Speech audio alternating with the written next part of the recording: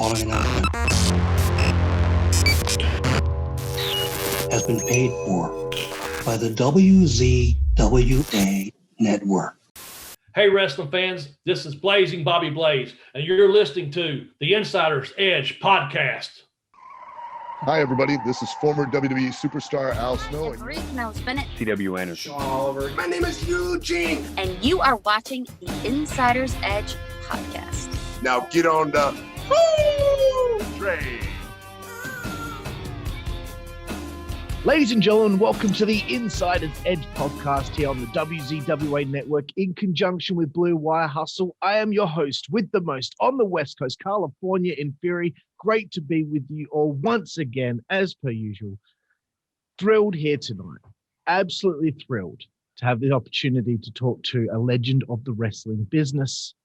He is former Heartland Wrestling Heavyweight Champion, former two-time Cleveland All-Pro North American Heavyweight Champion, former SSW Junior Heavyweight Champion, three-time Smoky Mountain Beat the Champ Television Champion, four-time Smoky Mountain United States Junior Heavyweight Champion, and former one-time Smoky Mountain Heavyweight Champion. The accolades speak for themselves. It's the one, it's the only Bobby Blaze. How are you, my friend?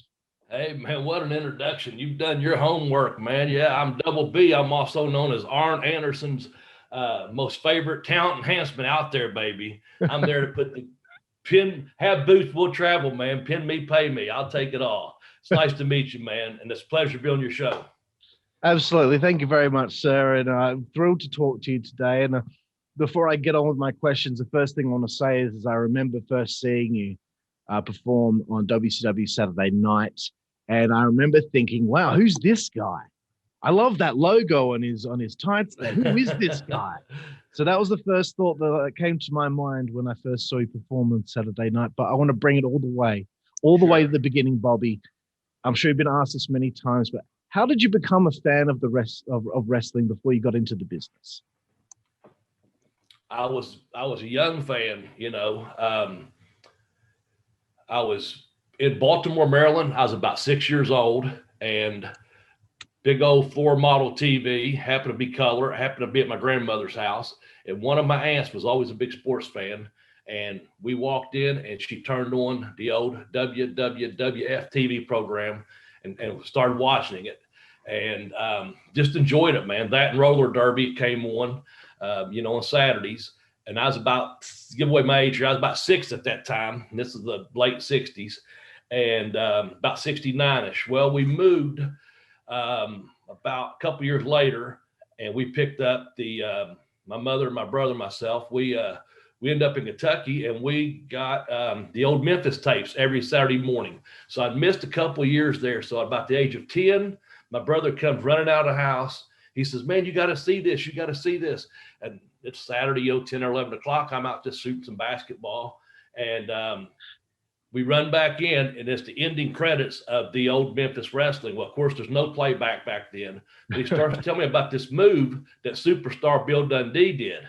So we're sitting there, and I'm like, you're watching this pro wrestling. I could tell that much, you know. So we had to wait a whole nother week, and we knew the channel, and we knew approximately about what time it came on. And so the following week, it was Jerry the King Lawler, superstar Bill Dundee, guys like that. And it was the old Memphis tapes. And we started watching it and just never stopped, really.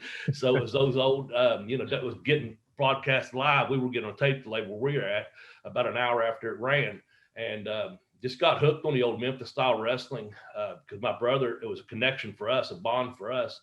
And like I said, I missed a couple of years there, but I knew exactly what it was. And we figured out what that move was because he'd done it once again that week, and it was the sunset flip. Bill Dundee had pinned someone sunset flip. Right. So my brother was a little bit shorter, so he always wanted to be Bill Dundee when we were much younger. And then we just had fun with it, man. Just loved it, as a fan. And I was about 15, so fast forward about 5 years. I'd grown a little bit, matured a little bit, of course.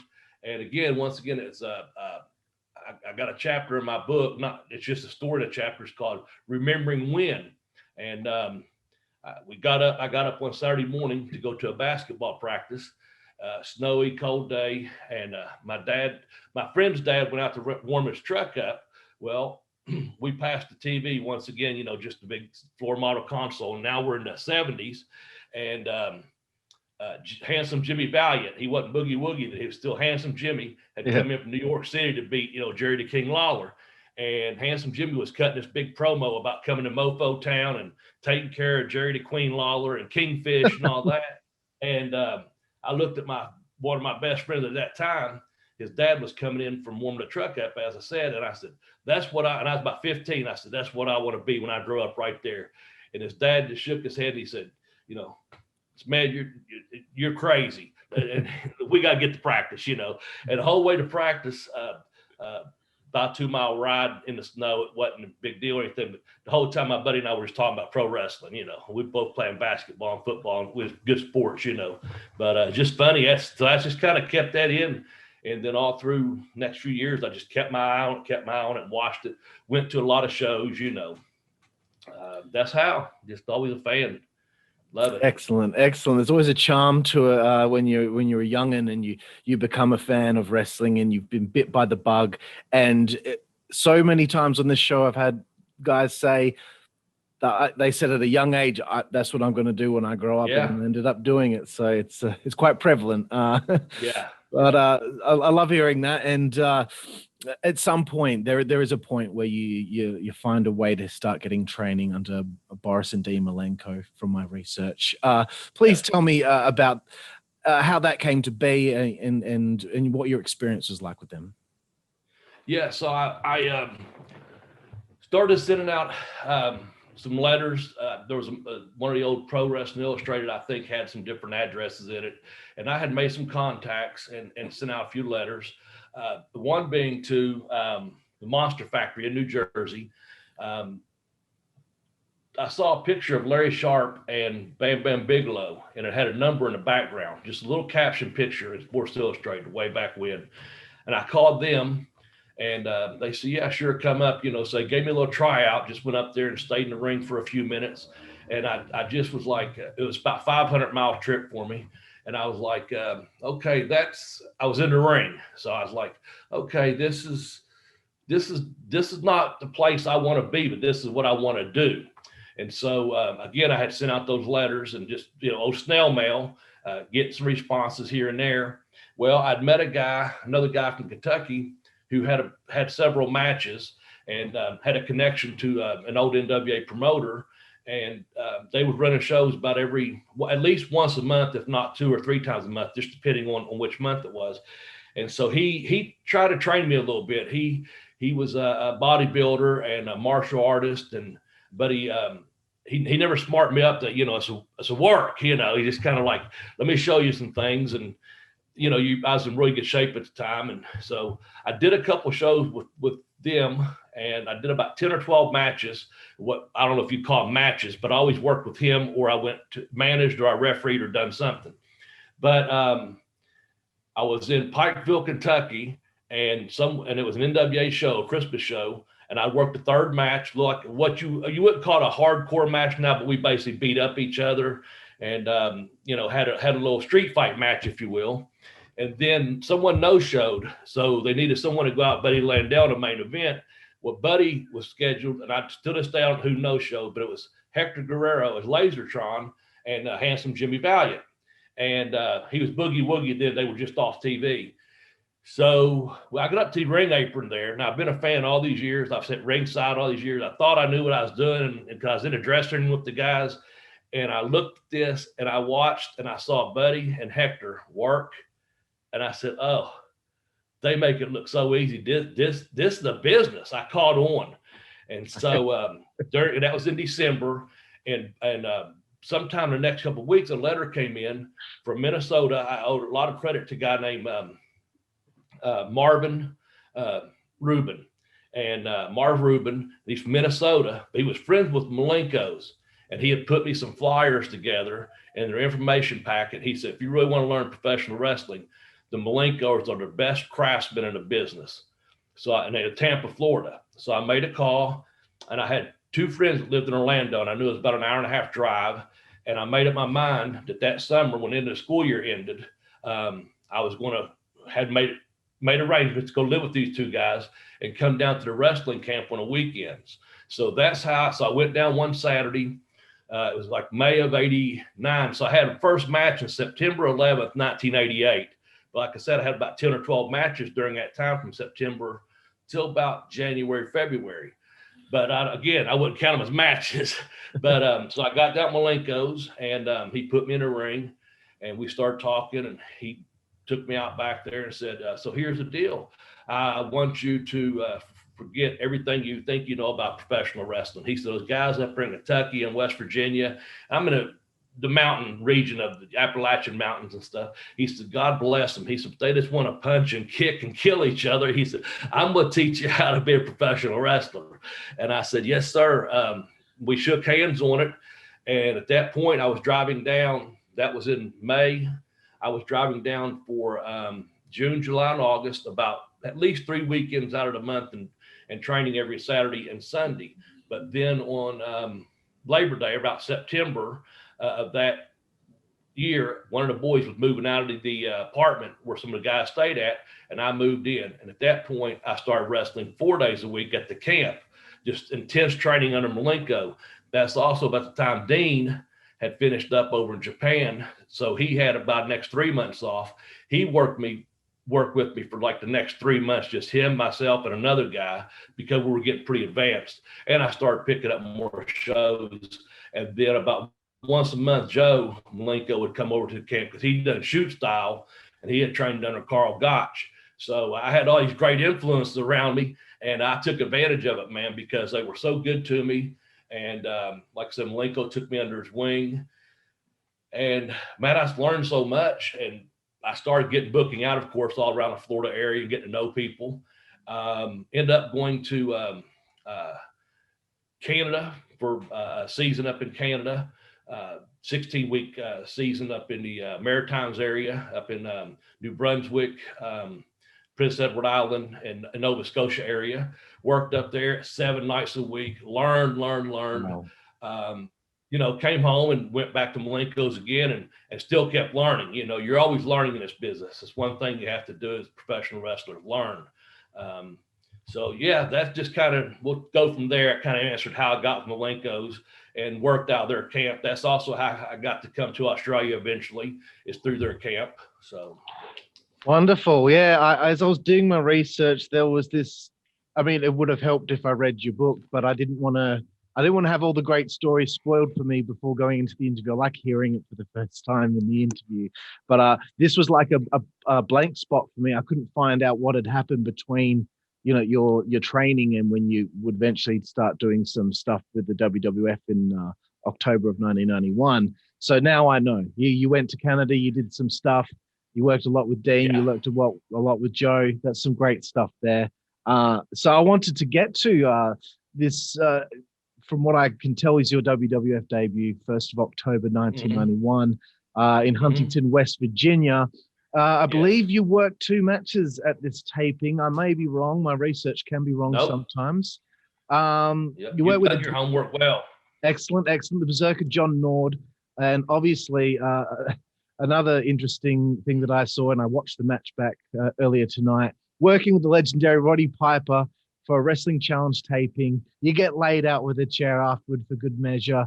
I was thoroughly entertained by that. Even at one stage, it appeared that you spat in his face, which certainly got Roddy Piper fired up. Please tell me how the opportunity came about to go to the WWF. Excellent. And about this day.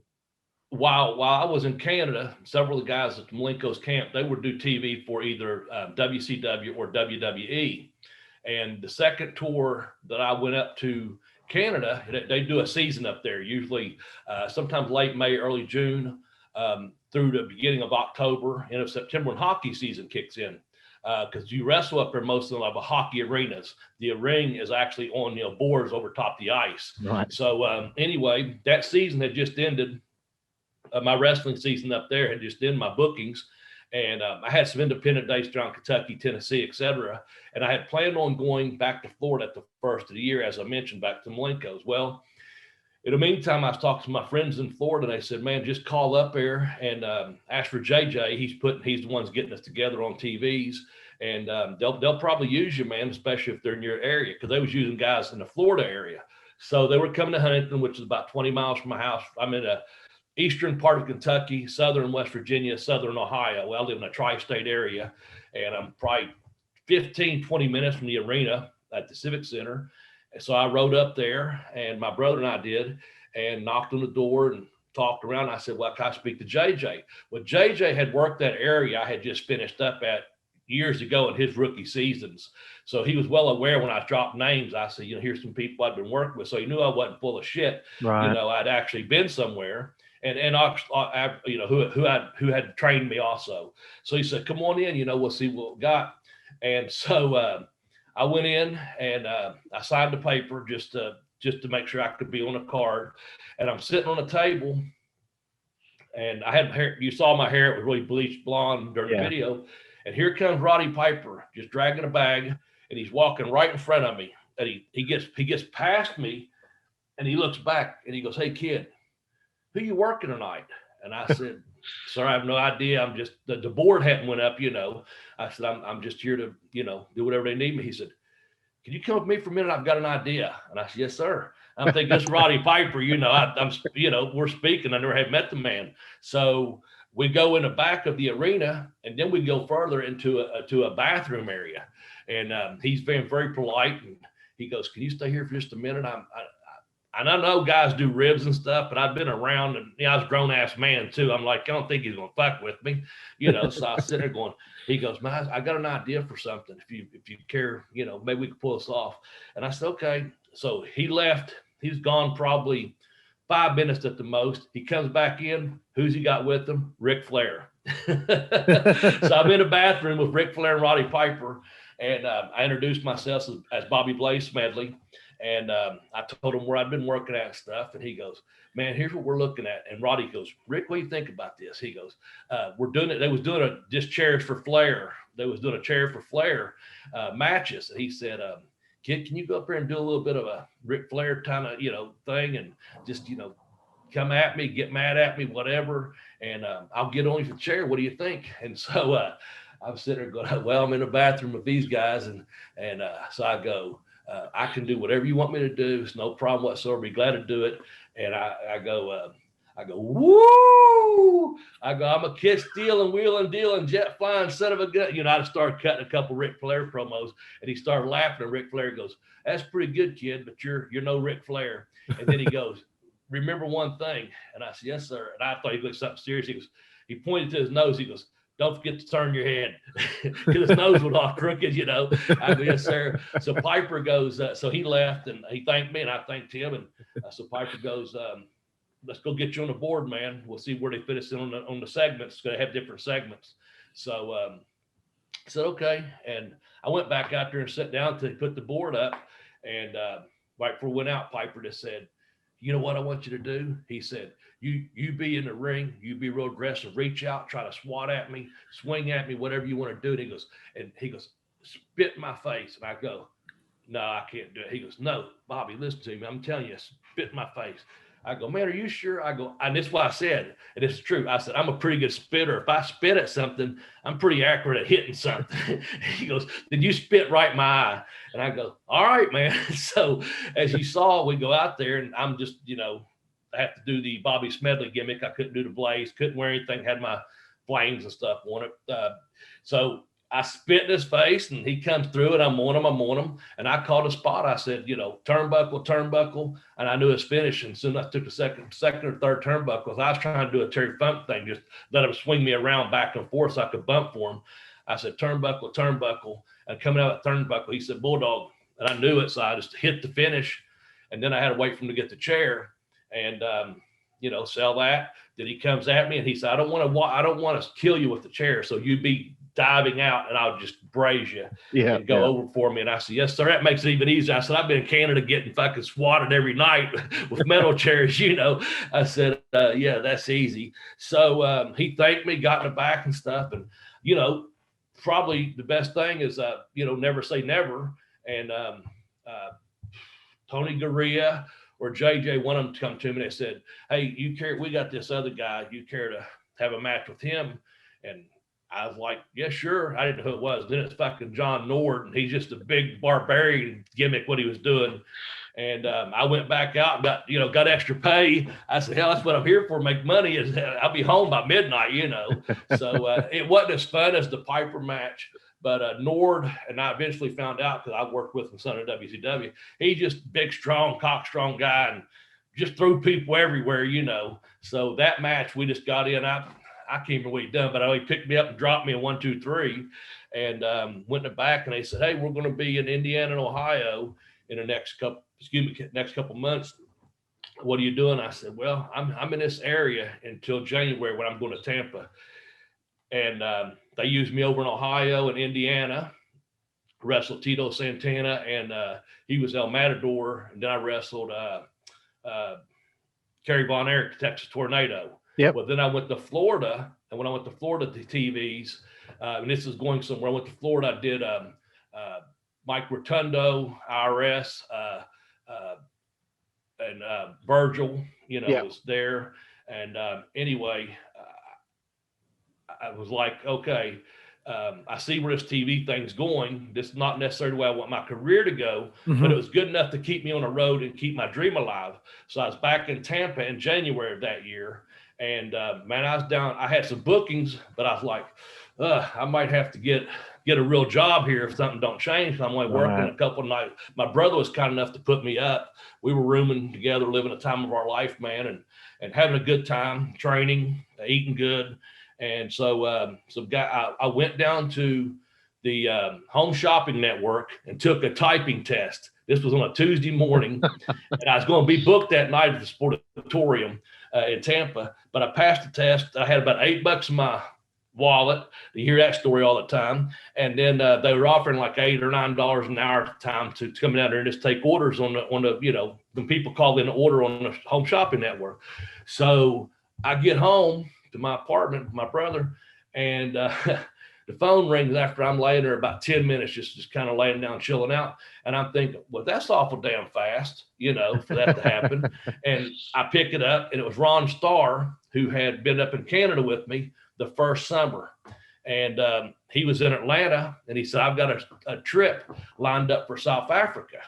And so in the meantime, I had already talked to 3 other guys that I was going to ride with up to the Panhandle for WWF TV. I'd already done the South. I'd done like I said, Fort Myers and Orlando, something like that, Daytona Beach maybe.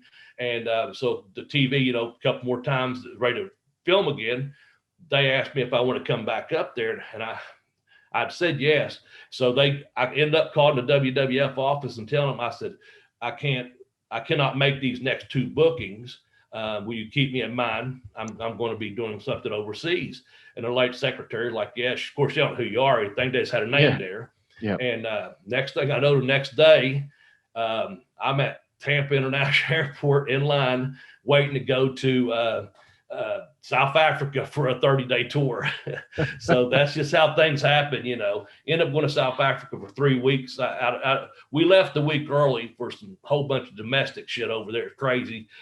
With the apartheid ending, it was still crazy though, Oh gosh, yeah. So anyway, that's kind of how I did all the WWF stuff right there, in a nutshell. So started in October and was finished by January, but actually was going to take a couple more bookings in January, for them. But again, something else came up, Yeah.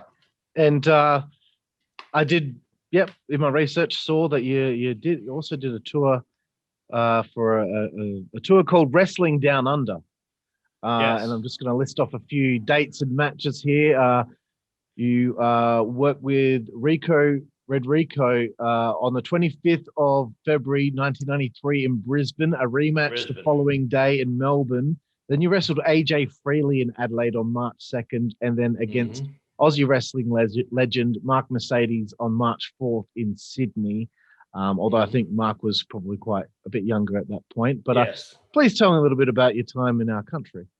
Yeah, well, it's called Wrestle Riot 93 was the first tour. Had Jake Roberts, Junkyard Dog, Don Morocco, Luce Liger, Benoit, the Malenkos brothers.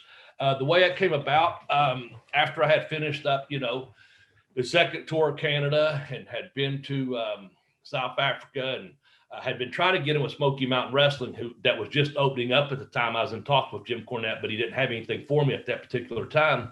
But when I was in Tampa, Dean happened to be going back to, Larry was getting, Professor Boris Malenkos, Larry was getting a little bit older, as we all do, but he was having a little bit of health issue, and Dean had just went over to Japan for 3 weeks. So myself and Federico there, we went and picked up Mark Mercedes and Greg Smith, radioactive Greg Smith. I don't think he's been around much anymore. He'd done some shoot style in Japan way back when, but that's nonetheless, we picked them up and took him to the Malenkos camp and started. They wanted to come over and train, and we started training with them. And Rico and myself just, we worked one-on-one with them, two-on-two with them a lot for the first 3 weeks while they were here. And they both have been good amateur wrestlers from my understanding, so that made it easier to help them, some.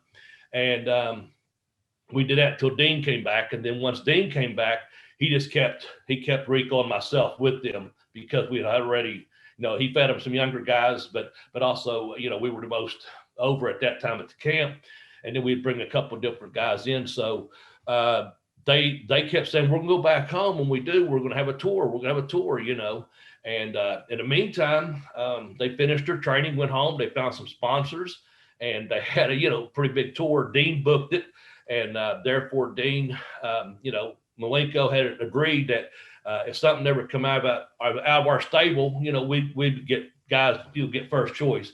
So Rico and myself, we went over. We had been tag team champions up in Canada a couple winters before, and we worked all around Florida. And plus, we'd worked with these two Australian guys, and they knew we could work. So Dean had, like I said, he had Liger and Benoit to work with, and with his brother Joe. And then, of course, they had the WWE guys there I mentioned.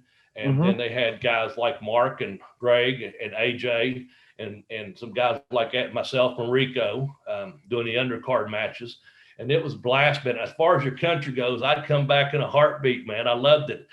Here it was, March of '93, and you're hitting your stride for wintertime, I guess, or summertime rather. You're hitting your stride in summer. We're just kind of at that time. We're in winter, and I had been over there. I stayed back. I changed my ticket. The company we worked for, there was a rock promoter involved and a travel agent involved with the booking and promotion of it. So it was a really good gig, and I really loved the gig.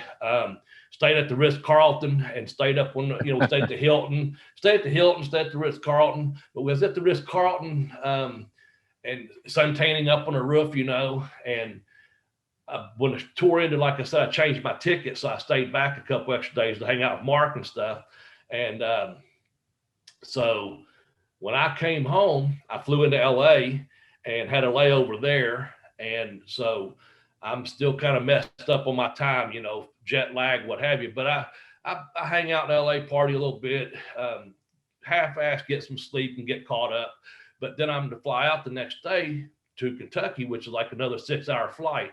So by the time I'm flown from Sydney to LA and LA to a couple stops in the mid-states over here to home, I'm worn out, man. So I went from your weather over there, approximately maybe 30 degrees. I guess it's like 90, 95, somewhere there.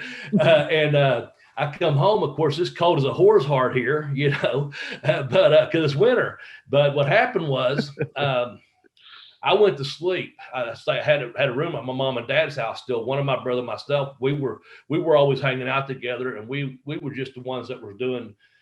I had some responsible brothers and some that, worry wasn't settled down yet. And my one younger brother and myself, there's a big gap in our age, but so he's like still in high school, 18, 19-year-old kid. And I'm, 30 years old. We're still just, partying it up, having a good time, whatever. It eventually catches up with you. So, but anyway, point being, so I went to bed, man. And I guess my mom got nervous for me because I hadn't woken up for a while. And she come and I'd slept for like 2 fucking days, but I was jet lagged, Yeah. She goes, "You're not going to believe it." She goes, "Like 48 inches of snow outside." And I'm like, "What?" And it was a blizzard of 93. And that's a straight shoot.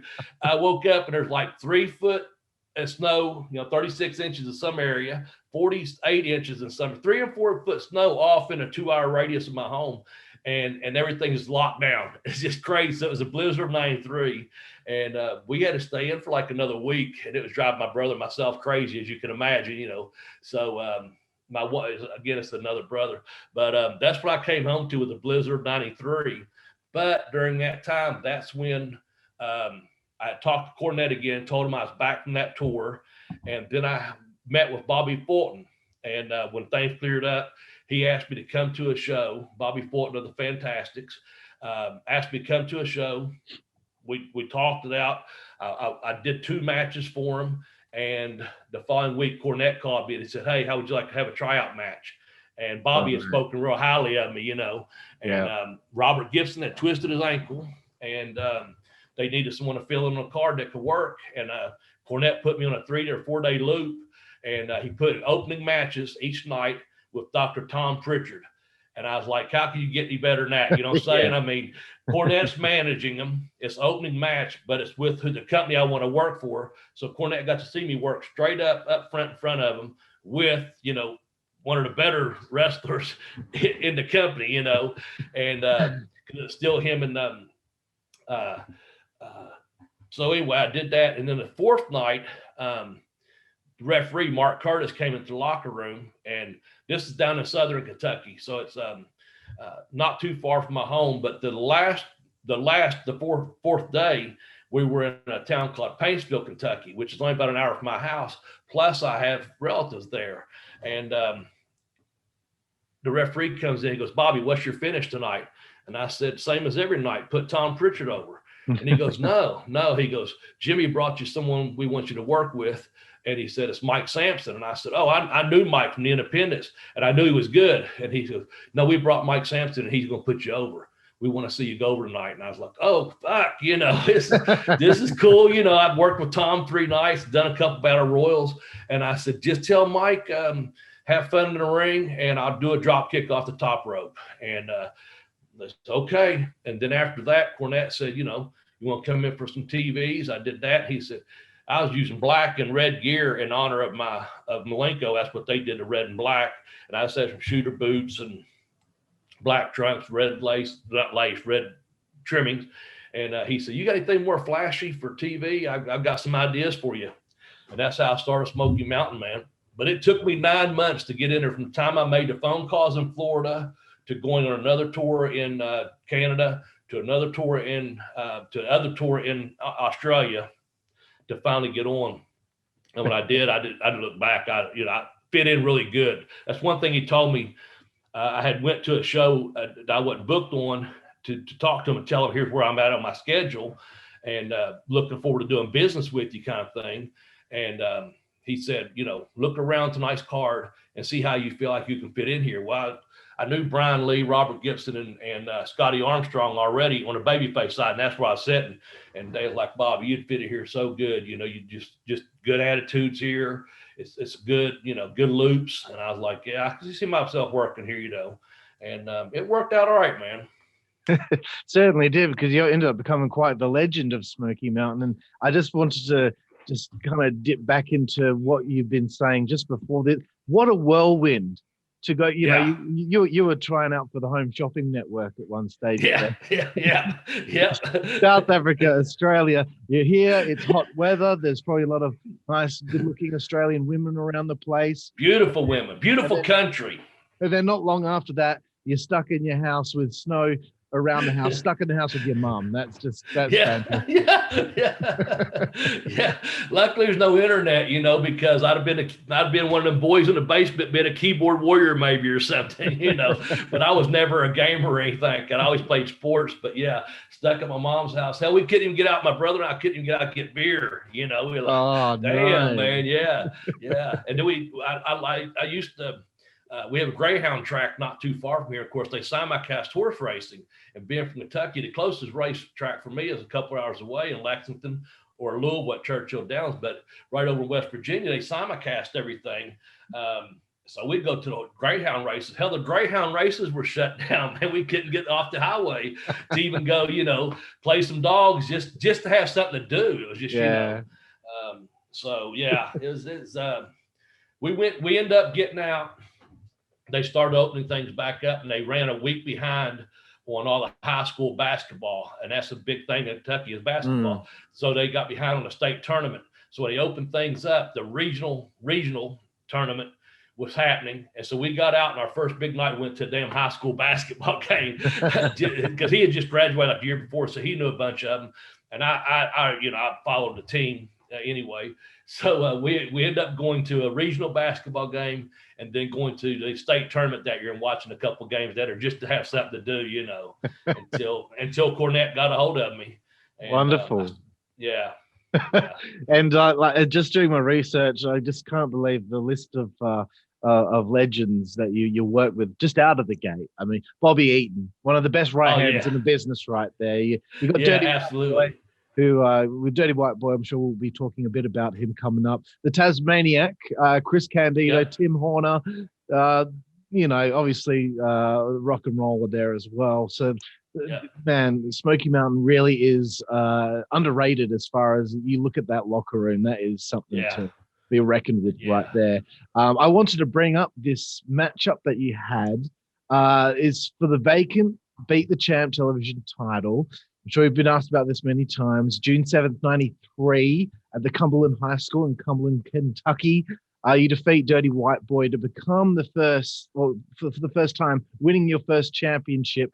You win this with, I guess it's the end of a tournament. Tell me how that felt. You wanted to be in this company for so long, and now within, March, April, May, June, 4 months or so, you've now won one of their championships. You're now like a total mainstay in the company right out of the gate. Tell me how this felt to be bestowed this thing by Jim, and this is him saying he believes in you. Yeah. First of all, Jim always treated me professional. Every time I spoke to him a couple of times on the phone, like I said, I went to that one house show, and then when he finally called me up, the very first night for my tryout, he came over, we spoke, just two gentlemen discussing business. And, he's like, hey, Bobby, here's what we got going on, blah, blah, blah. I told you kind of there what happened with the working a loop there. So, the first TV, they bring it, put me a Bobby Eaton. And I've known Bobby a long time. I knew him before I was really in the business because I'd always talked to him before the matches. I was a fan of his, and he'd come out and actually talk to me before the matches when it was in Huntington. So that's kind of a kayfabe thing, and we just always got along. And I love Bobby Eaton, man. I dare anyone ever find a bad thing to say about Bobby Eaton. He's one of the nicest guys you could ever meet in professional wrestling. Best right punch hand, like you said, but he could punch. So they put me in a match with him. I'm like, Bobby's like, well, what can you do? And because I knew what he could do, he said, what can you do? And I told him, I said, I got a couple of things I'd like to do. If it's all right, he goes, go think about it. I'll get back with you in about 5 or 10 minutes. And he come back and he said, what do you want to do? And I said, I've got a couple arm drags and some different kind of sunset flips and stuff. And then you're finished. He goes, all right. And it's just, go in there and work a match. It's like, easy because you're professional, but a new Cornette, I could see, the gears turning because he'd tell me, there's a reason you're with these guys, and you may be getting beat on TV, but you're not getting killed. Yeah. And so then he came to me with that idea. He said, I've got this idea for you for his TV title and run a program with White Boy, with Anthony. And I was like, yes, sir. And Anthony and Horner come up to me because Chris Candido, myself, Chris was new in the company as well. Mm-hmm. And they said, hey, you young guys, man, here's your good chance. Now, he was a little bit envious or, because they were afraid about me taking our spots or something, but that wasn't the case. But they was also professional and say, hey, you guys got a good chance here, And so working with Tony, he's like, kid, I'm just going to get on you and stay on you, and just whatever you do, don't quit and keep kicking out. Don't quit. I said, okay. And so the very first Rat TV title there, what we did, he had beat me, like put me on the ground 1-2, but he pulled me up and didn't let me take the third count. Right. So he thought he was going to punish me. So as he pulled me up, I just fell straight back down. The referee was checking on me. Well, Tony had went up to the second rope, and was going to drop a big forearm across my throat or something, So when he did that at the last second, when he's airborne, that actually be a flying headbutt. He comes in for the headbutt. I set up just enough, kind of like a dead man set up, like Undertaker. I just kind of set up, and Tony, takes the face bump and then flops over on his back. And I just so happen to fall back across it. And Right. I'm still out of it, and the referee goes 1, 2, 3 and jumps up and starts pulling me off the mat to raise my hand. And of course, Anthony jumps right back up. He's madder than hell now because he lost his match. And the commentator is putting over. So Mark Curtis goes and gives me the check. And then White Boy kicks me in the stomach and DDTs me. And then he gets his chain out that he comes to the ring with, put it down in the middle of the ring, DDTs me again. I get the juice, start getting the sympathy of this little baby face out there that just got upset, but I just got the snot beat out of me too. I'm bleeding, and then I do my promo, man. I'm happy to be here. I can't believe, I won a match. I'm your TV champion. I'm just kind of really playing down, the baby face that I'm just, oh shucks, how'd I win that thing? And so I started a program with Tony, and through the first loops, it was as long as I didn't quit, I could win the matches, 15-minute matches. But if he pinned me, it didn't count. I just had to pin him one time. But if he pinned me, he might pin me 3 times in a match or 4, but it wouldn't count. And the only thing that happened was after a couple of nights, he was kind of taking advantage of me, but I wasn't not hurt me, not like not giving me enough to that I was a good opponent. And so Robert Gibson said, Bobby, he said, Tony needs to give you a little bit more because you're really just dying out there. And then you're doing a spot. And so he said, I'll say something. I said, okay.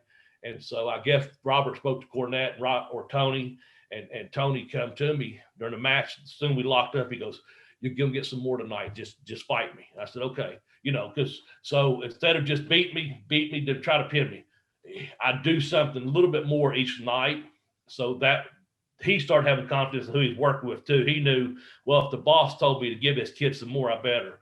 And so we'd do a thing, and then somewhere I'd cut him off, and I'd go for the pin or be going for the pin, and the time would expire or whatever. But it was a good little challenge, and it got me on TV every week, and it got me all of the bookings, following those 3 or 4 towns after the TV every week, So yeah, that's how that came about, man. Right, that's awesome, and I love that. I love that finish that you told me about. It's such an interesting way for a match to come to a conclusion, and this angle between the two of you. 21 days later, after that match, you face a masked wrestler known as the Mighty Yankee, which is Dirty White Boy pulling a trick on you to win the championship. And then also the 13th of August. White Boy must win by submission, and he defeats you by referee's decision at Smoky Mountain Hot Night in Morristown at the East High School Gymnasium in Morristown, Tennessee. So this is like your first proper angle that you participate in wrestling. So this is like an important part of your career. And how do you feel, you were coming along as a wrestler at this stage, and as you're learning to work with these guys? It felt great. I mean, because that's what I had wanted to do. And even though I had worked territories before, Canada, like I said, and done that a couple of summers in a row.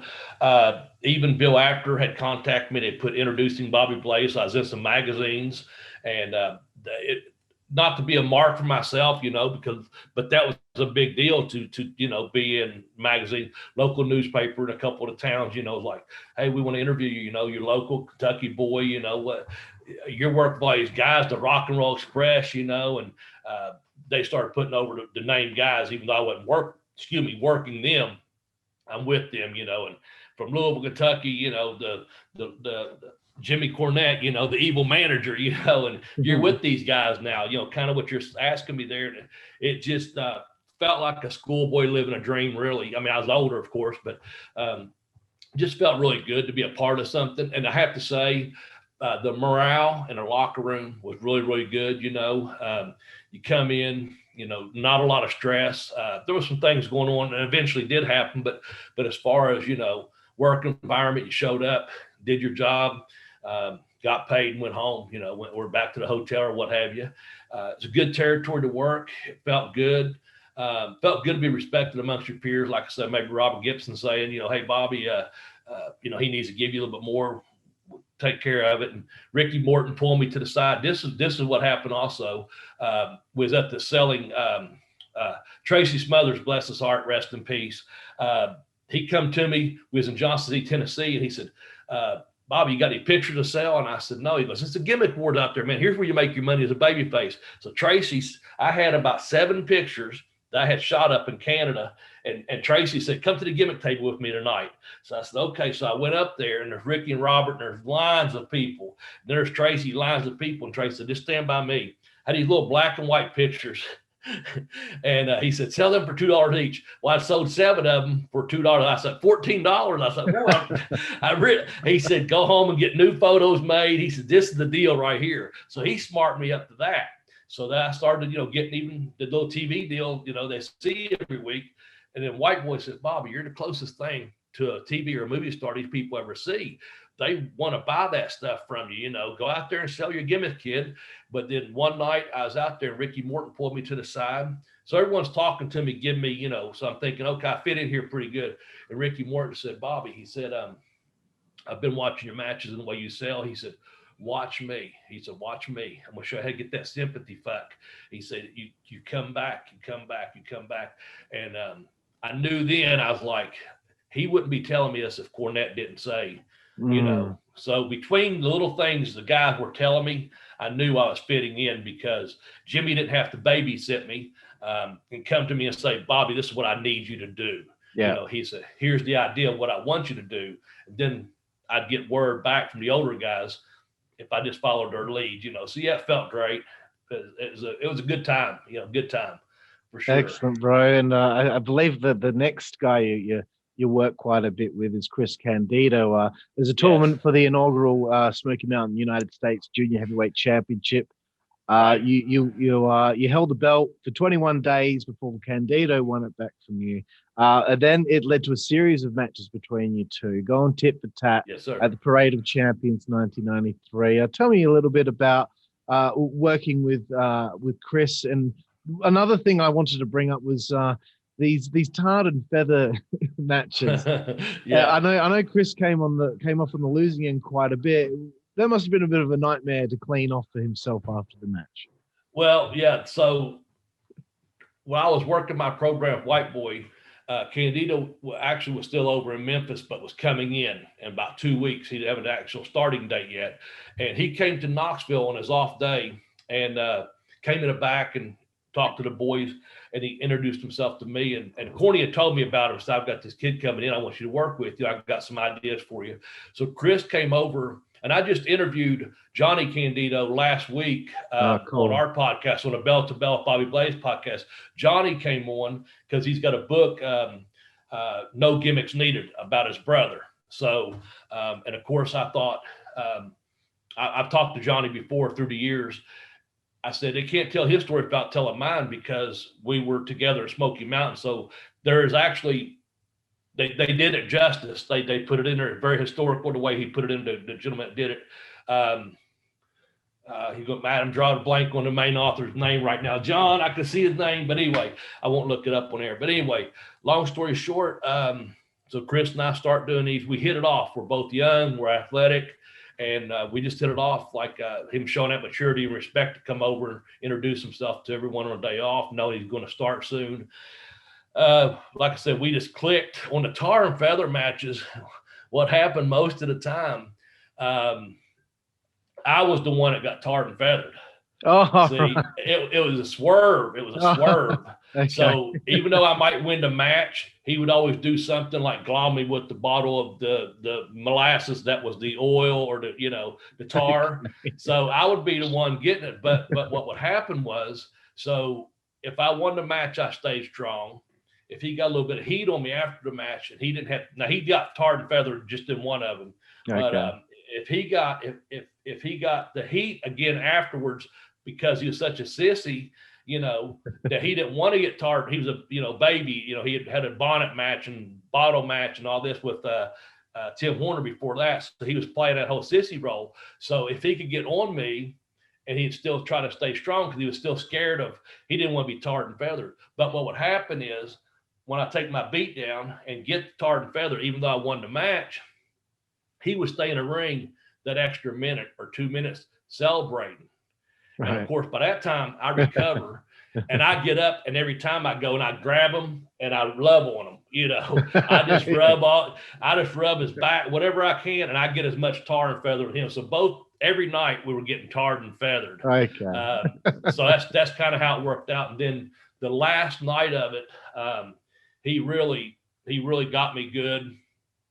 And he stayed in the ring. And Sandy Scott, he had extra bottles that day too. That was 2 pillows and maybe 2 bottles. And Sandy Scott, who was the road agent and also one of the office people for Smoky Mountain, he comes out and grabs a microphone and tells Candido if he doesn't get out of the ring, he's going to fine him. So I took the butt whooping in the ring, but the whole time Sandy's talking, I'm coming up, and I've got the other extra bottle of the oil. I'm already covered, but this time I glom him, pour it, and we have there's just molasses and feathers all over that ring. Yeah, like 10-minute intermission after that. But yeah, you go in the back, that stuff, you're already hardening when you get in the back for the shower. It's already sticky and hardened, feathers everywhere. Hell, I find feathers in my shoes, in my gym bag. I mean, for like 3 weeks after, it's just a lot. But it was fun, man. It was really fun. And the people were into it, And I thought the finishes went really good because even though the loser gets tarred and feathered, but I was winning the matches and still got tarred and feathered. Yeah. But then in the end, the heel ultimately, got it again too. So yeah, it was good stuff. And I to this day, I think Jim Cornette's one of the smartest men in the business, the wrestling business. I love his brain for the finishes and stuff. So that we just went with it, man. We made it work. He said, "Here's the idea. Here's the blueprint. You guys do it." So. Excellent. And I believe the co-author's name for Johnny Candido's book is John Cosper. Yes. And I speak to him on social media only because he saw one of my students wrestle last week. I've got a young girl doing really good. And he put her over in a girl fight match last week, and we texted each other. I couldn't remember his name. Thanks for bringing that up for me. Seemed like a very, very nice gentleman. Has several good books out there. He's the co-author with that, No Gimmicks Needed. And also he's got a Tracy Smothers book out there, among some other things. So yeah, John Cosper. Yes, sir. Thank you. I hate when I forget someone's name. You got to give props where props are due, So of course. Yeah, and as soon as someone can't remember something, I get straight on Google so you can make sure. Thank you.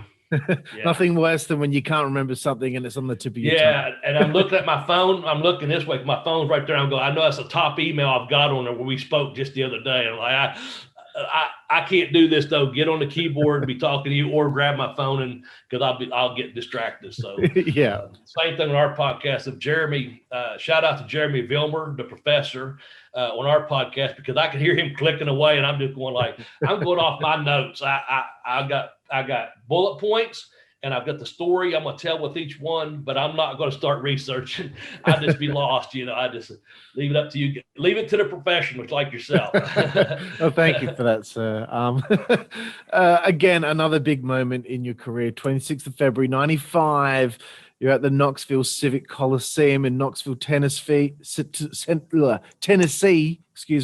at Smoky Mountain, Sunday Bloody Sunday 2. You defeat Jerry Lawler to become the Smoky Mountain Heavyweight Champion.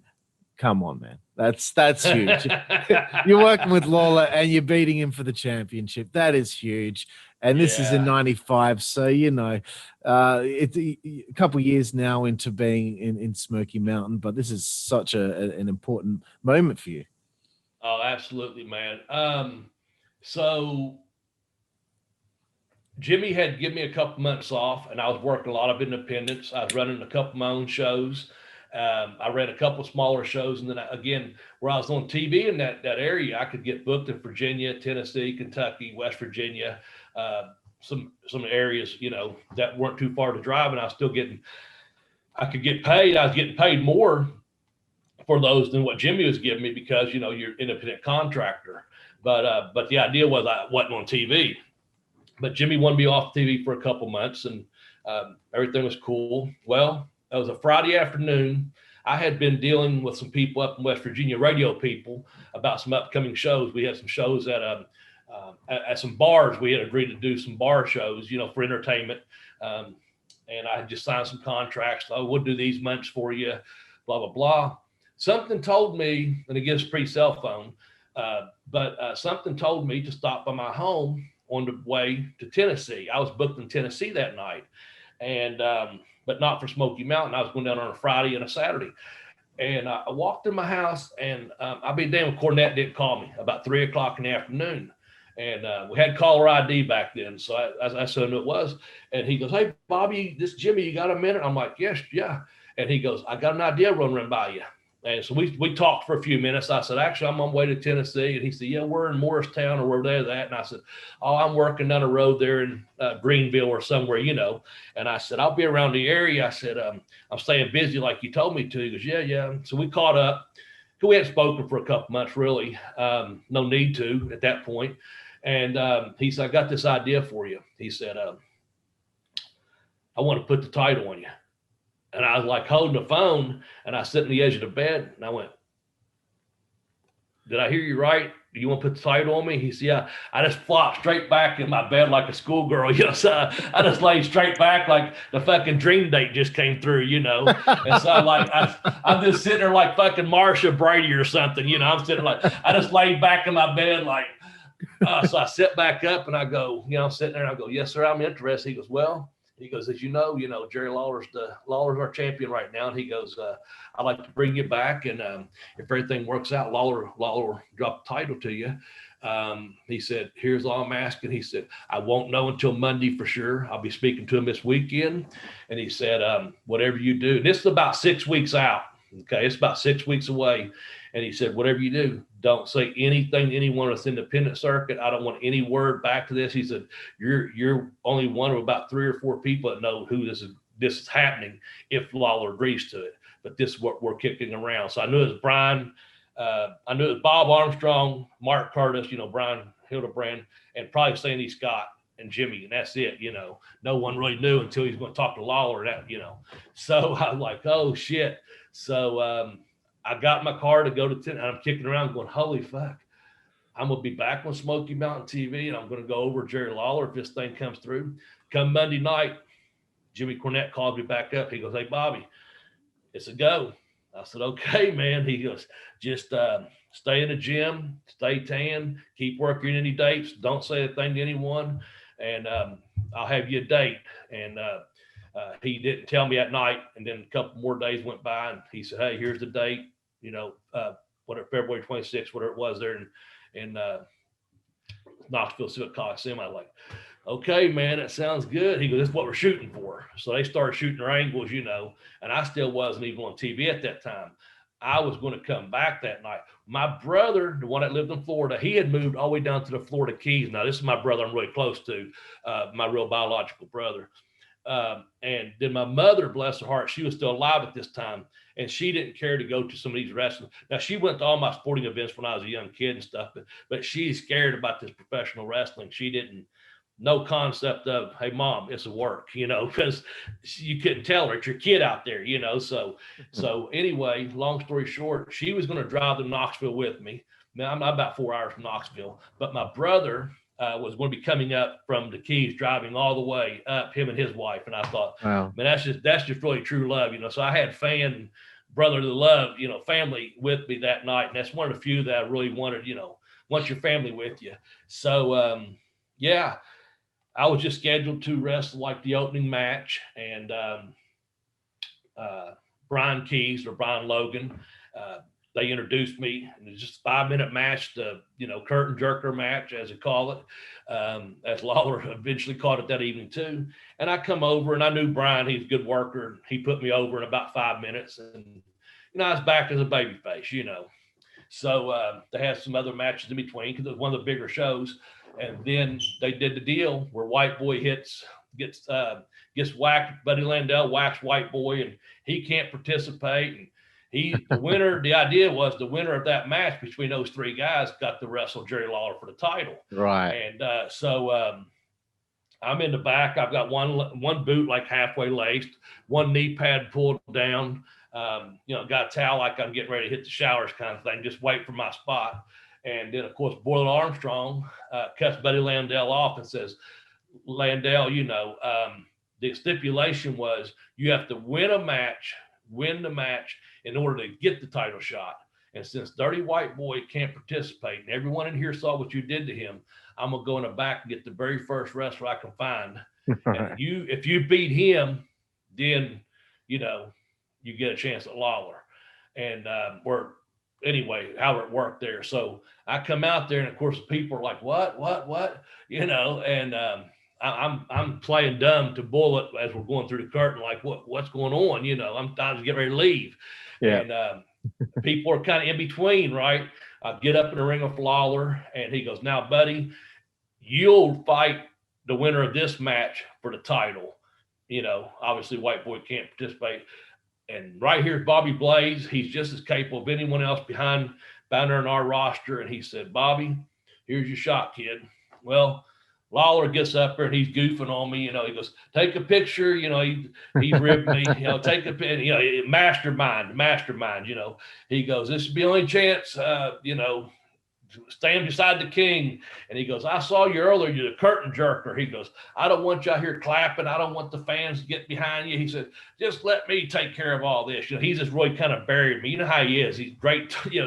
Jerry the King Lawler, the guy that I'm telling you, full circle back to, 1973 or 4, and my brother's running out, and we start watching from that point, 10-year-old me is like, that's Jerry the King Lawler. 15-year-old me going, that's what I want to do. And Jimmy Valiant's cutting a promo on Lawler to here I am, and Lawler's cutting a promo on me in the ring, And so we have the match, and if you don't follow the storyline, it looks like he just kills me. But there's a reason for that, so I don't have to get a lot. He's just trying to get me over to get the whole gimmick, is the whole angle over. Yeah. And that's what some people don't understand of professional wrestling, especially nowadays. They've kind of gotten away from it. But when you've got an angle and you work it for all those weeks, and then there's a payoff, and this was going to be the payoff. So at the end of the match, I get a little bit of offense on Lawler, and at the end of it, he gives me a swerve where I grab a headlock, but Landell jumps up on the turnbuckle. I shoot Lawler off. They do the double headbutt. Lawler just rolls back. I roll him up. Schoolboy, 1, 2, 3. Landell's outside the ring selling his head. Lawler jumps up like, what the hell just happened? I'm getting my hand raised, because he'd beat me up most of the match. And so Lawler pretty much just exit at that point. He did his deal. He knows when to talk, when not to. Just, true professional. So Landell, he's selling the headbutt like, and he looks up and he sees me and he grabs a house microphone. He goes, well, Bobby, I guess it's you and me. And so he slides in and starts dominating me. Boom, beat me up. And earlier in the card, as I said, he had whacked Dirty White Boy with this shake case, boom. So Anthony comes out. He's got the gimmick around his head, got some blood on it because he'd been juicing. It is Bloody Sunday. Although people did bleed on the show, this is the main event. So, and where that's going, who's going to bleed the most? So anyway, Landell's beating on. I'm trying to make a comeback, blah, blah, blah. Well, White Boy is mad at Landell, of course, because he should be the one getting a title shot. Yeah. He reaches through the ropes and grabs Landell. And as he does, Landell had just shot me off, and I hit him with a tackle and knocked him into the ropes, so he's staggering. But I sell to this corner right here, and turnbuckle rather, and White Boy's trying to pull Landell because he wants his chance. And as he's doing that, I'm kind of out of it. I fall over, and I schoolboy him 1, 2, 3, and of course, so now I'm the new heavyweight champion for beating Lawler, and still Smoky Mountain heavyweight champion Bobby Blaze. Well, of course, that just pissed off Landell to no end, and he just starts clawing me tables, the bell. I mean, I'm a bloody fucking mess, And that's the way it ends right there to start setting angles up with Blandell until, I'm going to drop the title again, I think in April that year, 6-7 weeks later, whatever it was. But yeah, that is a thrill and a half, man. And to walk around with that title and still follows me to this day. The thing about it was I kind of wrote about it. I did write that kind of. I wrote about it in one of my books, and the way I put it is like, even though it's not a bigger territory, you're the champion. You have to carry that, and you're the one with the target on your back. And so everyone's coming for you, man. And that's a good feeling because you got to be ready, and you're going to be on every card because now, they're going to have the title on every card. So you can get all the bookings, personal appearances and things like that. So it was a cool time, man. And I appreciate, Jimmy Cornette and Sandy Scott and Mark Curtis having enough faith in me, mostly Jimmy telling them this is what we do. Sandy believed in me. He had seen me enough. Sandy and we developed a really good relationship. He knew I was a real go-getter and going to bust my ass every night in that ring. And then Lawler for being professional enough to do the deal, just to work with me and do the deal. Now, real quickly, August 7th of this year, over in Beckley, West Virginia, at the Bash at Beckley, at the Riley County National Guard Armory, Jerry Lawler is going to be wrestling a friend of mine, Shane Storm. And so I'm going to be involved. I'm going to manage Shane Storm against Jerry Lawler. And then Lawler has brought in an enforcer, and it's going to be Dennis Condrey. So that's this is going to be a big show coming up for ASW, which is a couple hours from me up in West Virginia. So it's kind of coming full circle. They usually run Charleston, but they're running Beckley, and Beckley hasn't been ran for a while. And here it is. I'm going to be involved where I tried out for Smoky Mountain way back in '93. That I tried out for them, wrestled there numerous times through the years. Now I'm going to go back there one more time to manage a young guy I've helped train against Jerry Lawler. So we'll just see, so it's come full circle, but hopefully it'll be a good match, and hopefully fans will enjoy it, and hopefully I'll enjoy it, just to be a part of something like that. But yeah, the Smoky Mountain deal, that was, I appreciate that, and I appreciate when people remember that. I've helped young people, through the years, like doing some training and stuff like that. And, once in a while, some smart ass will say, well, what? Then this is just off the cuff. Someone said, well, what title did you held? And I tell them, or, I say, I heard you was a champion there, or, something like that. And they're doubting. They may say, well, what's your credential? I'm like, I've been around the world. I'm not just, here. And I'm telling them, like, they don't just, it's not like your local promotion. They don't just put a title on you because someone has a little bit of money and they run a show once a month, and you get paid with a hot dog and a Coke, and you're running around for, a black belt going, yeah, I'm the, such and such. And like, it's not your buddy's backyard wrestling federation. I said, this is prestigious, it was recognized, and so that gives me great pride, to know that. So. Absolutely, bro. And thank you for sharing all of that. It's wonderful to hear people talk about very cherished memories of theirs. And another thing that I noticed in my research, and this happened on 2 occasions, you had the opportunity to challenge for the NWA Worlds Heavyweight Championship against Dan the Beast Severn. Firstly, on the 20th of May, 95 for Smoky Mountain's Charlotte Memories at the Grady Cole Center in Charlotte, and also at the Smoky Mountain Super Bowl of Wrestling in Knoxville at the Civic Coliseum again on August 4th, 95. You don't get to win the championship, obviously, but this still means a lot to be able to say that you challenged for the NWA Worlds Heavyweight Championship. Yes. How did that go? Well, back up 1 second.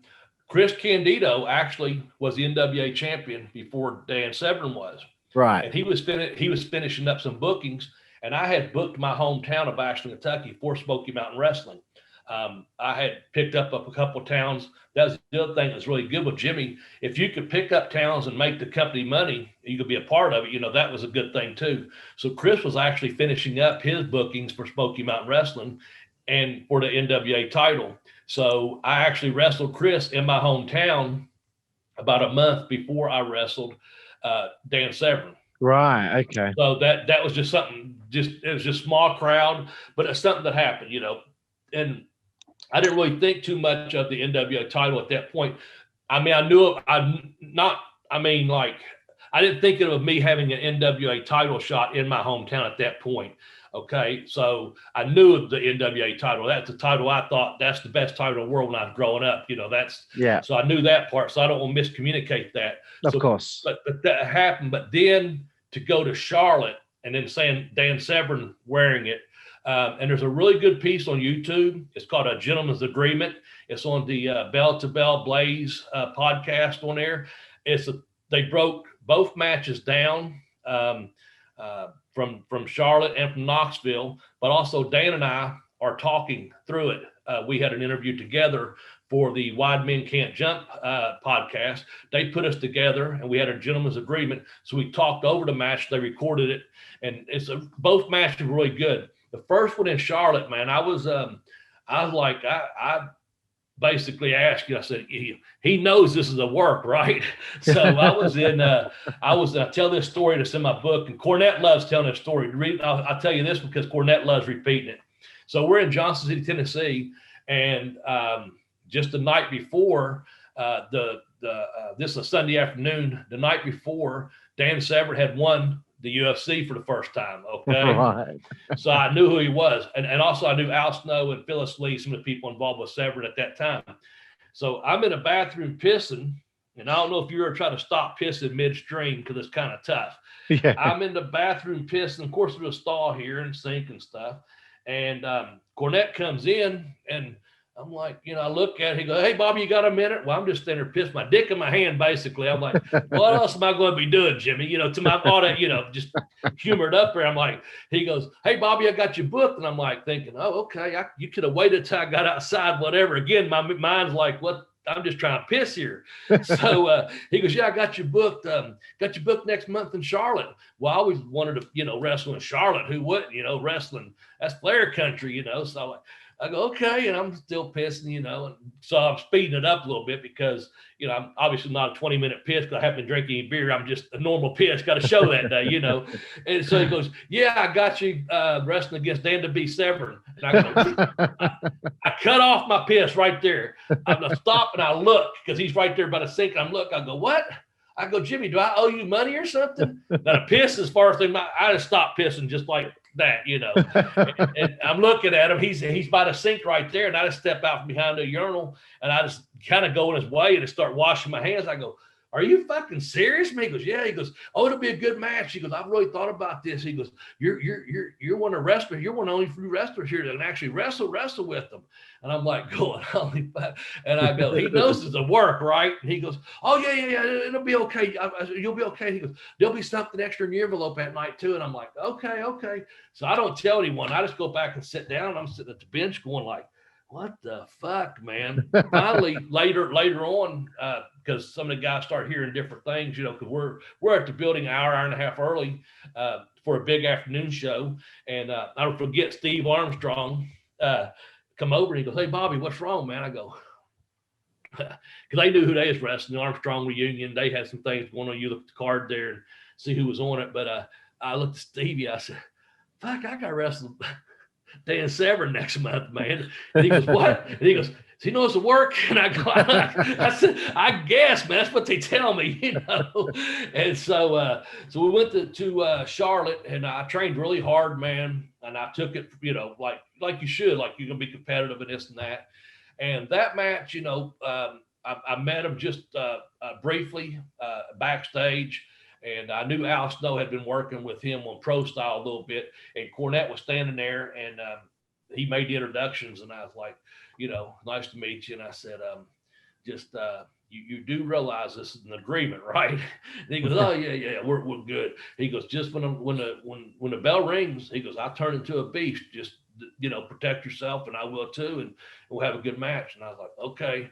So we turned it on. It was pretty good. It wasn't a 5-star match per se, but it was pretty damn good. And we worked a shoot match. I mean, we looked pretty legit.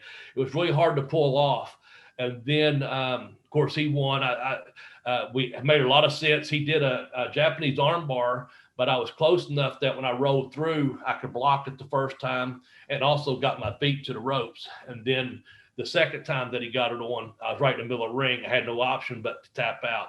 And it was really, it worked out really cool. We went out afterwards. The Japanese magazine were there, so they're stacking pictures. We're having dinner together, having a beer together. We're holding the belt together. Oh, so that's some good publicity, So sometimes you lose and you still get the good publicity, And then the following, the August at the Super Bowl Professional Wrestling, Severn actually came up.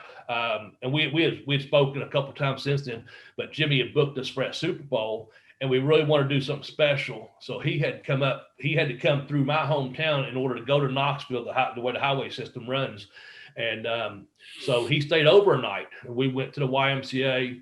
We weren't on TV in this area. The closest TV we got around here was like 30 miles. The different cable companies just didn't pick it up. The county did, but the city cable didn't, but the county did. So I figured it's pretty safe to be around here, So Dan and I went to the YMCA. We, worked out together. We went, there was a mat room over there for like all Y's used to have like gymnastics and stuff. So we went to a mat room, just him and I, and just worked on some things, some kicks. And anyway, we rode to Knoxville together the next day, and I'm not trying to take any piss out of the match at all, just let you know. Yeah. But we had a better idea, and I was like, Dan, and also the first match, every time I'd go to do something, I was playing checkers, man. He was playing chess. He was 3 and 4 moves ahead of me. So when I try to get behind him, he was already countering, and I was like, I know legitimately I can't get behind you, but if you let me behind you, it means so much more, Yeah. So anyway, we get so we're on the Knoxville deal. I told him, I said, look, I've been here 3 years now. I've been the TV champion. I've been the heavyweight champion. I said, I'm over with these fans. They're all going to know who you are because you're over as UFC and NWA. I said, you've got to let me put the move on you, where when I'm attempting it, give me about 3/4 of it before you start countering it, and it'll mean that much more. And I said, and we'll have a much better match. Again, a gentleman's agreement. And so we agreed pretty much to, no, I'm not going to kick you in the face. Don't hit me in the face, whatever. But when I kick you, you're going to take it. And when you kick me, I'm going to take it. And we're, again, in safe spots, not again bashing his face. And we went out there, had a super stiff match, but very good competitive match. And I got his leg. I hit him on the ring post, done something, come back in, just gave him a really stiff, couple of stiff kicks and a really stiff Hansen-like clothesline. Yeah. But then, and then Corey sold it. Just everything was just enough. And it looked really competitive. And the second time I set up that clothesline, I came at him, and he took me straight down into a Fujiwara arm bar, tap out, and everyone was very, very pleased.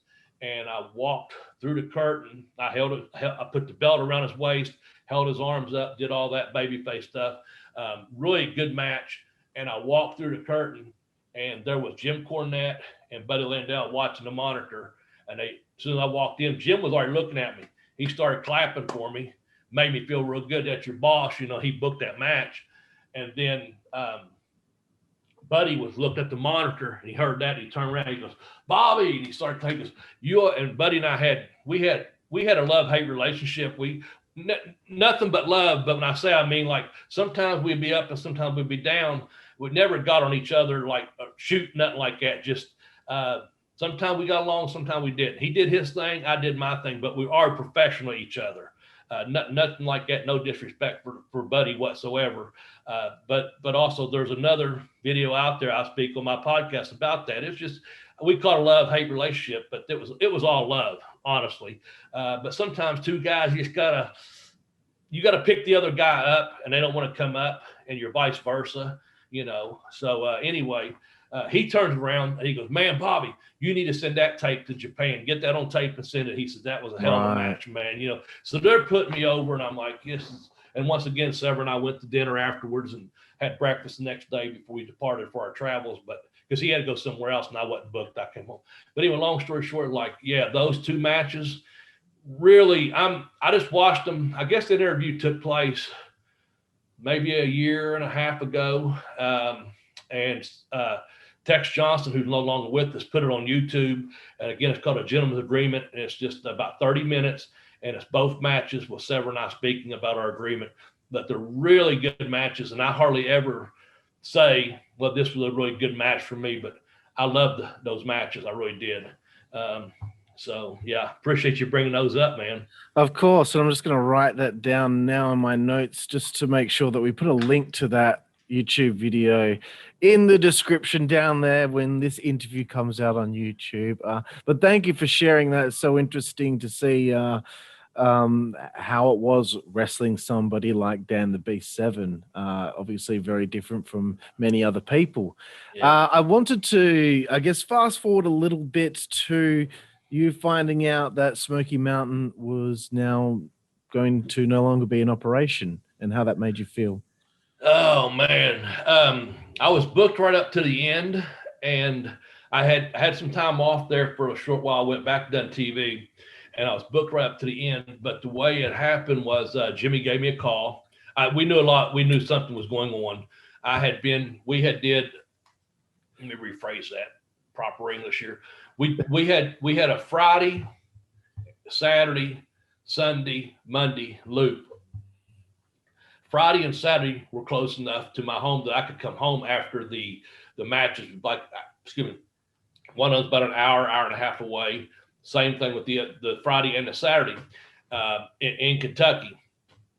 Sunday was a spot show somewhere. I think it was more in the mountains, more towards central Kentucky. And then the Monday night was a TV taping. Well, Monday night was payday. So, because you're going to finish up your loop. The first night we drew about 2,000 people up to this in Pike County, where we had an annual show up there called Hillbilly Days. Well, even when we didn't do the Hillbilly Days at one of the smaller buildings, we still could do about 12 to 2,000 people, 1,200, 2,000 people. Yeah. But this show was just stacked. We was all going to go TV. So we actually had, 5 or 6 really good matches, all guys from TV, no job matches, for a house show. So we get there, and like I said, I'm close enough to come home, but I can't remember if it's Tracy or Robert. One of them asked for a draw, and because we had a really good crowd, they wanted to give a little bit of money for the road. You can draw off your count, and they said we can't give you a draw. And I was like, "Ooh, that's weird." I said, "I'm glad I'm going home. I'm just an hour and a half away, whatever." So the next night we had a pretty good crowd again, and I heard some moaning like, "Man, they're not giving out any draws tonight," got around this gimmick money, whatever, and I'm like, man, 2 good crowds in a row, that's pretty good. But a guy surely can get $50 if he needs $50, off his pay. And of course, again, I didn't ask. That was just things I were hearing, So Sunday we go to this show. It's average, just a house show. It's a spot show that we didn't go to very often. So it's maybe 200 or 300 people, average, just a little spot show. So I go and get a hotel because it's already closer to where I have to be at the next day for TV. We do TV, and I work with Robert Gibson because Ricky had gone for a short while there and done this, done that. And I see everyone getting lined up to get paid. And Tommy Rich was there, Terry Gordy was there, some of these guys that were in with our regular crew, and they start coming out bitching that they're not getting paid. And I'm standing in line just waiting to go into this little office area that they at a high school gym, like coach's office or something. And I thought, these guys are trying to rib us. I remember talking to Killer Kyle. I was like, they're just ribbing, man. They got paid, didn't they? And good. He goes, I don't know. So Robert Gibson was in front of me. And I said, and I've known Robert a long time. I said, Robert Gibson don't get paid. I know I'm not getting paid. Because Robert always got paid. And so they go in the office, and Robert comes out, and he's just looking, he shakes his head, and I go, oh, man, they're not ribbing. So I go in, and Jimmy's sitting there. Like I said, Jimmy's been nothing but courteous and professional to me and straight up with me. And that's the way I like to be. And he goes, hey, Bobby, have a seat. He explained a couple of things to me. He said, give me your real name, social security number, address. He goes, man, here's what's happening. Some things are going on. He said, you will be paid. He goes, I have you down for Friday, Saturday, Sunday. I got you 4 bookings. And he goes, I'm going to put you on the next 4. He goes, but you will be paid. And I go, okay, yes. I was like, what are you going to do, right? And I took his word for it because he never had ever not paid me before. Yeah. And so I knew something was going on. But then the middle of the week, like maybe that was on a Monday. So yeah, probably on Wednesday, he called me and he said, hey, Bobby, I got you on these next, I think it's 3 shows out towards the middle of Tennessee. And I hadn't been out there a whole lot, but that's actually closer for Terry Gordy and Tommy Rich. And then one of the Armstrong brothers was up. But anyway, he said, would you care if I just kept you off those shows and go with the crew that's already over in that area? And he said, because I already owe you some. And he goes, this would just be so much easier for the office and I don't have to owe you anymore. And I said, yeah, that's fine. So he canceled those bookings. So I knew then something, he used the smallest crew as he could. And he knew he owed me for like 4 payoffs, and so it shut down and we stayed in touch. And he actually, was working in New York. I was already calling Atlanta. I had been offered something there. Wasn't a contract yet, but I'd been offered some work for TV, but I really wasn't sure that's where I wanted to go for the TV. Jimmy calls me, and I was talking to Paul Orndorff, by the way, on that. So Jimmy calls me and said, hey, Bobby, we're going to be in Cincinnati, Ohio, which is a couple hours from my house, and Huntington, West Virginia, like I said, maybe 20 miles from my house. He said, I can get you on both of these shows and get you a decent little payoff, probably about $300 per show. And he goes, the only thing I can't guarantee is who they'll put you with. He said, you could go out there and have a 5-star match with Al Snow, or they could put you somewhere like Sid, he goes, and they just squash you. He goes, that's the only, and I said, well, Jimmy, I said, as much as I needed the money, thinking $600 for 2 nights work, I said, Jimmy, just want to let you know I'm talking to Atlanta. And he goes, who you talking to? I go, Paul. And he goes, what's Paul tell you? I said, Paul just tell me, hang on there. They got something for me.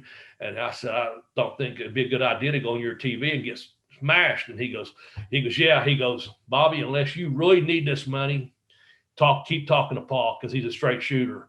And he goes, if you're in the area, stop by, which I did. I went to Huntington when they came by that next month. Now, Grant, keep this in mind, Jimmy still owed me money from before, but that was all cool.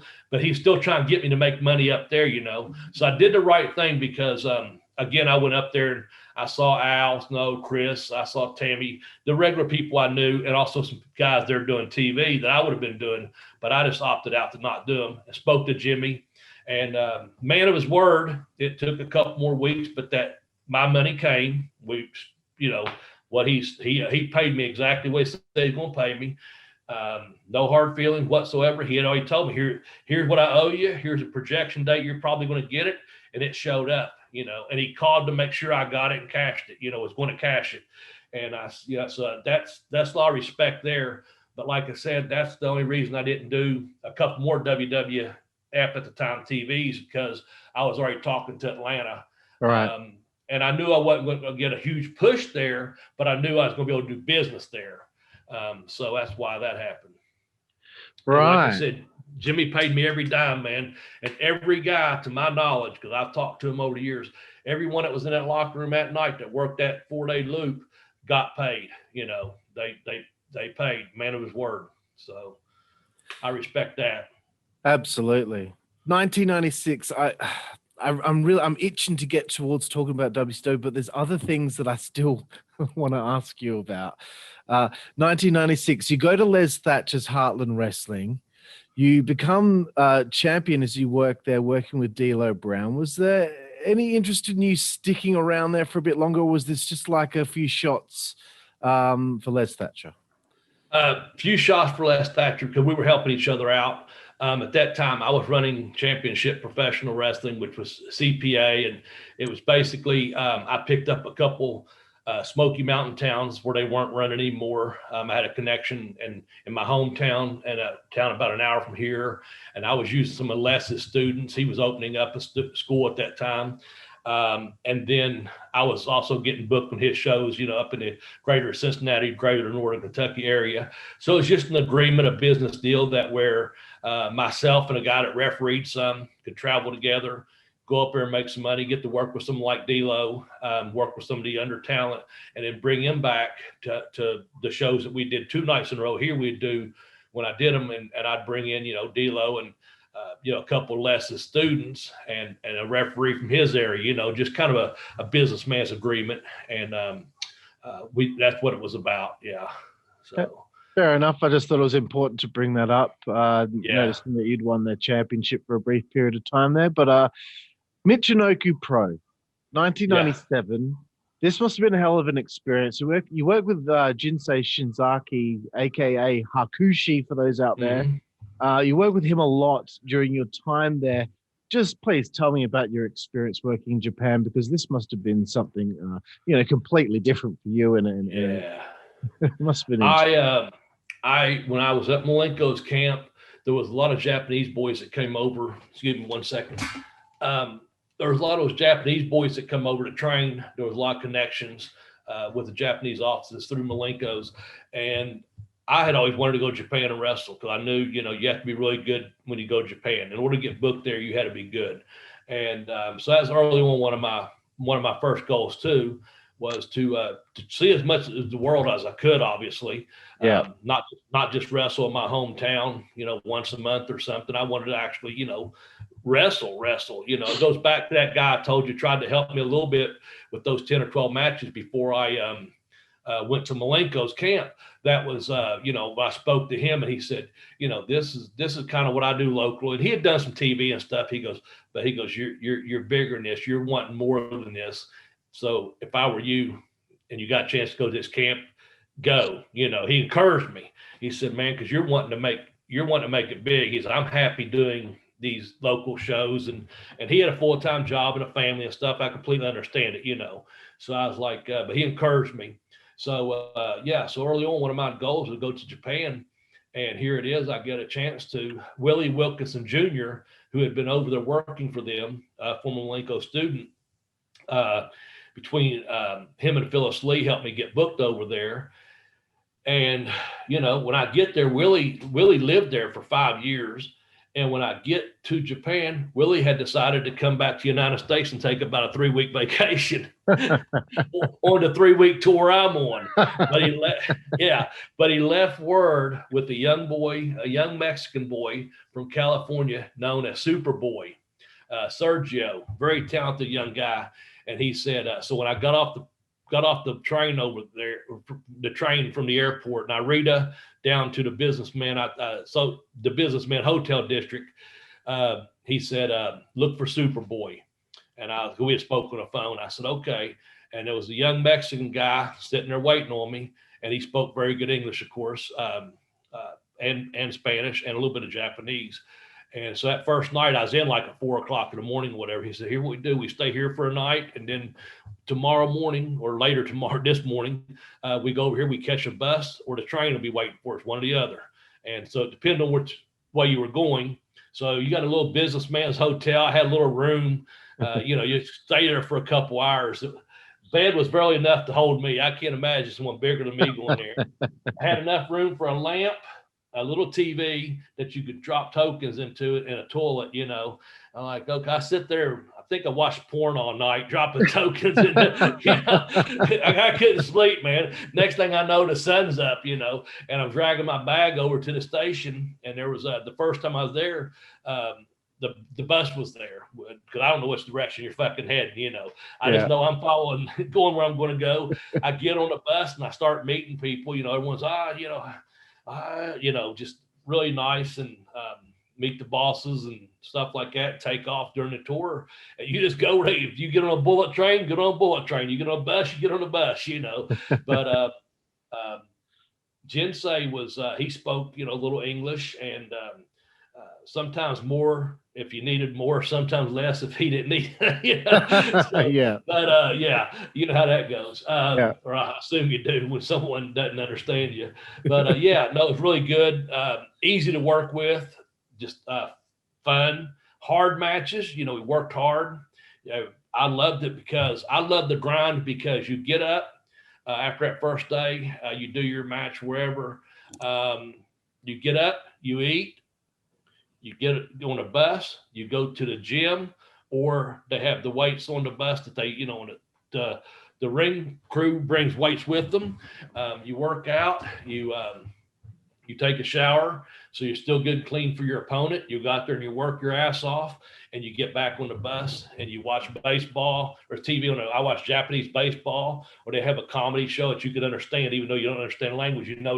This is a comedy bit, Yeah. And you drink a few beers and you go to the hotel and you do it all again. And so you get in great shape.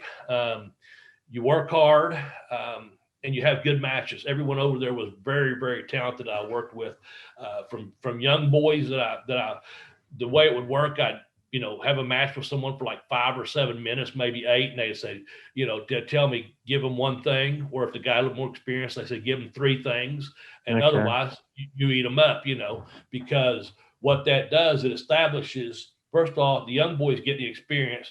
And you may just give him a drop kick, even though he can do a lot more than that. You just let him do one thing to you, so you stay strong. Because after 2 or 3 days of those wins, you're wrestling someone like Jinsei, and he's one of the top guys. Mm-hmm. So either semi-main with Jinsei, or a main event with Sasuke or Hamada or one of the other top guys. So you stay strong. And then when I wrestled Jinsei, the first series through, and he was one of the bigger and stronger guys too. We were both about the same size, because there's a lot of smaller guys there can do just a fuckload of stuff. I mean, they could, tremendous talent over there. Anyway, Jinsei would fight, even match, and then he would catch me with a power bomb, 1, 2, 3.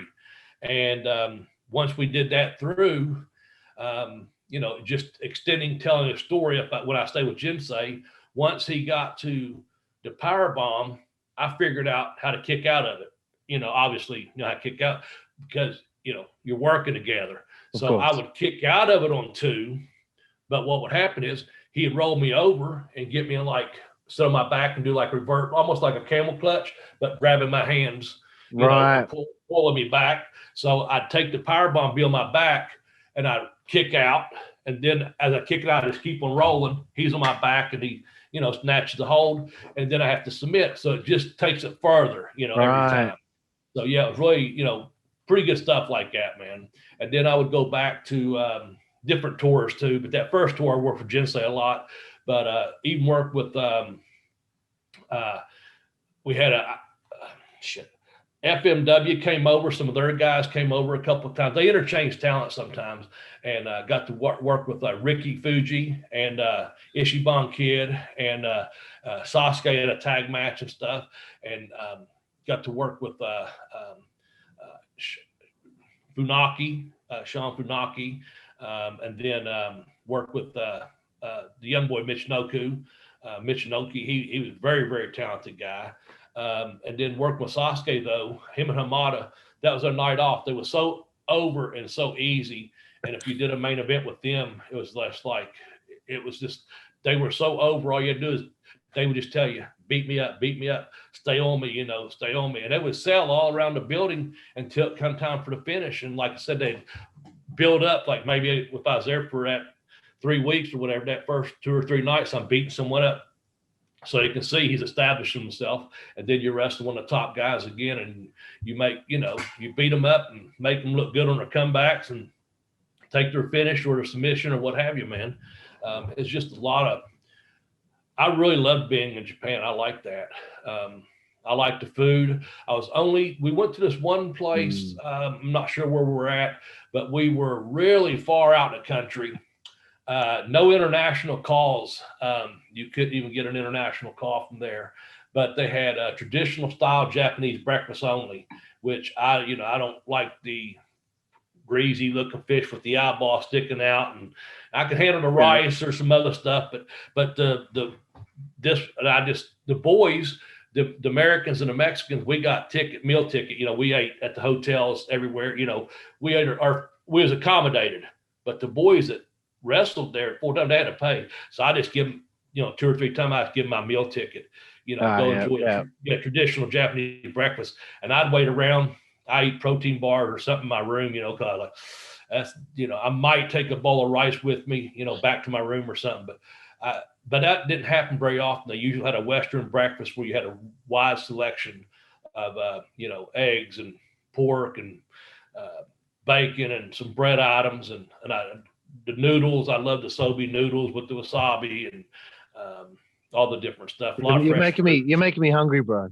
Yeah, I haven't eaten lunch yet. It's lunchtime here, about 15 minutes. So I just, I usually eat about this time actually. So I'm making myself hungry.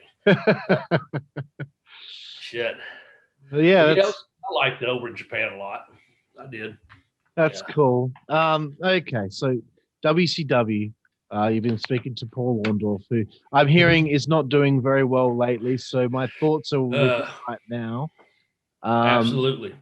You have a dark match, a victory before Nitro at the Independence Arena in Charlotte, North Carolina on the 15th of September, 97 against the one and only Louis Spicoli. May he rest in peace. How did you feel? You know, I mean, this is a dark match. This is before a Monday Nitro. I'm assuming it's a nice house there. Mm-hmm. How was this experience? Oh, well, first of all, when I came back from Japan after that tour, I like I said, I talked to Paul, and I'd actually went to Knoxville, and I had spoken to Kevin Sullivan in person, as well as Terry Taylor. And so Kevin, he put his arm on my chest, and he said, Bobby, if you want a job, you've got one. Call Paul on Monday. That's where that started off at. And then that didn't work out, and I showed up in Ohio, and again, I went to Kevin, and he said, Bobby, why aren't you booked yet? And I said, some things came up, and I said, just wasn't the time.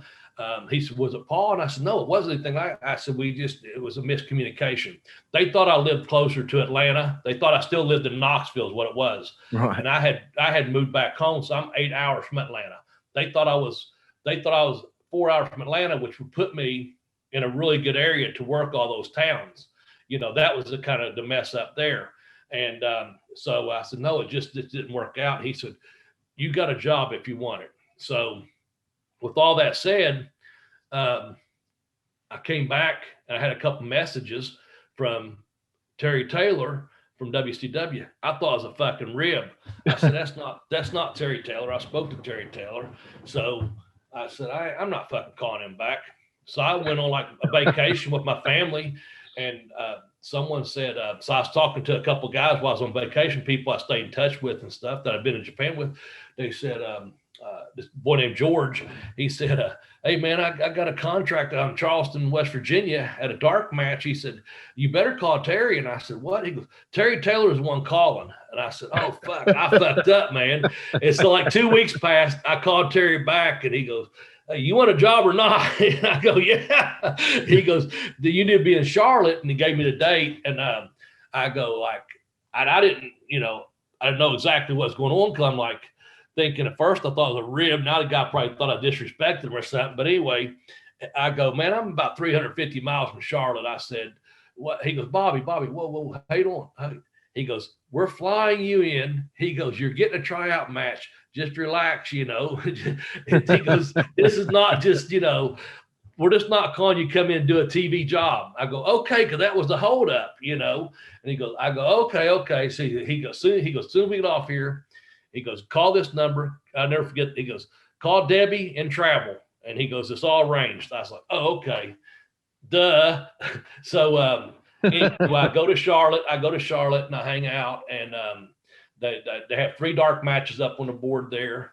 And I knew Louis from he'd come into Smoky Mountain a couple of times with Chris Candido, so I knew him. I don't think we worked together while he was there, but spoke to him, just professional courtesy, kind of thing. But we go to the he does that Death Valley Death Valley Driver. Yeah. So Terry says, hey, Bob, you have any problem putting everyone's getting a tryout? There's 3 tryouts. He said, you pretty much have the job, but you have to show me some attitude and show me some that you can do this. You want to be here, blah, blah, blah. And I want you to bust your ass, blah, blah, blah.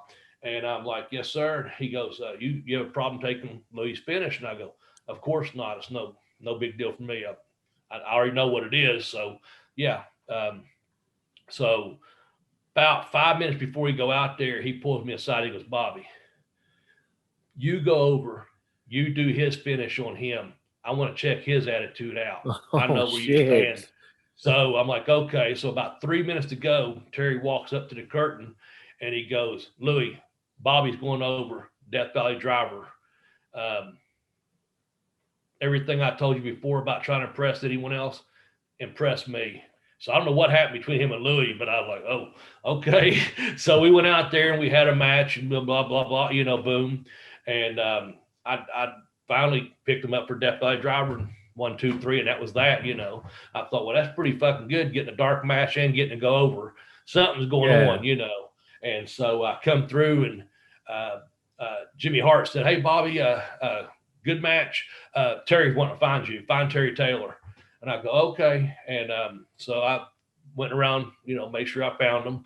He said, Bobby, I'm authorized to give you a job. I'm authorizing this amount of money for this amount of dates.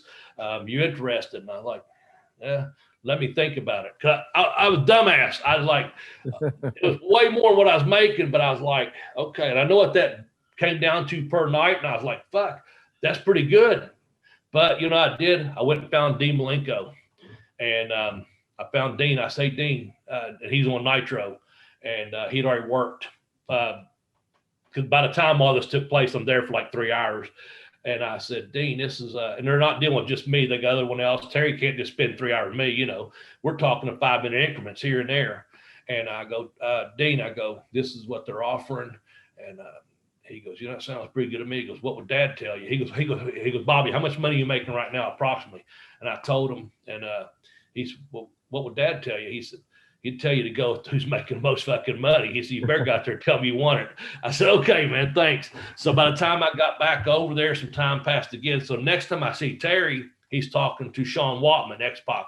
Well, he and I had roomed together at Malenkos, so we knew each other. And we had wrestled on a WWE Smoky Mountain show in Marietta, Georgia, a collaboration show, if you will. So we kept in touch with each other. And so there's Terry and Sean talking, and he'd already been there. So I come up to him, and I was going to ease into the conversation. And so Terry says, so what do you think? Because I didn't give him an answer yet. And I kind of mentioned to Sean, they offered to try out or offered the contract. And so Terry goes, let me just make this easy for you, Bobby. He goes, his matches are fake. My matches are fake. Your matches are fake. The money I'm offering is real. And I said, yes, sir. Yes, sir. I said, what do you want me to do? He goes, put your name, your address, social security number on piece of paper and go to the war room and turn it in so you can get your contract written up. I said, yes, sir, because now it catches on, So, yes, sir. Yes, sir. And so I went, and went to what they had marked off, backstage. They do a lot of different places, And I walked into a room that was, they turned into an office and wrote down my name, number, social security number, address, and all that. And been a couple of days, big fat contract came from, Turner Broadcasting. So I was like, oh, okay. I'll take that, I'll take that. Fantastic. What a great story. I'm just going to list off a few matches here before I get to one that I think is important to bring up. The 10th of October, 97, your TV debut in WCW Pro against Adrian Bird in Orlando. Then the 14th, you work Saturday night for your debut on that show in Fort Myers, Florida against Alex Wright. I watched that match a little bit earlier tonight. And then, of course, you make your pay-per-view debut on the 23rd of November, 97 for the World War III three-ring battle royal.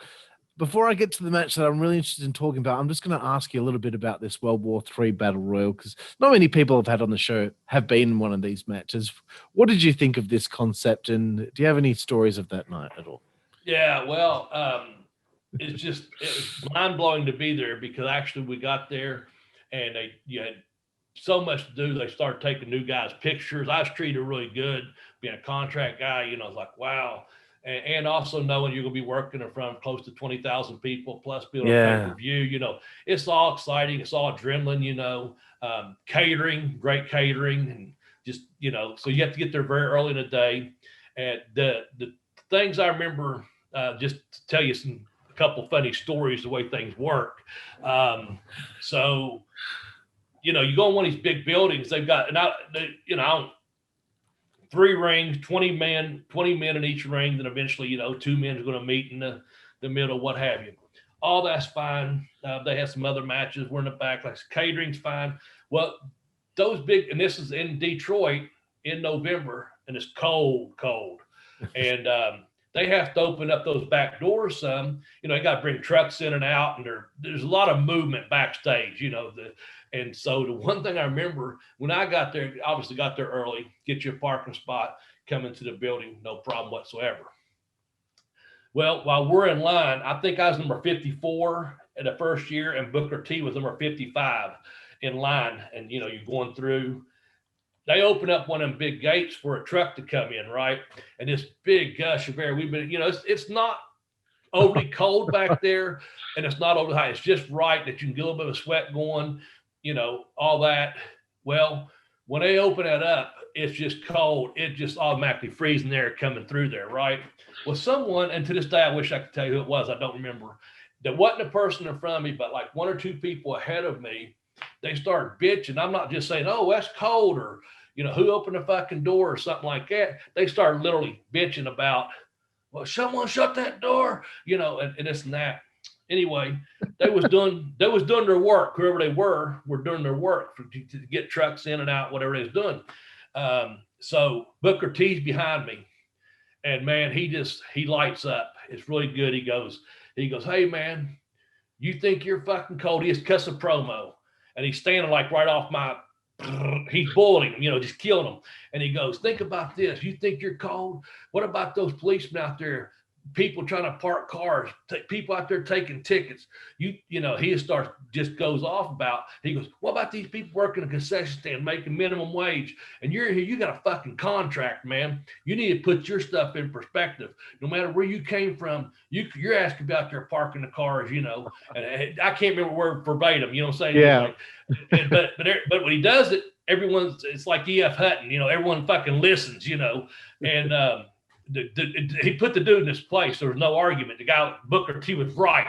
You have no right to say you're cold, and you're going to be going to the ring in 2 or 3 minutes anyway, and you'll get a fat fucking paycheck, and be seen on worldwide TV. What do you have to fucking bitch about, And when he's done cutting his promo, because we're not moving, we're just standing there getting lined up, and I go, man, damn. I go, you're exactly right, Booker. I said, man, I've been out in that cold before. And I said, man, I'd much rather be here no matter what they're fucking paying me. I'm glad to be right here, and I'll take the cold. And he goes, man, that just ain't right. People just don't realize. He just started talking to me. And so we had I've spoken to him before, but we just started talking. So every show I saw him, we spoke. We ate together a lot. Me, him, and his brother would eat with Pez Watley. Cool. And yeah, I loved Pez. I loved him. But anyway, so that was the one part of the pay-per-view I remember. And then going in the ring, they told me, go 5 or 6 minutes, pick a spot, and I knew Benoit was in my ring. And so I went to Chris, and I said, I've got to get out, at some point. Will you take care of it? And he said, I've got you. And Chris, to me, was very professional to work with. Yeah, so I knew I wasn't going to change rings. I knew, those other people eliminated before me. I knew an idea when they say, 5 minutes gone, 55 minutes left, the rest or whatever, it's probably about time to get ready to get out of there. And Chris was over probably chopping someone or whatever he was doing. And I finally just, worked around some guys and got over there and got dumped out, and went in the back, and that was that really. The next year, when I was on the second one, just kind of fast forward to tell you. Yeah. Again, I'm back there, know what number I am, but I know I'm supposed to go about 5 to 7 minutes, and Glacier was supposed to throw me out. Okay. So I'd already had a spot with Glacier too. Now you can't do a lot of spots with 20 fucking people in your ring, but you can work around with some stuff. So I'd already worked with them, whatever, come back to a spot. And I'm thinking, okay, I've got a couple more minutes to get through this thing. Let me find someone else to do something with before Ray comes over and throws me out, right? So I turn around looking for someone, and I'm opened up to the hard camera side there. And I'm not trying to be, glory hound, get on TV. I'm just trying to find someone that happens to be right there.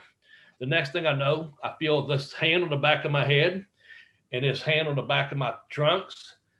And they're not just hands. They're like fucking palming my head and palming my ass. And I can't look back till they've got my head here. And he goes, "Time for you to go, big man." And it was fucking Paul White, Big Show. He was a giant then, of course, Of course. And man, he lifted me right up like I was nothing. And I weighed about 220, 230. He picked me right up and he goes, "Time for you to go, big man." And he just took me in this gently, and he tossed me, but enough that I could land on my feet. And I was only about 4 minutes, but he was just eliminating fuckers. and he was literally just going around throwing people out of his ring. Like, I don't know if he was mad. I don't know if he was just like, I'm going to get hurt with too many people in here because of my knees or whatever. He was throwing fuckers left and right, and he just tossed me out like that. And I was like, well, that was a quick 4 minutes, but at least I got paid, And I couldn't argue with him. You're up in the air before you – when you felt someone grab you like that, and you're up in the air before you know it, like, But I wasn't mad about it. I stood there and laughed, and I was going like this, like, whatever. But, yeah, good experiences, both of them. I enjoyed them.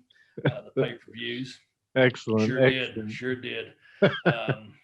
Yeah. I wanted to bring it to Toledo, Ohio. It's on the 25th of, excuse me, which month are we in here? The 25th of November, you take on Chris Benoit in a barn burner of a match on Saturday night. I need to bring this one up because I remember it. So I figured I should ask you about it, and you've already mentioned Chris, and tell me about this match. Very important match. I'll tell you what happened. And it's a straight shoot. So a year after that match, we're walking to the same building, or Norman Smiley says to me, "Hey, Bobby, this is the same building you had that great match with Chris Benoit with." And I turned to Norman and I said, "You remember that?" He said, "I remember the best match of every show." And he said, "That night was the best match of that show." And I knew he was telling me the truth because I knew how good it was. So what happened was the board hadn't come out yet. And I went to catering, whatever. And I know it's just TV taping. So it's going to be about, 24 matches. So if you're in the first 12 matches, you're going to be on this week's program. The second 12 matches, you're going to be on program 2 weeks away, just kind of how it works. So I'm standing there, I'm about halfway dressed, and Chris Benoit comes up to me and goes, "Bobby, I got to talk to you." And he was like real intense, like, "Bobby, I got to talk to you." And he's like right here in my face, right? I mean, I'm like bent over and I stand up and I go, yeah, what's up, man? And he goes, "Listen," and he's Dean Malenkos and Eddie Guerrero are standing right over to my right, and maybe Jericho is over there as well. We're standing right here, and Chris is right here on me, and he goes, "I want you to listen, and I want you to listen good." He goes, "We're going out there tonight, and I want you to have the best fucking match you can have." He said, "We're going to go at it, and we'll go at it hard." He said, "I want you to think about some things you can do. I'll tell you some things I'm going to do, and we're going to put together a match, and I want it to be good, And I was like, okay. I didn't, it wasn't disrespectful, not like that. It was just real intense. I go, okay. He goes, "Finish getting dressed, and I'll come back." I really was close to getting dressed, so I just had to lace my boots a little bit, and I threw a hoodie on because my jacket was on a seat. I remember that. There's a whole nother story about that, but I just threw like a hoodie on and was standing there, and Chris comes back over, and he goes, "Lock up." So we lock up. He goes, "No, lock up." And so again, Eddie and Dean, I don't know if they was working together. They was definitely, hanging together, and we're still got probably 45 minutes for the show to even start. And he's lock up, and we lock up, and he goes, and he goes, "This is what I'm going to do." And he goes, blah, blah, blah. My finish is a crossface. He said, "Put yourself in a position to take the crossface." He goes, "The only thing I want to do," he said, when I bend you over," he said, "I'll say knees. Put your hands in front of your face, because I'll be grabbing you by the back of the head and throwing knees at you." He said, "Other than that," he said, "just go to war with me." And he said, if you get on me, stay on me, I'll cut you off. And that's why I like to do this one thing where I get you underneath the ropes and clip your head. I said, I'll come across. Man, that didn't sound very good, did it, with Chris Benoit? Sorry about that. Clip your head. But no, I said, I like to do that. And then I'll follow up with a forearm on the edge of the ring. I said, I'll come back in. I'll put the boots to you. I said, I do a spin kick. And he said, you put them in there wherever you want. He goes, you better fucking lay it in, blah, blah, blah. So we're sitting there doing these things. And Dean and Eddie walk over and go, hey, you guys know this is work, don't you? You guys all right? And Chris like, yeah, we're fine. And I go, Dean looked at me and I go, there's no heat, man. It's all good. It's all good. They thought we was fighting. Oh, really? we're talking very quiet, just in a little, 5x5 space. We're in front of my chair and we're talking quiet, but we're like, talking like, look, if you looked at us, you would think them guys are fucking getting ready to fight. Right. So anyway, again, I don't know anything at this time other than what Chris wants. So I'm like, okay, well, when they put the board up, I'm number 23 out of 24 matches, which means we're on a whole fucking set of tapes, tape. So we got a lot of time, man, a lot of time. So what started off being around probably 4,500 people is probably down by the time we get out there, maybe, it's close to 11 o'clock, probably 3,000 people still in the building for the tape, But so we go out there and, well, before we go out there, first of all, Dean said, hey, man, watch yourself with Chris. He works a bit snug. Don't take it. I said, we've already talked it.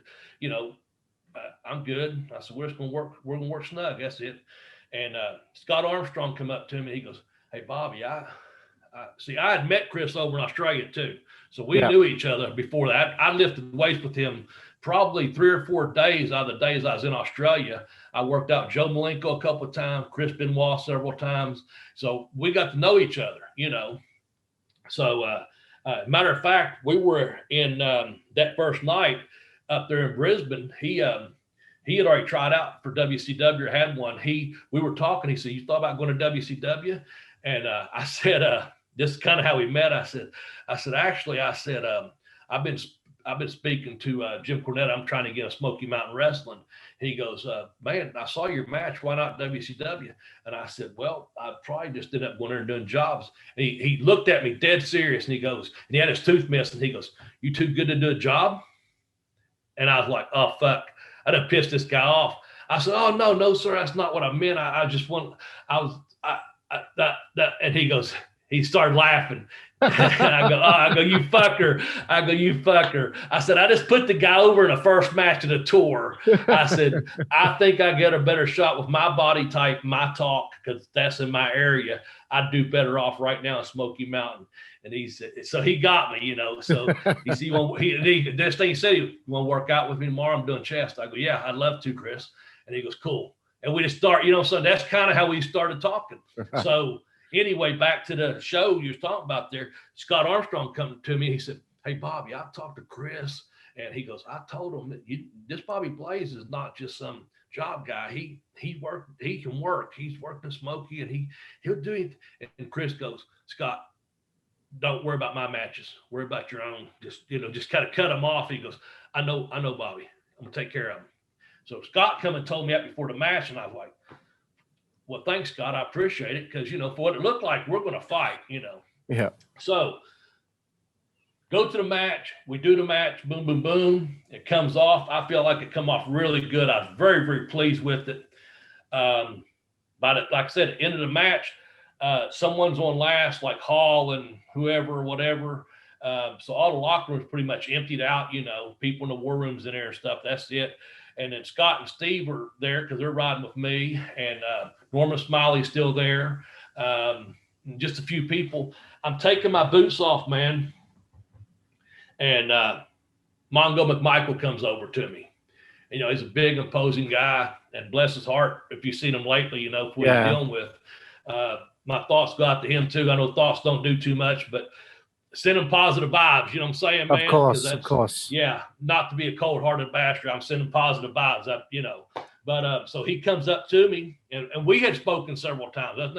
I always talk to people like, we're professionals. And we talked about football. I saw some pictures of Dick Butkus' knees, and I said, Mongo, this is a couple weeks before, it was a magazine article. I said, how fucked up are your knees compared to his playing 15 years in the NFL? And he goes, not much better, Bobby. Just, bullshit talk, men talking, So I'm sitting there untying my boots, and Mongo comes up. And he goes, hey, Bobby, you got a minute?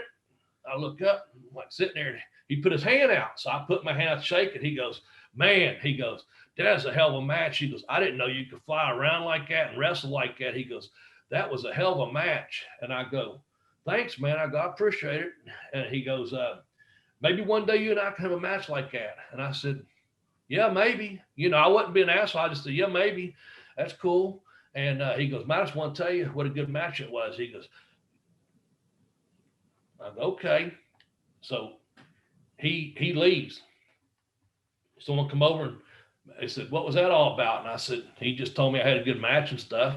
And they go, you don't know what happened, do you? And I go, no. They go, why do you think you wrestled Chris tonight? I go, I don't know. So, and Chris and I had already complimented each other, hugged each other, told each other whatever. And they said, man, in the war room tonight, your name was against Mongo Michael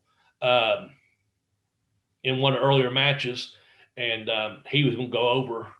And he spoke up. And if you remember, this is when Chris was one of the horsemen, him and Benoit. And okay, so they said, Mongo said, don't put me up at Bobby Blaze, kid. I don't even know who he is. He probably can't do anything anyway. So I'd rather have the night off. And Mongo was there. He already multimillionaire.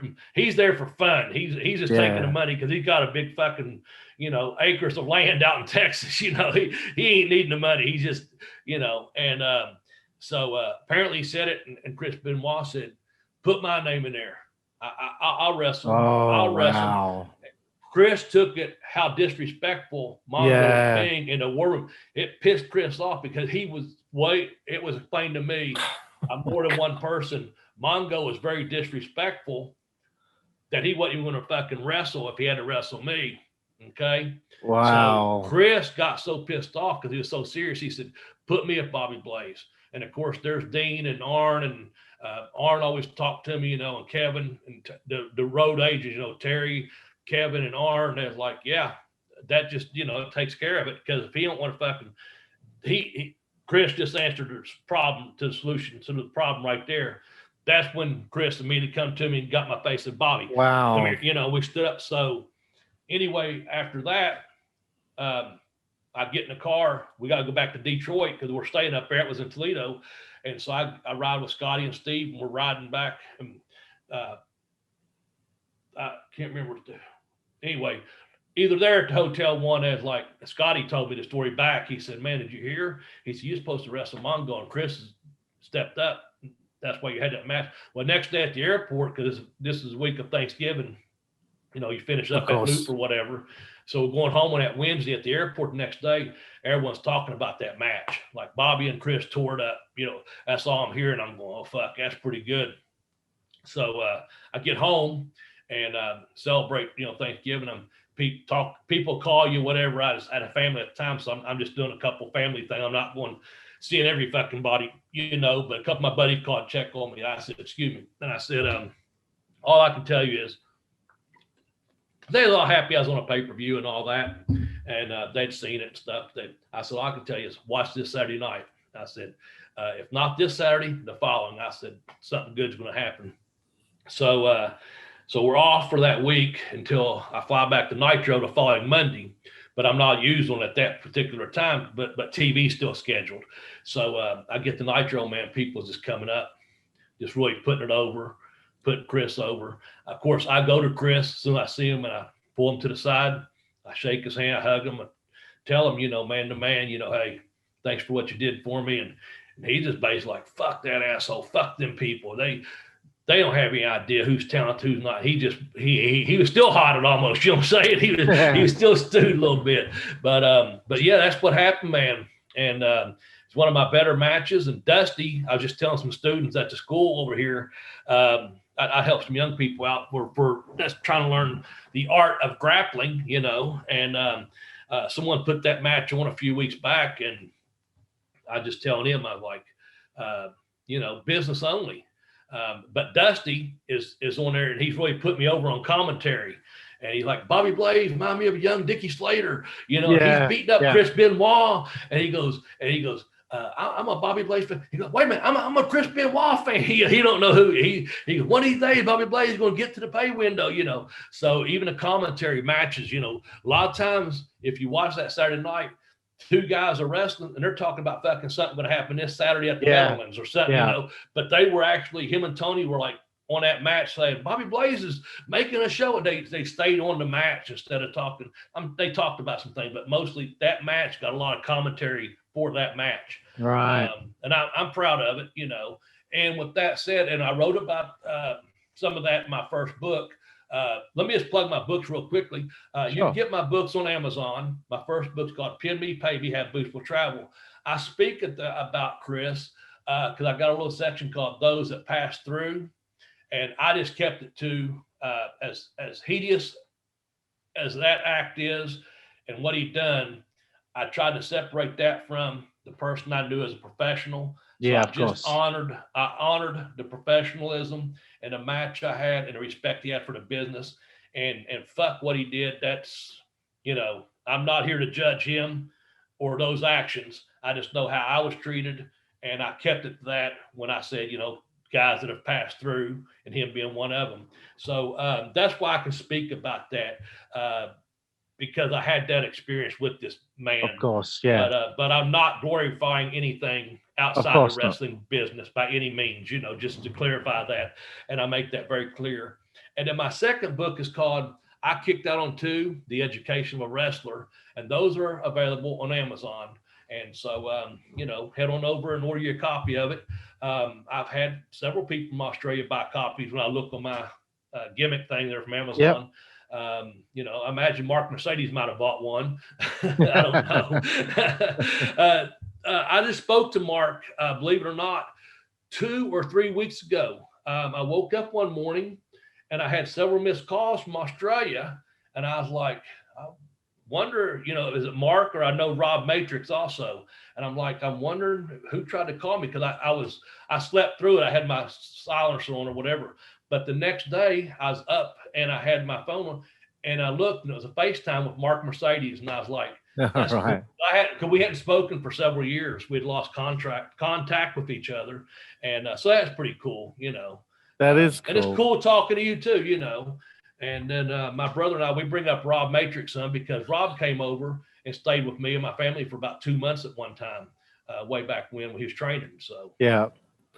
Very cool, bro. Well, a lot to unpack for me there before I get on to the next thing. I want to say, I love the way that you told the story, because you didn't give it away immediately. You told me about Chris all of a sudden being right in your face, all intense. And then you find out afterward, because he was pissed off about what Mongo had said.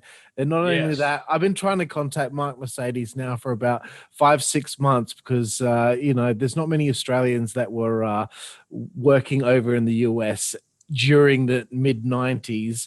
And he does some stuff over here in Australia now. So I want to get him on the show. So if you speak to him, tell him that Karlifornia from the Insider's Edge podcast is trying to track him down. I certainly will. I heard from him just out of the blue, honestly, and I hadn't spoken to him for years. And I was so happy, you know, because when he came to Florida, hell, I remember while he was there and we were training him, he had his 21st birthday. And it was in May, because I spoke. Well, it's been over 3 weeks ago, because his birthday's in May, and he was getting ready to celebrate a birthday, and so we were laughing back about that. Like, oh man, we're getting old, Mark, because I said I remember you being 21 years old in Tampa, Florida, and he got a little bit pissed, you know, and he was staying at Malenkos, and I guess he like pissed in a closet or something. I don't know, you know. So, but yeah. Yeah, and he had come and stayed at my home also a couple of different times. He spent a Christmas with me, I think Christmas of '98.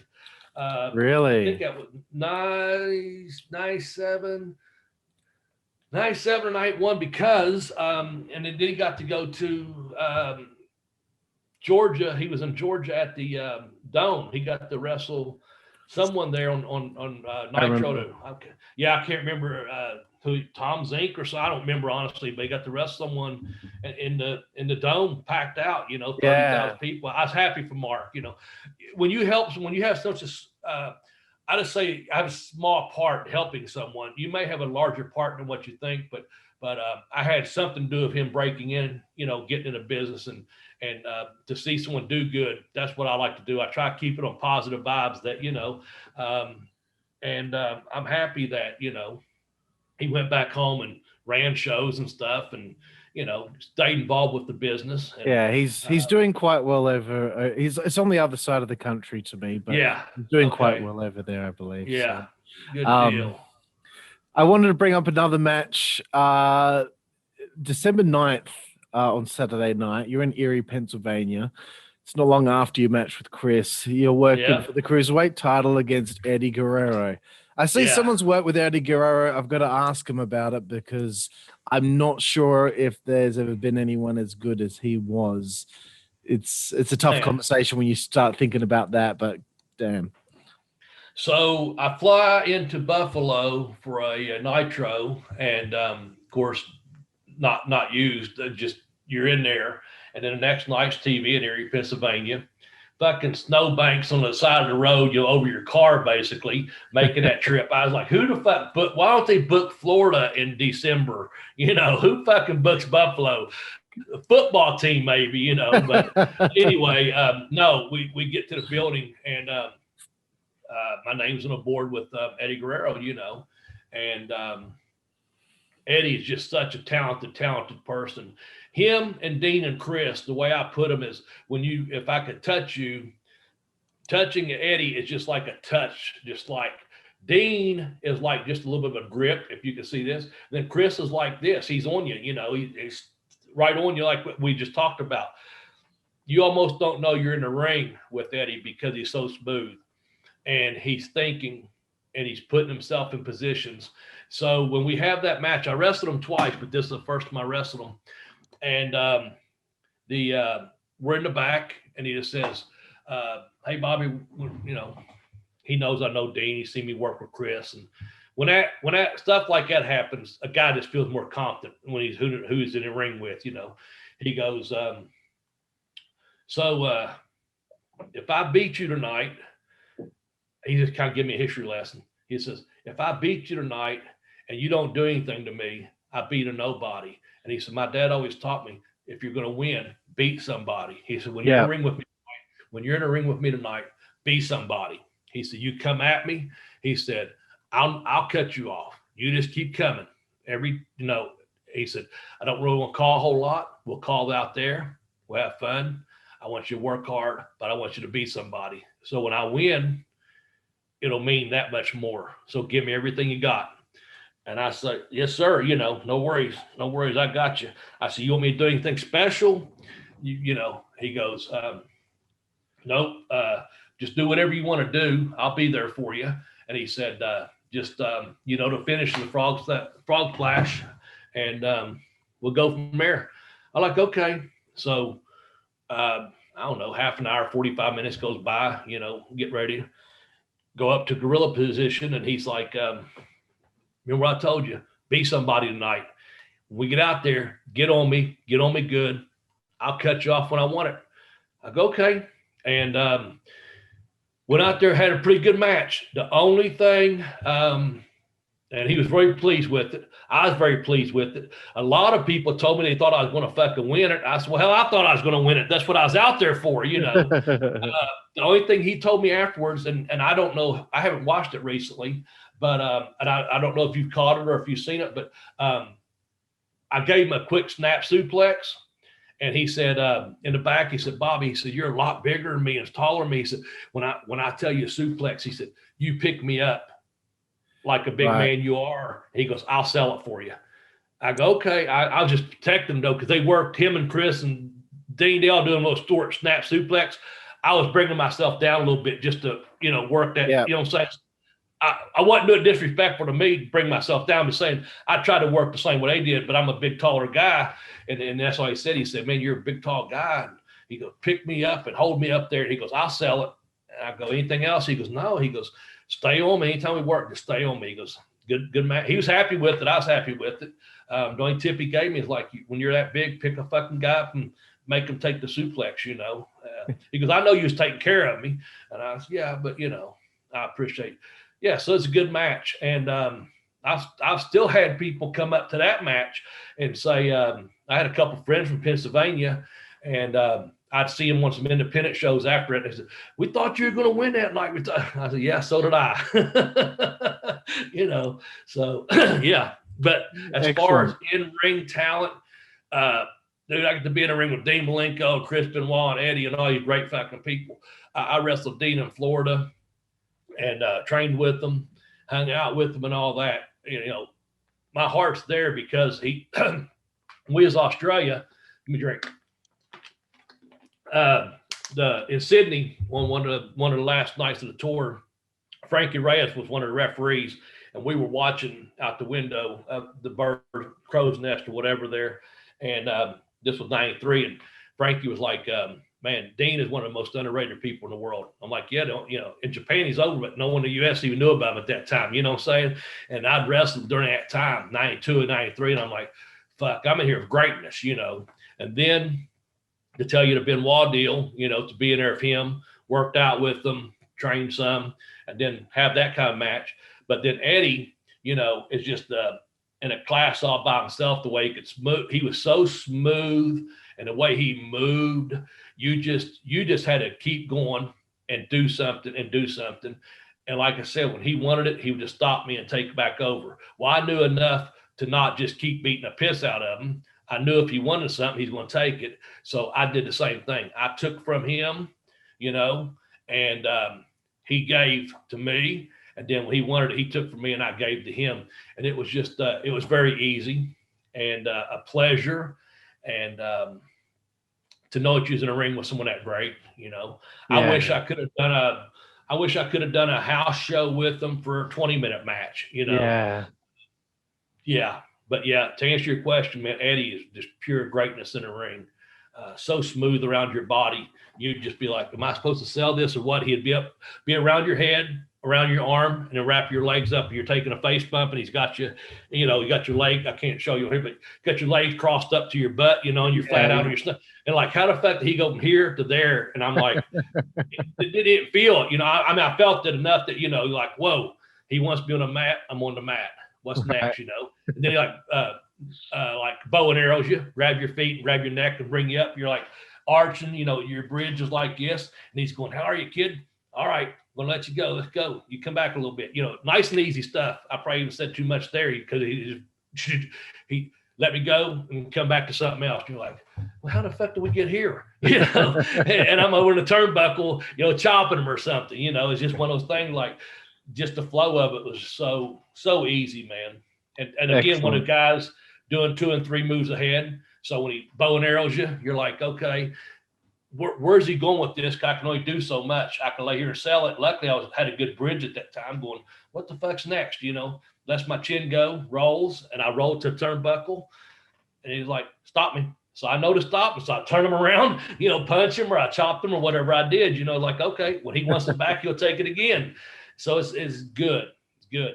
Those are the kind of days those kind of memories does my heart good to sharing with you. You know, of course, absolutely. And memories of him.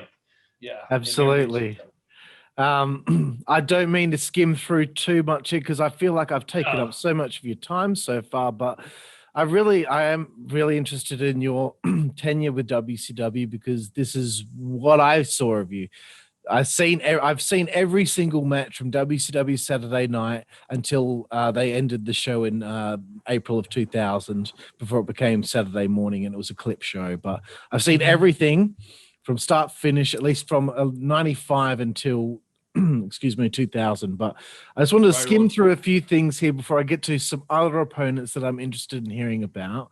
But I need to mention it because I'm nerdy about this and this is what I do. This follows with matches on January 6th against Prince Ikea. Then on the 20th with Glacier, you get your second victory in WCW over Barry Horowitz on the 3rd of February on Saturday night in Corpus Christi. It's followed by your worldwide debut on the 14th with a win over the Renegade, which I watched earlier tonight. You work Eddie again before beating Mark Starr on worldwide on March 28th, the 3rd of March 1998. This is where I wanted to get to because I'm assuming this is a weekend of worldwide tapings.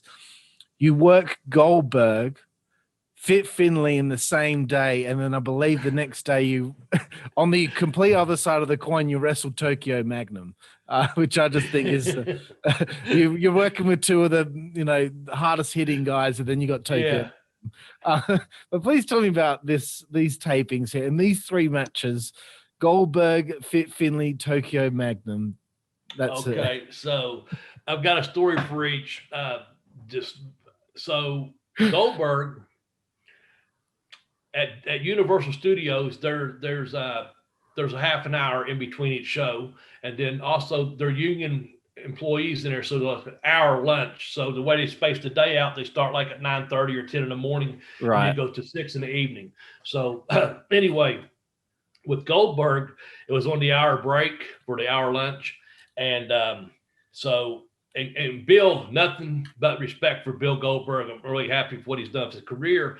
At this point, he's very professional in the locker room, no ego whatsoever. We spoke at one of those pay-per-views, the World War III. He's up there telling stories about trying out for the NFL. And he slipped, on the 40 one time. He's really getting along with all the guys, and he's got this win streak. And he's like, hey, very modest. Hey, if it wasn't for you guys, I wouldn't be in this position. I understand that. I'm the one the bosses are pushing, and I'm gonna work my ass off to stay here, kind of thing. So he asked me, he says, you want to go out to the ring and do a couple things and just have an idea about a match. So I'm like, he's going to beat me in just a couple minutes anyway, but he's asked me if I want to, roll around or whatever. So again, I'm no tough guy. I know, like, I'll use Chopper, your guy over there, like Chopper Reed used to say, jails and cemeteries are full of tough guys, So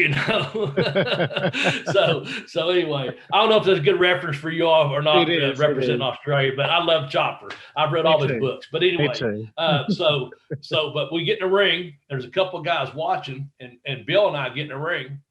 And so he said, what if I do this? And just being modest, and he goes, what about if you do?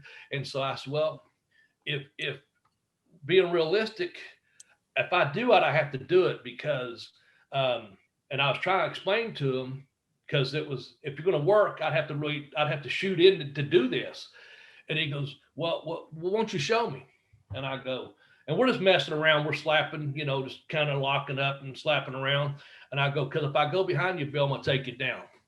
And he goes, I don't think so. And I go, I'm telling you, Bill.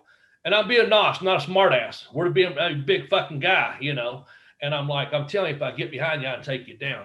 And he's like, I don't think so. I'm like, well, if I put you in this position, I'm pretty sure I will. So this goes on for like 2 to 3 minutes.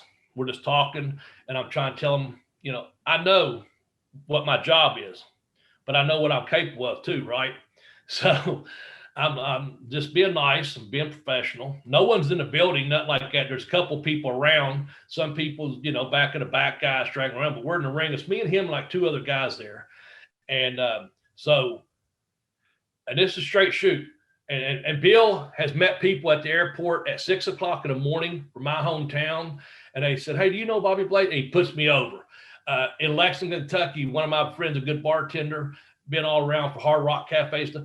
He struck up a conversation with Goldberg. Goldberg puts me over. So, this is not a disrespectful thing I'm saying, because to this day, if he mentioned my name, I'm fortunate enough that he'll say something nice about me, because he has no reason to say anything otherwise, honestly. Mm-hmm. So I'm not talking shit or anything. I'm just telling you the truth.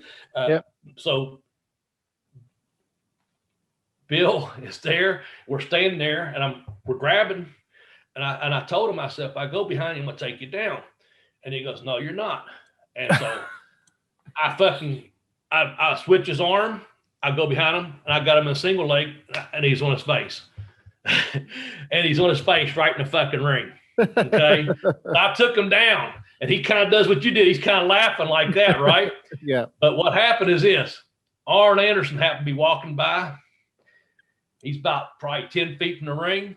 He eases over to about 5 feet from the ring, and he looks in the ring, and I'm not holding Bill down by no means or anything. I just took him down. Bill's later kind of laughing. I'm sitting up on my knee, one knee in my hand, just hold it there, just kind of snickering. And Arn goes, Bobby. And I'm like, yeah. He goes, don't take the talent down to the ground, please. So we start laughing again. And so Bill gets up and goes, man, fuck you. And I go, okay, fair enough. I go, you can't let people do that, Bill, because you don't know. I mean, you beat the fuck out of me. You beat whoever you want. I said, but you don't know what that person's capable of. So don't let a guy behind you point my story. And I said, I think Arn just verified that. They don't want you going off your feet, And he goes, well, what else you got? What else you got? And I said, how about this? And if you watch the match, and I like victim number 67 or something, I said, how about this? When you're standing and getting introduced, you come over near my corner, and I'll come across the top rope. So he wanted to get something in. That was part of it too. But he certainly didn't want me taking him off the ground, But anyway, so I jumped over the top rope and the match started, and I blasted him with forearm. He kind of staggered for just a register, not a big sell. And I give him the other one, and then he gets mad. Boom, boom, boom. Jackhammer, the spear in the corner, jackhammer finish, boom.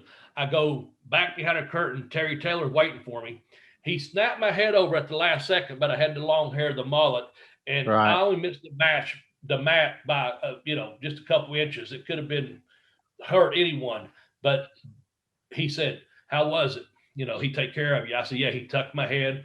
Because they want to know, they're building this monster up. I said, nope, everything was good. He took care of me. Nothing, hit me just right. Blah, blah. Bobby Eaton's waiting on me. He goes, Bobby, you okay? Looked like he got you. I said, nope, we're good. We're good. I get behind a curtain. Bill comes back here. He's like, Bobby, thank you so much, man. He goes, remember what I told you? He goes, if it wasn't for guys like you, I wouldn't be where I'm at. I appreciate it very much. So by the time I get back to where I dressed at, Nick Patrick, the referee of the match, he's already back there because they switch up at Worldwide Day, And Nick Patrick sat where I used to sit at. Everyone kind of segregated themselves at the tapings, and we sat at the far side, me and the Armstrongs and Nick Patrick and a couple other guys. And I walked up and I got my ring jacket and stuff. And Nick Patrick said, "What are you doing here?" I go, "What?" He goes, because he refereed the match. He goes, "Man, the last time I saw you, you was on one side of the ring and your boots were on the other. I've never seen him spear anyone that hard in my life." I go, "He got me pretty good, man." He goes, "Yeah." He goes, "I thought your boots were still out in the middle of the ring, Bobby." And I said, "Well, they very well could be, but I'm here." And we just had a laugh about it, So the Fit Finley match is just basically, so I hope you enjoyed that, because I did take Goldberg. I took Goldberg down at an appropriate time. Instead of getting busted for something stupid, and you look up, you're in the wrong place, wrong time, happen to be in the right place, right time when Arn Anderson, someone you have a lot of respect for, walks by and say, "Hey, don't take the talent off the feet," because I'd done that, and not because, but only because he told me I couldn't. I was trying to show him it's not just me, people can. Yeah, that's all. And it wasn't a shoot. It wasn't trying to hurt him. Nothing. I was just saying, if you get yourself in a position, you're vulnerable. Yeah. As all I was saying. So don't do it. I was trying to tell what Arn was telling him. I was trying to smarten him up. You don't want a guy like me taking you down on national TV when you're fucking going to the top, man. That's it. And he was like, "I don't think you can." I was like, "Well, okay, we'll see." Anyway, Fit Finley, that little fucker, man, he's just a buzzsaw of a guy, just eat right through you, just nothing but respect for Dave Finley. The only thing about that match, he's going to work, and he's just going to work. And he does a thing, same thing like Eugene Gata does. He gets behind you, does that kick to your back.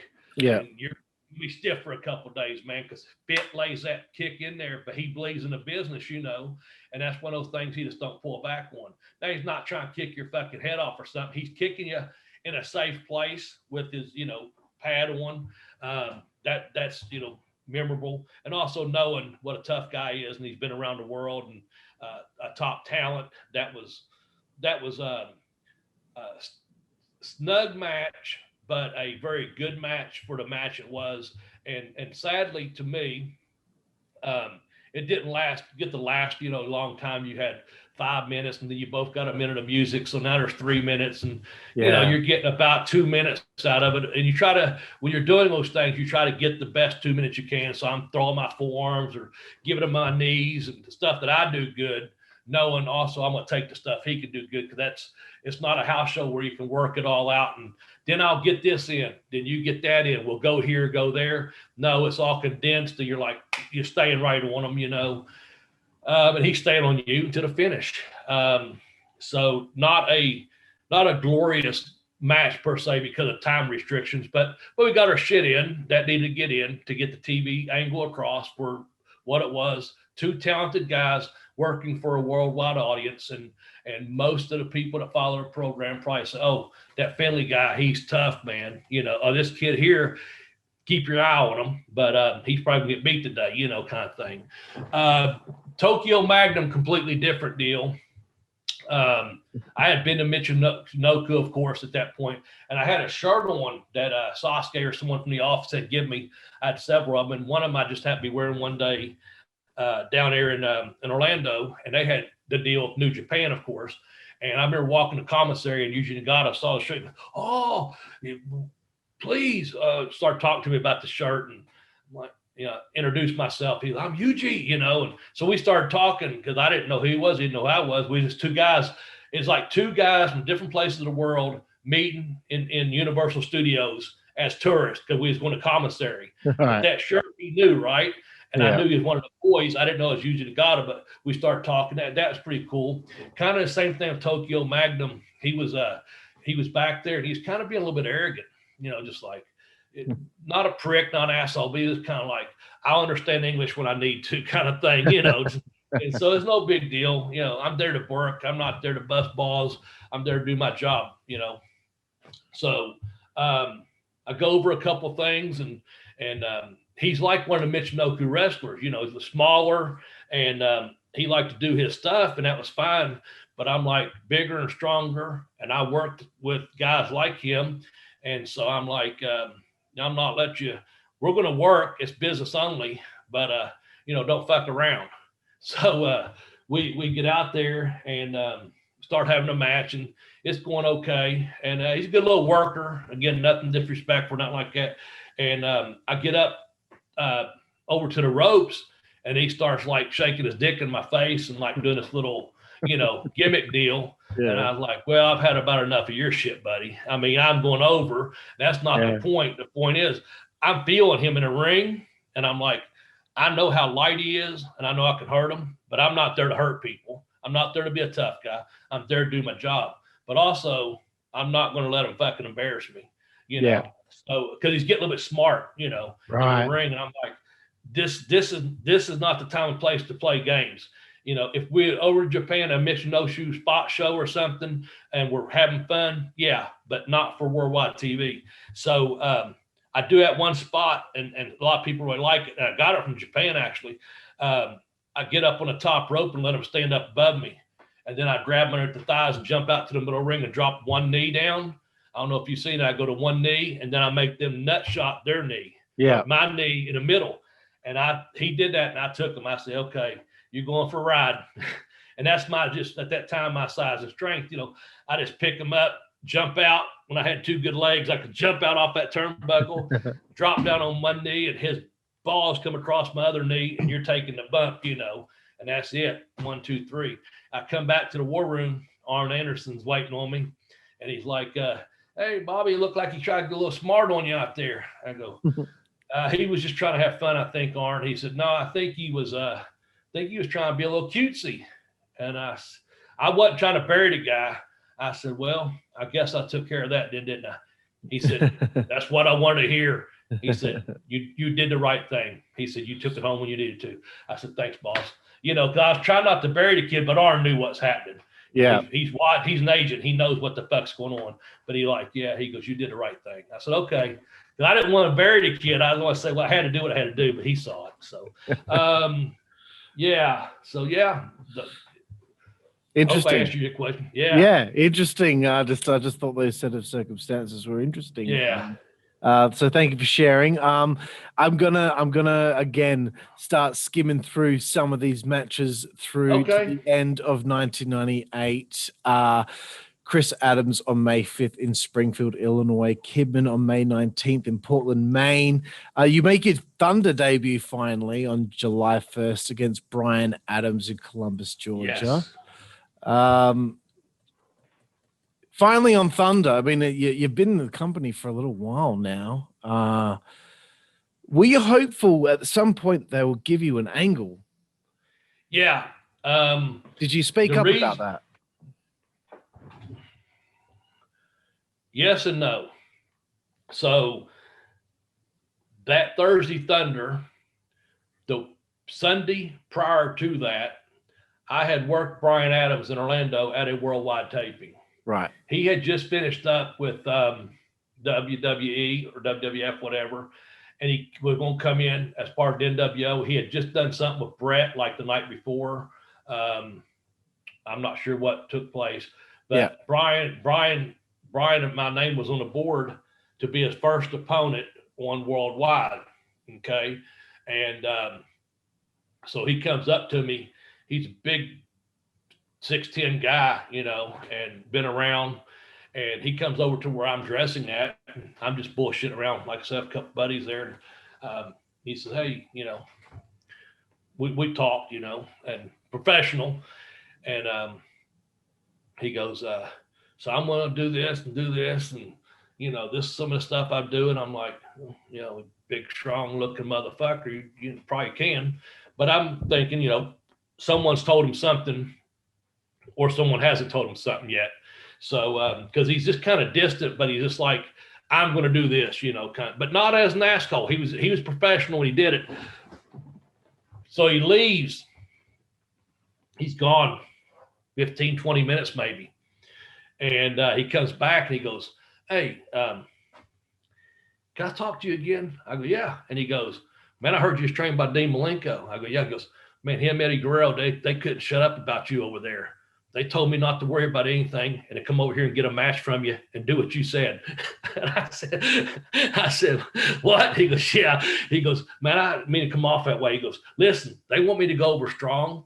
He goes, so can you make me look strong? I said, well, yeah, that's what I'm here for, man. He said, well, I just want to do this one spot. I want to see what you think about it. I weighed about like 220 at the time, whatever. He goes, I'd like to see if I can just pick you up. Can I do that? I go, yeah. So he picked me up from a cold standing. He picks me up and he picks me and goes, presses me like 3 fucking times.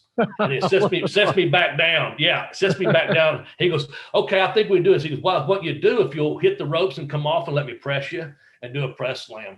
I go, I can do it easy for you, man. You just fucking did it 3 times. And he goes, well, I just like to get that in. And he goes, what do you do? And I said, well, I do this high knee where I'll kick you here. And I said, now listen, you're a big guy. If you don't want to go down, just hit the ropes and bounce back, because when you do that, I'll be looking straight at you. It means I'm going to give you a drop kick, or if I'm sideways, I do a spin kick. And I said, I'll kick you right here. I said, put your hand up to the side of your face. I said, that's the 3 things I do. So it's a knee. Depending how you take that knee, if you feet up to me, it's a drop kick. If you feet away, it's a spin kick. But that's all 3 of them. Then I go for a pin, kick out. And I said, then get back on me or I'll miss something. And so he said, yeah, I got it, So we go out there, and Vincent is the or Virgil or whatever he's called at that time, Mike Jones, says he's the manager. Here we are on worldwide TV, and we go out there, and so we have the match. We're doing pretty good. I go and give him the knee. He fucking took a big bump. Instead of just hitting the ropes, then he comes up and I spin kick him. He's about 6'10", like I said. So boom. Then I drop kick him and he goes down on all of them, right? And then of course he gets the win. And then, they do the gimmick with the money thing. Virgil putting the money in my mouth, whatever. So I come through the curtain, And Terry Taylor going, he goes, Bobby, how do you get all these big fucking guys to take bumps for you? I said, I don't know, man. I just work. If they want to go down, that's fine. I said, I told him he didn't have to. He said, man, he goes, you fucking shooters are all alike. He said, you told him something. I said, no, I told him to fucking do what he wanted to do. I said, this is what I'm going to do. I'm going to kick you about 3 times. You do what the fuck you want. And Terry's just like, he's just laughing, and that's all true. I mean, so then Brian comes in the back like, oh man, thanks me, puts me over big time. So after Monday, they're at Nitro, I'm not on it. On Tuesday, I get a call to be at Thunder, wherever it's Georgia, whatever. Yeah. So I get to the building early, and I was told to be there early. I get to the building early. I'll tell you something about that. They're doing sound checks and all this, and getting ready to set up for the show. Not very many people's in the building at all. And have you already seen Apocalypse Now where they got the loop of Lance, bring back my board, when they steal the surfboard, you know what I'm talking about? Yeah. Robert Duvall's voice is on a loop going, Lance, bring back. So in that night, they had Mike Ditka's voice on a loop talking about Mongo McMichael. And he's going, Mongo is the kind of guy, and it's on a loop, and they're playing it for they're playing that in between music. So every couple of minutes, this loop comes on. This is Coach Mike Ditka of the Chicago Bears, and I'm getting chills going, holy fuck, I'm ready to play a Super Bowl, because it just give you that, you're there for sound checks and shit, and it just so freaked me out because I was getting chill bumps, like this is Coach Mike Ditka, and he's just starting. So anyway, point being, I get there, and I just find an empty locker room. I put my shit there, and I'm just sitting there. Well, here comes Brian. He walks in. I shake his hand, and we talk for a minute. He goes, I just really want to thank you for the other day. Doesn't say anything, but he kind of hinting at something. And so he goes, you care if I locker with you? I go, no, right here, man, because the whole locker room's open. There's 4 or 5 locker rooms, but this is the one I'm in, and there'll be other guys in there, don't get me wrong. But he just, he goes, man, you went to catering yet? I said, no, I just been listening to this fucking Dicka thing. I'm just chilling out, and I'm still not catching on. He goes, well, I'm going down catering, man. Maybe I'll eat with you. And I was like, okay. So I think the guy may have invited me to eat with them. I'm not sure. But then I sit there for a second, and it dawns on me. I'm like, I'm on Thunder, and I just wrestled him Sunday. He's the reason I'm here. That's who I'm working tonight. I caught on. So I immediately got up, went down to catering, and he was sitting there eating by himself. And it wasn't, like I said, a lot of people wasn't in the building yet. I was told to be there early. So that was another thing. When someone told me to be there early, must have meant something. Because, normally you would be there early, but not as early. They told me to get there. And so I said, hey, I get my plate and stuff. And there's only a few people around again. The building's relatively empty, other employees and a couple guys. And I hadn't even seen anyone from the office at that point. And I grabbed my food. I go, hey, man, can I sit with you? He goes, yeah, have a seat. And I go, hey, I just caught on. I said, thanks, man. He goes, you're welcome. He goes, I want it to be good tonight. And I said, man, it will be. I said, whatever you want to do. He goes, I want to do that exact same match, Bobby. He said, this is my debut on Thunder for NWO. He goes, I want you to do everything you did. The only thing is I probably won't go down on a couple of those knees or kicks. And I said, brother, you ain't got to. I told you didn't have to the other day. I said, I don't have to do them if you don't want to. He goes, no, I want you to do them. I want to fight someone, so do the kick, do that big spin kick, get your shit in. He goes, I'll probably just bounce off the ropes though. And I'm like, okay, that's cool, man. And I said, I really appreciate you getting me on here. He said, man, he goes, after that match Sunday, he goes, I just started asking around. He said, they need to put you on this program more. He goes, maybe something will happen, maybe it won't. But I wanted to thank you. And I was like, just 2 gentlemen discussing business, and we ate, went back. And like I said, we locker together. So matches, start happening, this and that. And we just talked and bullshitted until it's time for our match, man. And we went out there and had that match, pretty much the same exact match, except for when I gave him the knee, he hit the rope, fed out, and I saw the way he was coming. So I spun around, kicked him, saw the way he was coming, drop kicked him, kicked out stronger. Instead of giving me a 2 count, he kicked out on 1, got up, does his finish. in the back, thank you. And I'm like, man, fuck, that's an extra payday for me, an extra booking, a lot of exposure, and hopefully get some TV time built up. They're going to do something with me. But, politics and chiefs and Indians, just sometimes too many people running around, don't know you, do know you, people trying to help you like that. And I appreciate what he did for me. You know what I'm saying? It took me a little bit of time, like I was telling you about the contract. You don't know sometimes right away. The same thing with Benoit. You're just clicking around going, because that's the nature of the beast of the business. Most people are like, want for me. Hooray for me, fuck you, Jack. No, he wanted me there because he knew I'd make him look good and do my job.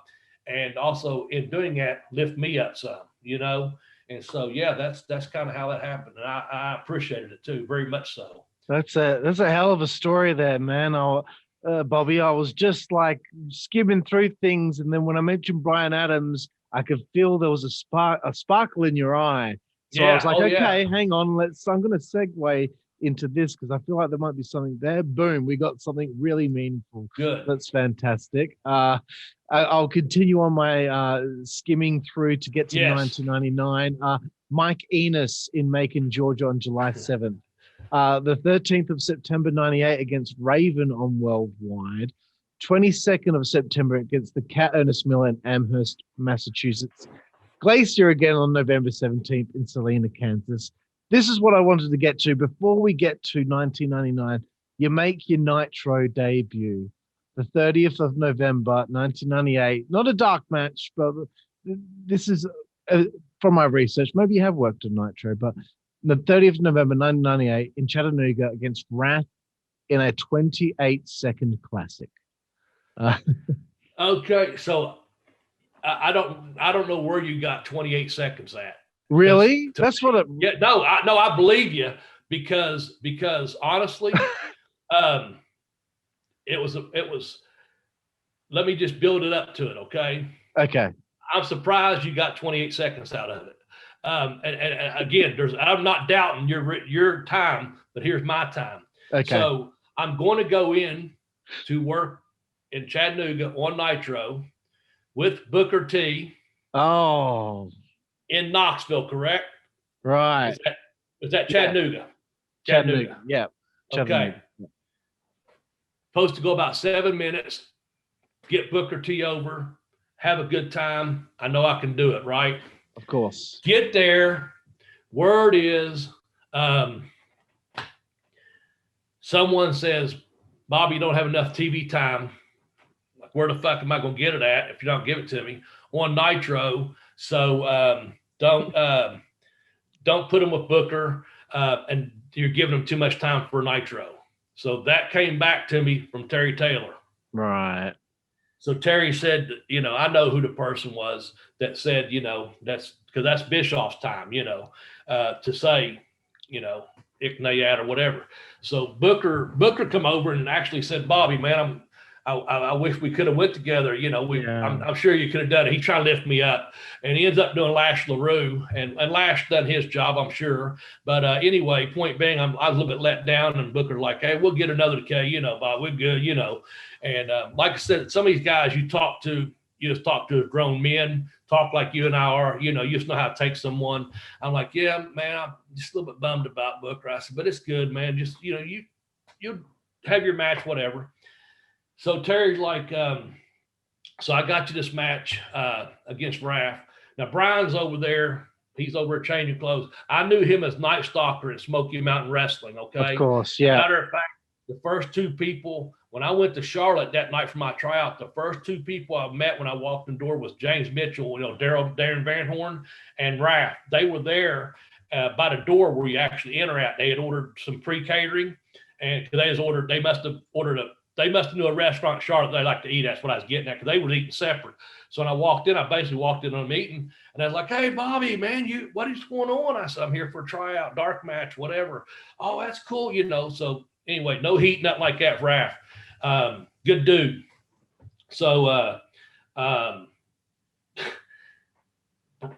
Terry comes to me, and the reason I remember this night so vividly is because he says, so I got you it's going to be about 3-minute match with Raph. And he goes, I'm not sure how much you're going to get in though, because apparently Raph just got beat by Kevin Nash like the day before. Oh, okay. So he goes, Terry was just, yeah, he goes, I go, I have no problem with that. He goes, I don't know what he's going to give you because he just got beat by the boss. And I got you, no problem. Terry Taylor took about 2 steps away. Brad Armstrong, Scott Armstrong, Steve Armstrong are all standing right here. Okay. I'm just lacing my boot or looking up, whatever. Terry takes about 2 steps, turns back and walks away. And he goes, Bobby, you're the most underused piece of talent this company has. And I turn around. I mean, I felt embarrassed. I'm going, wait a minute. Here's Scott and Steve, and there's fucking Brad Armstrong, one of the best. Yeah. He just told me that in front of them. I kind of like, you know, made me feel good. But Terry just turned back and looked at me and goes, you're the most underused piece of talent in WCW. And so he walks away, and I'm like, they start complimenting. They're like, Bobby, that's the deal. You know, that's cool. So Raph's over there getting dressed, whatever. Brian, we get, time goes on. We get ready, and we got like 3 minutes. He goes, we'll do this, and this. What you want to do? He goes, I want to get that pump handle. That's my finish, pump handle slam. Yeah. You know, we got 3 minutes. I go, okay. So we get up to the curtain, and well, first of all, Rocky King, who I always talk to, he's like, what's wrong, Bobby? I was like, man, I went from fucking Booker T for 7 minutes to Raph for 3 minutes. And I'm just like, man, I just kind of, he goes, Bobby, did your check come? I go, yeah, yes, sir, it did. He goes, do your job, man. He goes, you know, just do your job, brother. And I was like, okay, you're right, man. You got me. So I get up to the curtain, and fucking Bischoff's in the ring with Malenkos and Benoit, and he's just talking.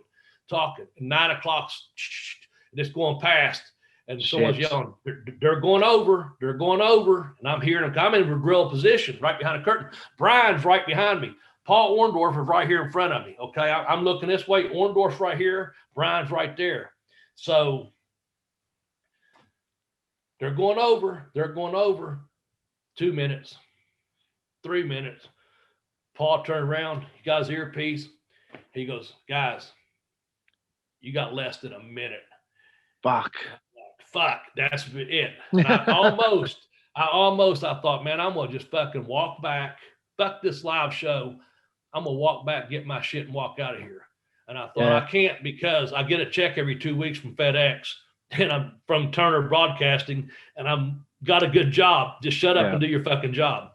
So I said, Paul, we got less than a minute. I said, what do you want me to do? He said, Bobby, all I'd do if I was you, I'd jump in, I'd kick him, give him a knee, kick him, do something to be aggressive, to show you've been aggressive. Brian, go to your finish. And that's why I said I wasn't sure it's 28 seconds. So it must have been the music and everything, because when the bell rang, basically, and Brian was right there, you know, he knows. So when I can't remember if I gave him a straight kick to the gut or a high knee. Either way, I kicked him, just a small cell.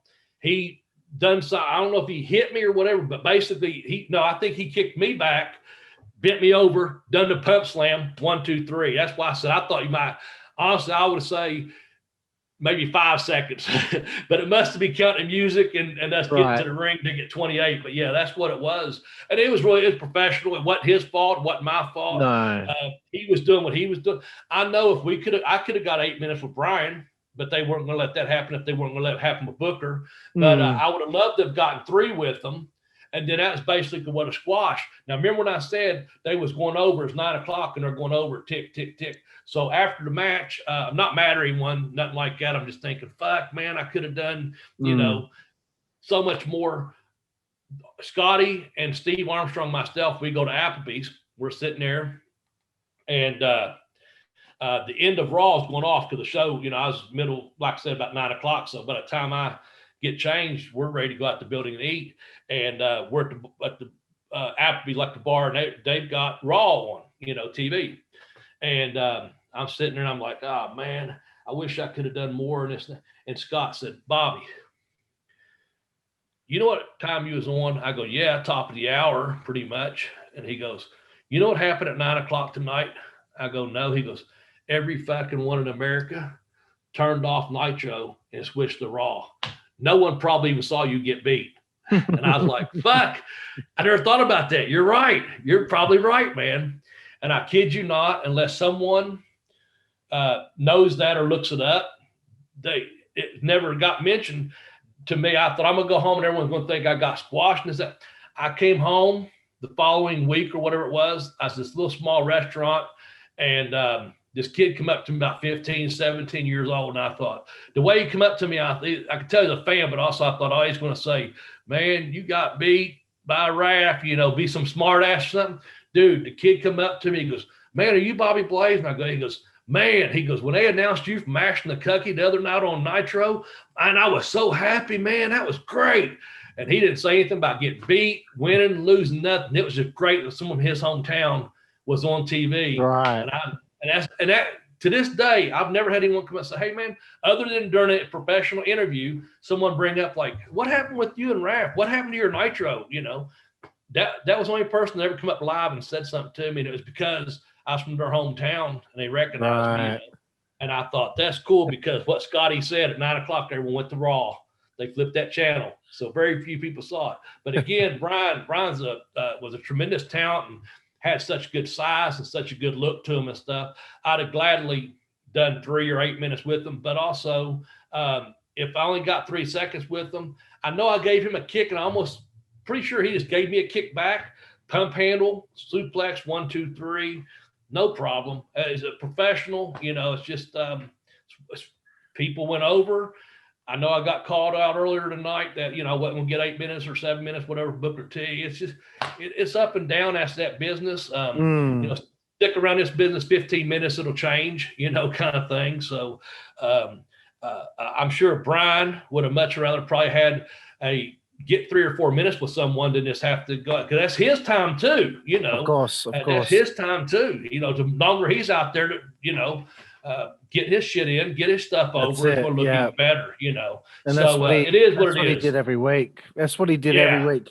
He because when I interviewed him, I talked about, man, like your moveset, you had grown so much. You were always getting your stuff in, but at the same time, he's always letting his opponent get a few things in too. Yes. As you alluded to earlier, you don't seem like anybody unless you beat somebody. Right. As opposed to just running through people, doesn't really mean as much, and it makes the person that they beat not look as good. But if they get a little bit in, they had to fight for that victory, so it looks a bit better.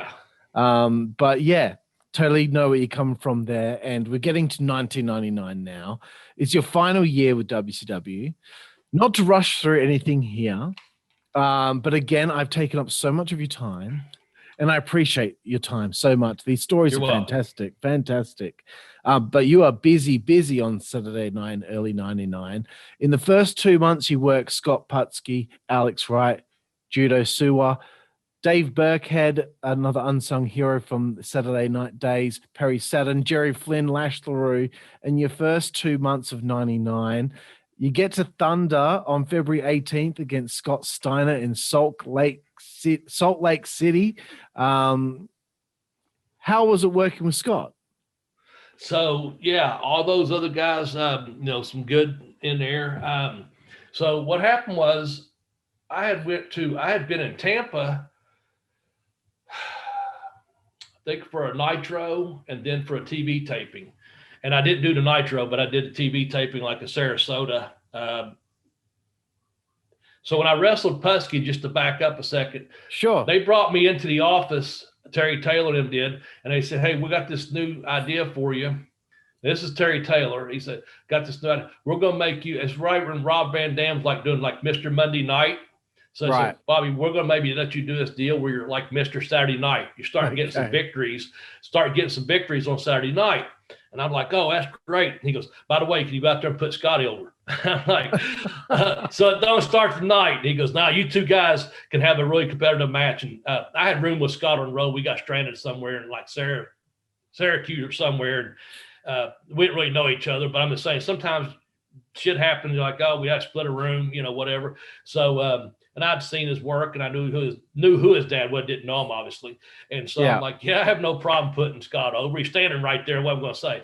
And he goes, just make it 50-50, have a good match, And I'm like, okay. So there went. So I'm like, okay. The next time I think I wrestled Alex right after that.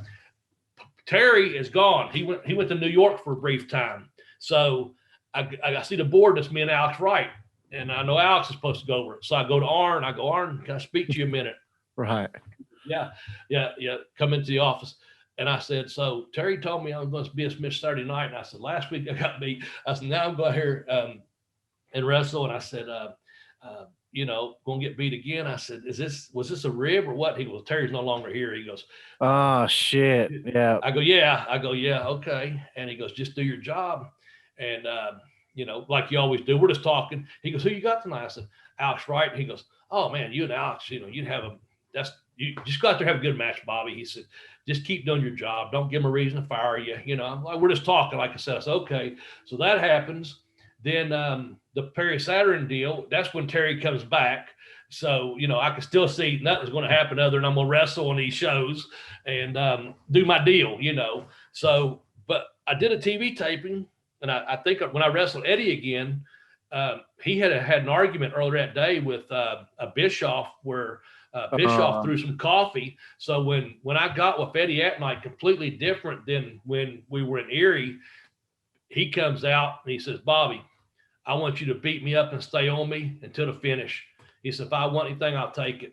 And that's all I was said. I knew something was wrong with him, He was down. There was in arguments. This was before, them guys are all starting to get heat. Him, Malenkos, and Benoit, they're all, that shit's starting to happen. I don't know. But I'm just saying, there's stuff going on I don't know about. And so I thought, well, that's a different Eddie. Now, we still had a good match, but I'd got a lot more in, but I just beat him up a little bit, to the finish.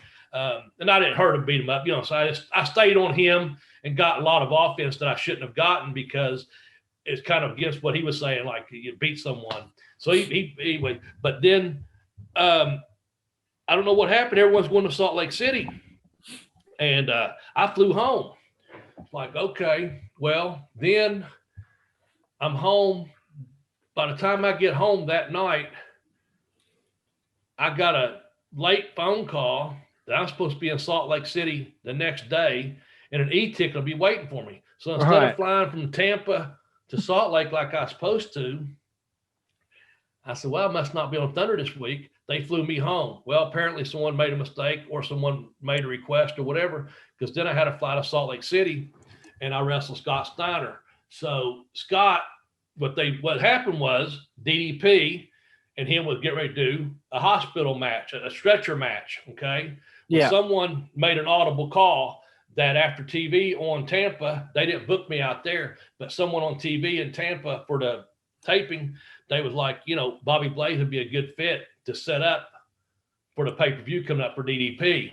So I didn't know at the time. I just think I'm just flying out there to Salt Lake City. Well, the reason was because I was supposed to make Steiner look good on Thunder so he could have the stretcher match with DDP on the Sunday pay-per-view. Right. I didn't know at the time. But when I get there, I get smartened up. And so I'm like, that's cool. I'm going to get some Thunder experience, whatever.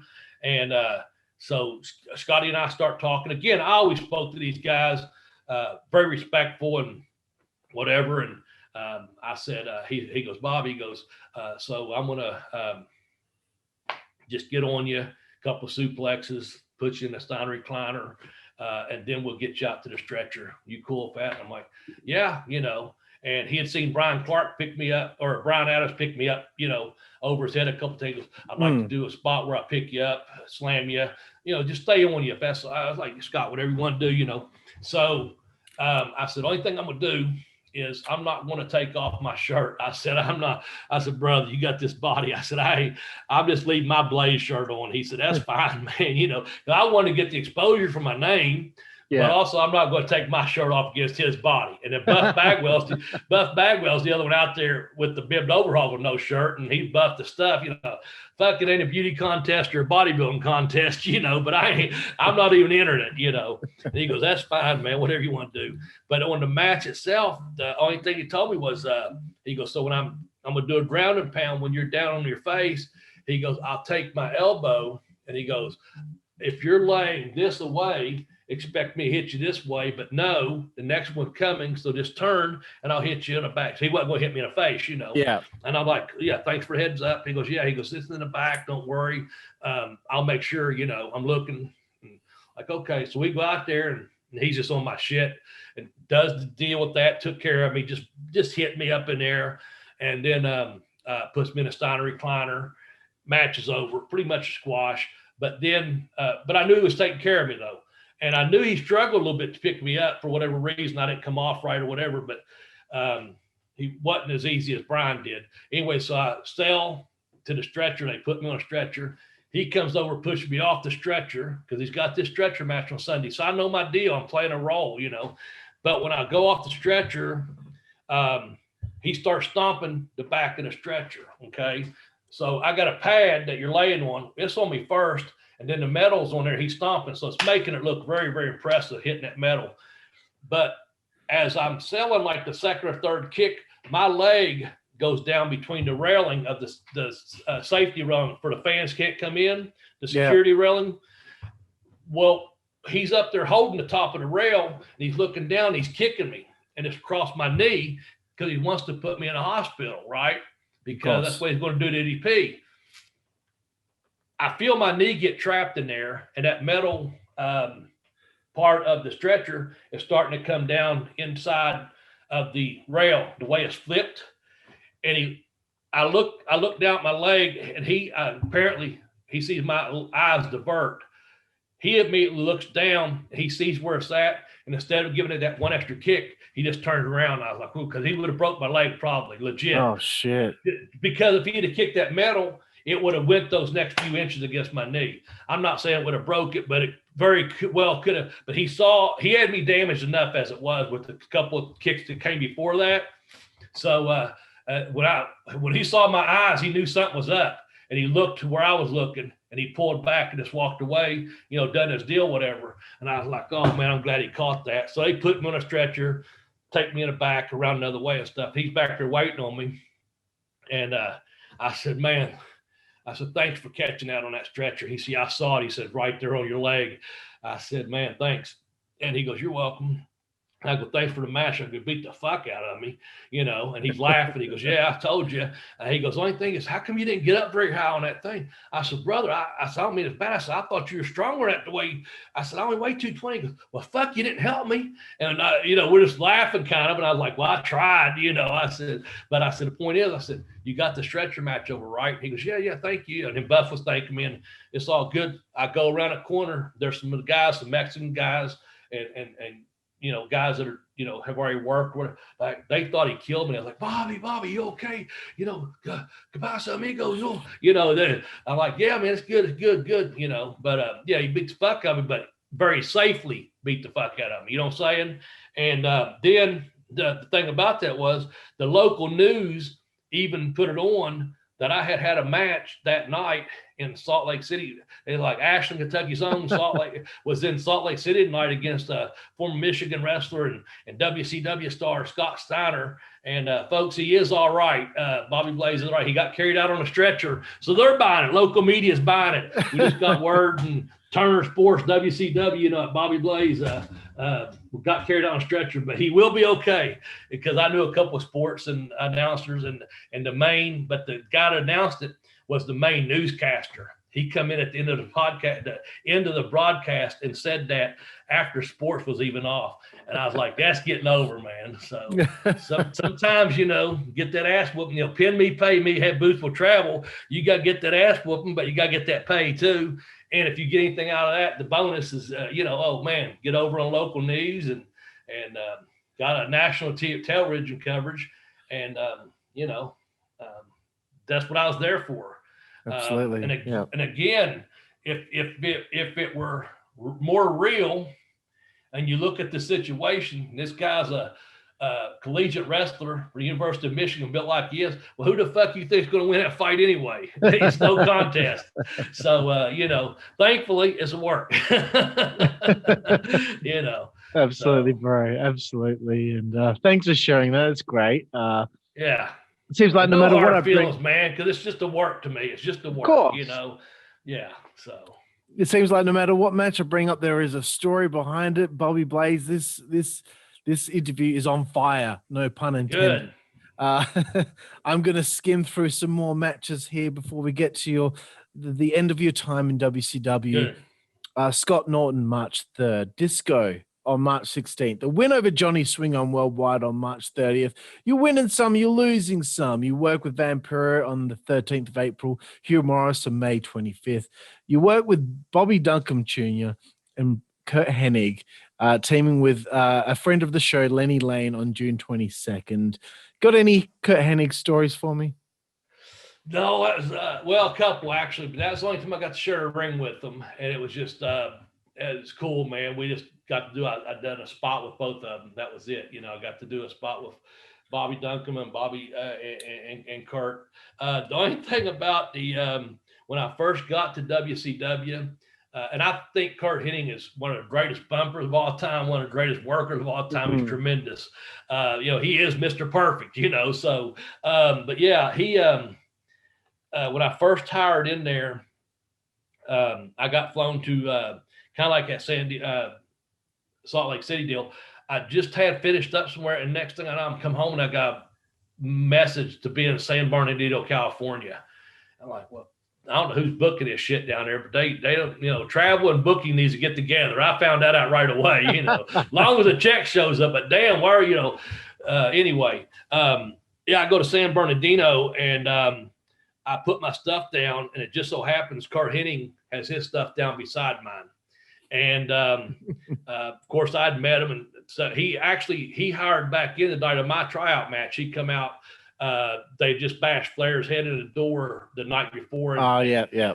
So anyway, Hennig come out, but anyway, so this is a couple months too late, whatever. But his stuff is right there beside mine, and I had my match. I come back and someone has put locks all over his bags and locked them to the fucking gimmick to the locker that's available. Yeah. And I thought, oh fuck, man, this is heat. Someone's in trouble, and I'm sitting right here. And so, and I'm not going to stooge anyone out because I didn't see anything happen. I don't know who done it. I later found out who done it, but I didn't know at that time. And I'm changing my shit. And I got a concussion that night. You know, I got hit pretty hard, and I'm just I'd already seen a doctor, and I'm getting ready to go back to LA. And then I go from LA, I got to fly fucking across the country again, whatever. But anyway, Kurt comes up and looks at his bag, and he gives me a serious look. He goes, who did this shit? And I go, man, I don't even know. I go, I had my match. I don't even know. Because if I knew, I wasn't going to tell you what. That's between them. Yeah. And he kind of lightened up. He kind of laughed. He goes, that's okay. He goes, I know who done it. He goes, we've been at this for 15 years, back and forth shit. He goes, I know who it is. And I go, okay. As long as you know it wasn't me, man. I said, I don't touch people's shit. Just so you know, I don't touch anything that's not mine. He goes, no, it's good. You know. And it come to find out it was something him and Mongo had done it. Right. They had been locking each other's stuff and messing with each other. So that came out like the next week. I caught up with them. That was ribbon, you know. So I was like, man, I'm glad he knew who done it because, you know, I didn't want any part of that, you know. But that's my only really Kurt Hennig story that I really interacted with, other than, you know, working that match was just the rapist crap thing they were doing, the of course, West Texas Rednecks or whatever, and just got in there and got out, you know, and Lanny, you know, he was in there trying to just get his push too at that time, just coming in. I don't know how long he had been there, but he was, you know, up and coming, and they just put two guys together. I think he was more of a tag with Lodi or whatever, you know, their deal versus me and Lanny being together, but that's just the way it happened. Of course. Yeah, of course. But no, thank you for sharing that. And it's always Kurt Hennig. It's always something to do with the padlock with him. I love all those stories. Yeah. Getting through 1999, Mikey Whipwreck on August 8th, Disco Inferno on August 17th. Yourself, Adrian Bird, and Dave Burkhead against Chris Adams, Dave Taylor, and Steven Regal. You guys were by DQ here. I assume Sid gets involved. This is when Sid's powerbombing everyone. And then, of course, the 2nd of September, yourself and Adrian Bird losing a handicap to Sid. this is all leading up to September 28th. You work with the. Oh, sorry. Did you have anything to say about the Sid thing? The couple of the road agents had changed, and so some of the booking had changed, and they're getting Sid over. And Sid came in, being pretty cool to everyone, being professional, laying people out and stuff. But then, as par for course, he started getting a little bit reckless there with some of the talent, and he was dropping people. I saw him drop Adrian. I was supposed to take a power bomb. He laid me out flat. And I was trying to roll away, and he grabbed me and gave me a choke slam and dropped me basically on my fucking head, but shit, I mean, I know it's not ballet, but you're supposed to take care of the talent, what the fuck that was. A battery, maybe, I don't know. Anyway, so yeah, just as you can see, they start putting me and Adrian together, and just some stuff that don't make sense, Of course, yeah. We got to wrestle the English guys, and I love that. And they William Regan came to me. He came to me for the match. He said, "Bobby, have a short arm tonight. Have a short arm in that tag match," because they didn't want me in there. They knew it was just going to beat the fuck out of everyone. Right. And I had that much respect. And then Zabisco, on the announcing, when he called it back, he's like, put me over because I'm the smart one not getting in the ring. He said, he gets in the ring. He does something because I got in there beating like Adrian up. And then he tags me. When I go in, Regal says, "Sunset me." So I get something on him, right? And I immediately tag back out. They go back to beat whoever up, and then Taylor's in the ring, right? And he's like, as soon as I get in, he goes, "Scoop slam me." And I slam him, and he goes, "Get out." So he made me look good while I was sitting there. Just for those hot seconds, Yeah. Makes you look good, But yeah, just a lot of changes. Plus, I knew my contract was expiring, Okay. So you're pretty much going to do your deal on the way out, and right. We'll see what I'm out of water. See what happens, So I understand, sir. And I wanted to bring it to your final match in WCW from my research. You take on Chris Benoit for the television championship in Rome, Georgia. This is interesting, isn't it? Like that first big, great match that you had in WCW, and it's coming full circle with your final match, as far as my research is concerned, on September 28th. When did you know it was time that your time in WCW was over, and how did you feel about that final match that you had? So after the Sid match, I had a concussion, and I had some torn oblique and a concussion by the time I came home the next day. So I had to go from my doctor's office. He immediately sent me to the emergency room to do some testing and stuff. So fortunately, everything just other than getting, stoved up a little bit, whatever. But so I had to have a 2-week clearance, before you go back on the road. And I actually knew what day my contract was to end, was like the 15th. But if you work over that day, if you work one day over, they have to roll it over for 90 days, So I knew my contract was coming up, and I knew I went to Lexington, Kentucky on a day off when they were at Rupp Arena, and had a talk with Kevin Nash, who was doing most of the booking. And I was like, are we going to negotiate another contract? I had went down to Smyrna, Georgia, there at the office, and had a talk with, after I wrestled Vampiro, that was a really good match, but I had a talk with Paul Orndorff, and he was like, just keep doing what you're doing. What are you making? Keep, nothing but positive vibes that way. But people could also see some people are there just hanging on to their last checks. So like at a Nitro, instead of 100, or a Universal, instead of 150 being there, 100 people showing up at a Nitro where 60 people are showing up. Now it's down like 30 people. It's just like lowering the numbers, and you can see people getting their pink slips all around you. So I went from here, and they fly you anywhere over a 5-hour radius. If it's within 5 hours, you drive, or if you go to a central location, you drive that 5-hour radius. And that's kind of the way it works on plane tickets. Well, I was booked in Virginia, Roanoke, Virginia. And I get to the town, and there's a big windstorm, very, very, very big windstorm. So people are getting flight delays and this and that. But Jimmy Hart's there, sweetheart of a guy, I'm trying to help everyone keep their job the best I can. He's like, Bobby, I don't have medical clearance. And I'm like, I got cleared, man. I got cleared like 2 weeks ago. I should be ready to go. And he goes, well, I can't let you work unless it's an emergency. He goes, just kayfabe it. He goes, man, help me get some talent together here. He said, man, people are calling in. They're stuck at these airports, blah, blah. So I hung out with Jimmy in the back, me and Jimmy Hart's I'm reporting to him like, so-and-so's here, so-and-so's here. And we had to get this match together.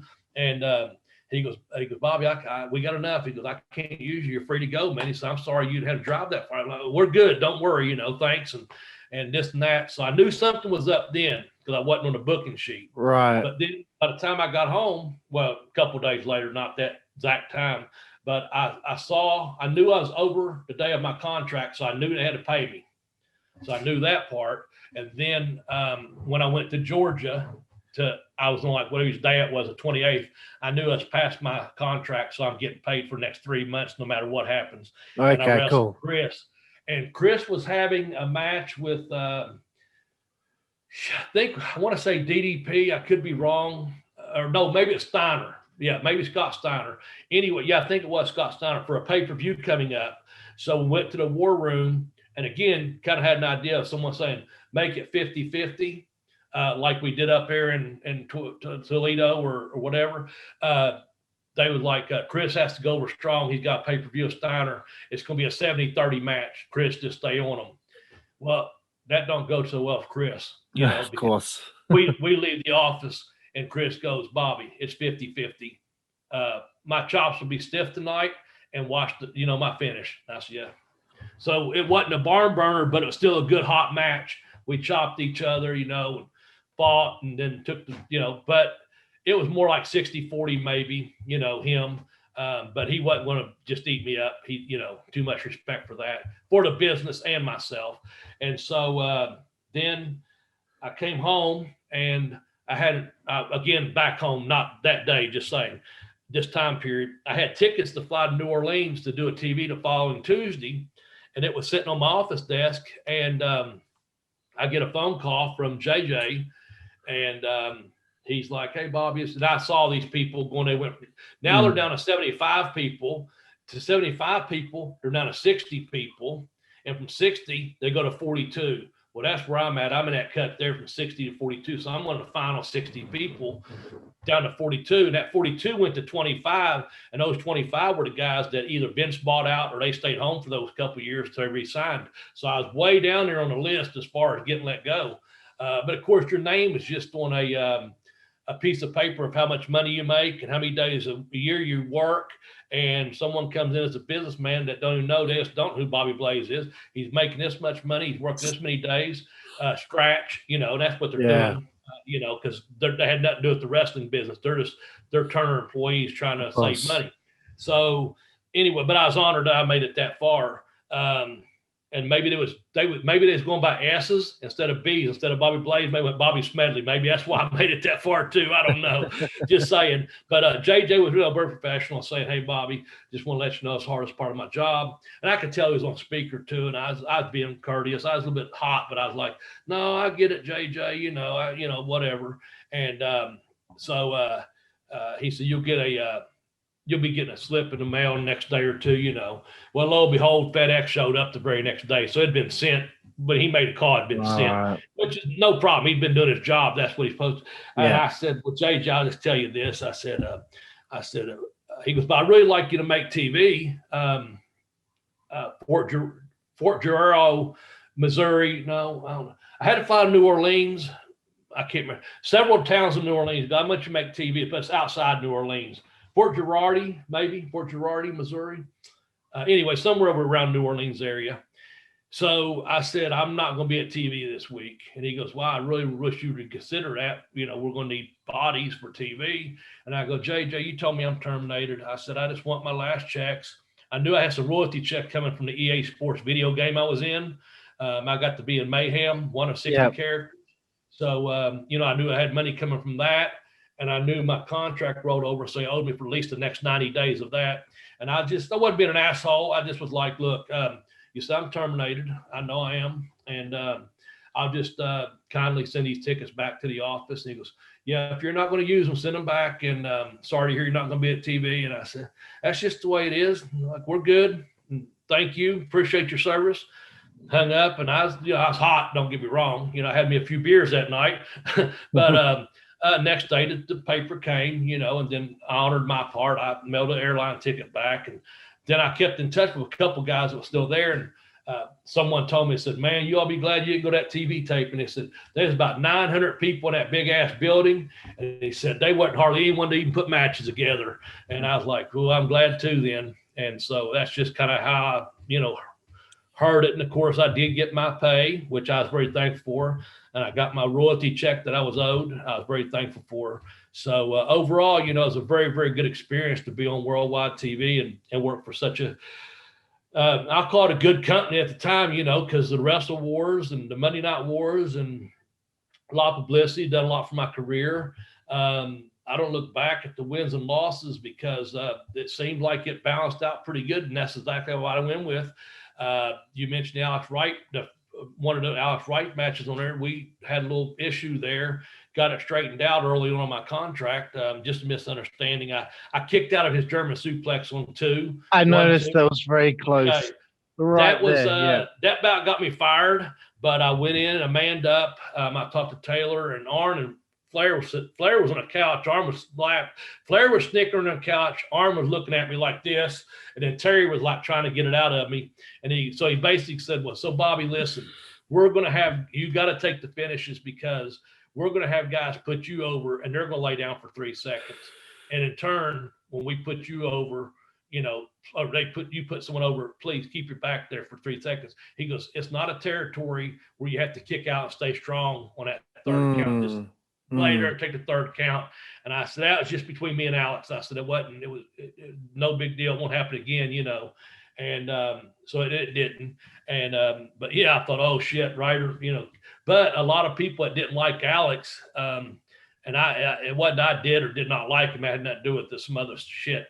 But the bottom line was, I would like go out to England. Robbie Brookside was there. And as soon as he came up to me, he said, I'd heard from someone else that Robbie Brookside said, because he must not like Alex very much, said, if you're running, and Robbie was there, he just didn't do a lot of TV. Yeah. And he said, if I ever see you, I owe you a beer. Well, that got back to me. So I went over to England. I was in this dressing room in the Isle of Wight, and here come Robbie Brookside. And I had my face, I'm looking out here, but I knew he was coming up the stairs. I'm looking out the window, like ignoring him, right? And I'm with Joe Kimball and Chad Collier. And I know Robbie's the next one coming through the door. I'm just sitting there like this. And he starts talking, hey, chaps, and starts talking to them too. And I got my back to him. Now, he knows I'm going to be on a tour, but he don't know that's me sitting there or not. He just, right.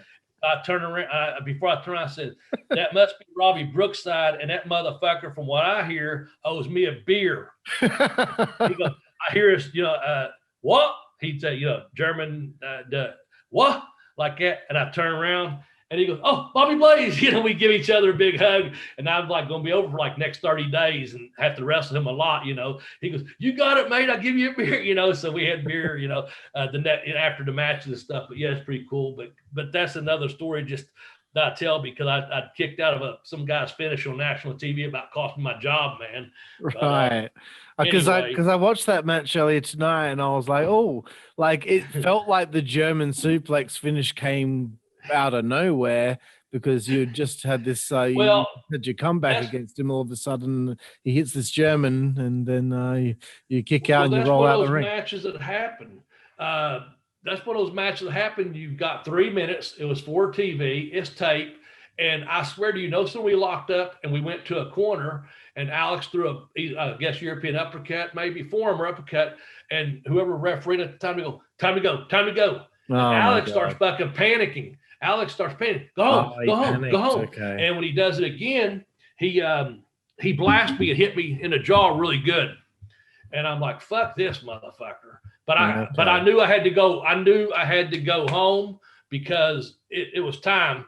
And so after he blasted me, rolled out to the middle, we went to do the German suplex. Well, I can't just jump up and start kicking the shit out of a guy. And it's not it's not his place to say, time to go home or not, because the referee was the one saying, we thought we had 3 minutes and we're in a match in the middle of 1 minute. He goes, go home. I kept my shit together. I know how to go home in 1 minute, but he already hit me and sold me to the corner. So I'm there wide open for him. But he panicked and fucking just jacked me, and I was like, I can't just run across and hit him because he wasn't in position. I can't take him off his feet because that doesn't make any sense. So let's just go to his finish. And then I did what I did, and I wasn't trying to be a prick about it. I was trying to make a statement, I know when to fucking go home. Don't have to hit me in the fucking face like that, or we'll have a problem. And it wasn't a problem. I mean, it could have been, because in the back we discussed, dude, you can't. And I knew what I was there for. And them guys from the power plant, they, some of them really good and had experience stuff. But if I'm there to make you look good, let me make you look good. I was like, I know we had a minute out. If you wouldn't have rushed. And guys like Pez Watley and Arn are telling them, if you listen to Bobby, it'll be okay. Just follow his lead. So I knew how to go from that corner to the middle of the ring in 1 minute and still make it come back and make it look good. But that's not what he wanted to do. And I'm there new, and I'm like, okay. And then again, I talked to Terry with Arn and Flair, and we get it all straightened out. So that's good. And Alex, I had no heat or anything. It's just I had to end up wrestling him again there. And easier match. Timing was better. No heat, nothing like that. No hard feelings. Of and course. I wasn't mad. Wasn't mad they even hit me in the jaw that way. I was just mad that calm the fuck down. Let's go from A to B. Let's take the finish, then go home. Go home. So that's all it was. But it got me some free beer out of it and a fun story out of it. So absolutely, it is what it is. Yeah, I appreciate that story, my friend. Fantastic. Wanted to bring it to after your time in WCW, you work on the independent circuit a bit. So this is nearly the end of 99. October 17th, 2004, for Mason Dixon Wrestling. This is, in my research, your final match. Correct me if I'm wrong. At the Blackberry Festival in Ravenswood, West Virginia, Buddy Rose and yourself wrestle, and he defeats you via disqualification. Is this your last match in wrestling, or is my research incorrect and there was another final match? What was that date? What was that date again? October 17th, 2004. 2004. Okay, so I went back to college, university, to finish my master's degree. I had finished my bachelor's in 4. I did stop in 2004. I don't know if that was my last match in 2004, only because in my mind, I went to Mullins, West Virginia, right outside Beckley, West Virginia, and I wrestled Chris King. And then I was scheduled to be on a JT Lightning show the following day on a Sunday. So it seems like right around that same time period, I took 2 more bookings, but only made one of them. And that was in Beckley, West Virginia. Now, I do recall those Blackberry festivals up there in Ravenswood, because I worked those every year for several years for a promoter up in that area. So what you're finding out there, I think, is probably 99% correct, but there's a chance that I may have done one more match after that within that month or so. And then when I came home, I called JT Lightning, and I wasn't going to make the Cleveland show the next day. I was just like, I've had enough. I'm finishing my degree. My back's fucked up. I'm got a family. They're getting a little bit older now. Spend more time at home. So yeah, that festival up there was always really, really fun to do. And Buddy was easy to work with and fun to work with. So that very well could have been especially documented, but I'm pretty sure I had one more match, and I want to say it was against a former student of mine named Chris King. I went up and done some TV up there, but that again, it could have been in September or it could have been November. So yeah, I'm not all the excellent. You've done your research, man. You did an excellent job. Kept it in order and everything. No, thank you. So I would not argue that your information is probably correct. In my mind, I might be like, oh, it could have been a month after or a month before. I know I wrestled one more time around that time. So, but yeah, we'll accept that, See, sometimes, Bobby, the internet can be incorrect. Like when I interviewed Mean Mike from Disorderly Conduct, we found out that there was a plethora of issues with the internet and the information on there. Me thinking that he had wrestled at this point and this was his final match. He's like, no, that never happened. Yeah. So sometimes the internet can lie. Yeah, is what I'm trying to say. I did have one more match, and I know it could lie because I'm going to ask you something. A little bit being fictitious. So, how close are you to Austria? Okay, because someone had went on that Wikipedia thing, and they had said that in '93 I toured Austria, and I'm like, someone either can't spell Australia or they don't know. But anyway, so at one point I was like, I've never been to Austria, so I know, and then some, they put those things on there, that. It's funny. One of my buddies was actually reading it to me. He goes, "Hey, I thought you was in Australia." This has been about 10 years ago. "Hey, I thought you was in Australia in '93, not Austria." I said, "Where the fuck did you get that?" He says, "On Wikipedia." I said, "Do you know how to change that?" He said, "Yeah." I said, "Change it. It was Australia, So get like that happens. Yeah, because we interviewed stuff. We interviewed Lance Von Erich a few weeks ago, and I talked to him about his final tour in Malaysia, and he's like, "I never wrestled in Malaysia." I got to wrestle in South Africa, and apparently he got to wrestle over there quite a bit. I think he lived there quite a while when I read that book, Lance. That's right. So, yeah. But I got to go over to South Africa. Woo, that was crazy. But another story, another time. So. Anyway, what you got for me, boss? Bobby, I want you to have the opportunity right now to take the floor and plug you've already plugged your books, but plug them again. Yep. And also your podcast, anything else, the wrestling school, like teaching students, everything you have in the bag. What's going on with Bobby Blaze? Tell everyone out there right now. Okay. Right now, my only social media I used to have Facebook. I used to have Instagram, but that's not my deal. I have Twitter. So if you follow me, I'm at Twitter at Bobby Blaze 744. That's my only, social media account I deal with. Bobby Blaze 744. You can go to Bell to Bell Blaze. That's a joint account on Twitter. That's in conjunction with Professor Jeremy Vilmer, the co-host, the Bell to Bell with Bobby Blaze podcast. We had a new one drop just this morning. It's every Tuesday morning it comes out. So my books are available on Amazon. You can go to tinyurl.com/blazebook1 and get Pin Me, Pay Me, have Boostal Travel. Or again, just go directly to Amazon. Or you can go to tinyurl.com/blazebook2 and it'll take you to, I kicked that on To the Educational Wrestler. Or again, you can go to Amazon directly. Also have 3 little ebooks on there that you can purchase. One's a little Christmas story, one's a little naughty story, and one's actually called Yard Time, which is inside of the second book, but it stands as a standalone story because we done a show at a federal prison one time, and it's really fantastic show. But again, if you want to reach out to me, get me up on Twitter at Bobby Blaze 744. I'd love to hear from everyone. It's positive vibes only. I do links. I do motivation. A lot of pro wrestling, books, and authors. Also, I've been helping at the FTC. It's Failure to Conform. They've opened I've done some business with them before. They have some upcoming promotional shows now that things are starting to open back up. I've been helping with some of their students it's called The Art of Grappling. And I've been going over there a couple of days a week. I've got some really promising students that are learning the professional wrestling style. Now myself, I do not get in there and try to wham bam and do all the stuff I could do back in the day, but I have my brain and I have a couple other people that are very willing to learn, and also some younger people I've taught in the past that are out now teaching the Malenkos way, because I do it in a system as for your basic training, how you start this and then how you start getting your bookings and things like that. So I'm involved with the Art of Grappling, and I have to, send a shout out to them.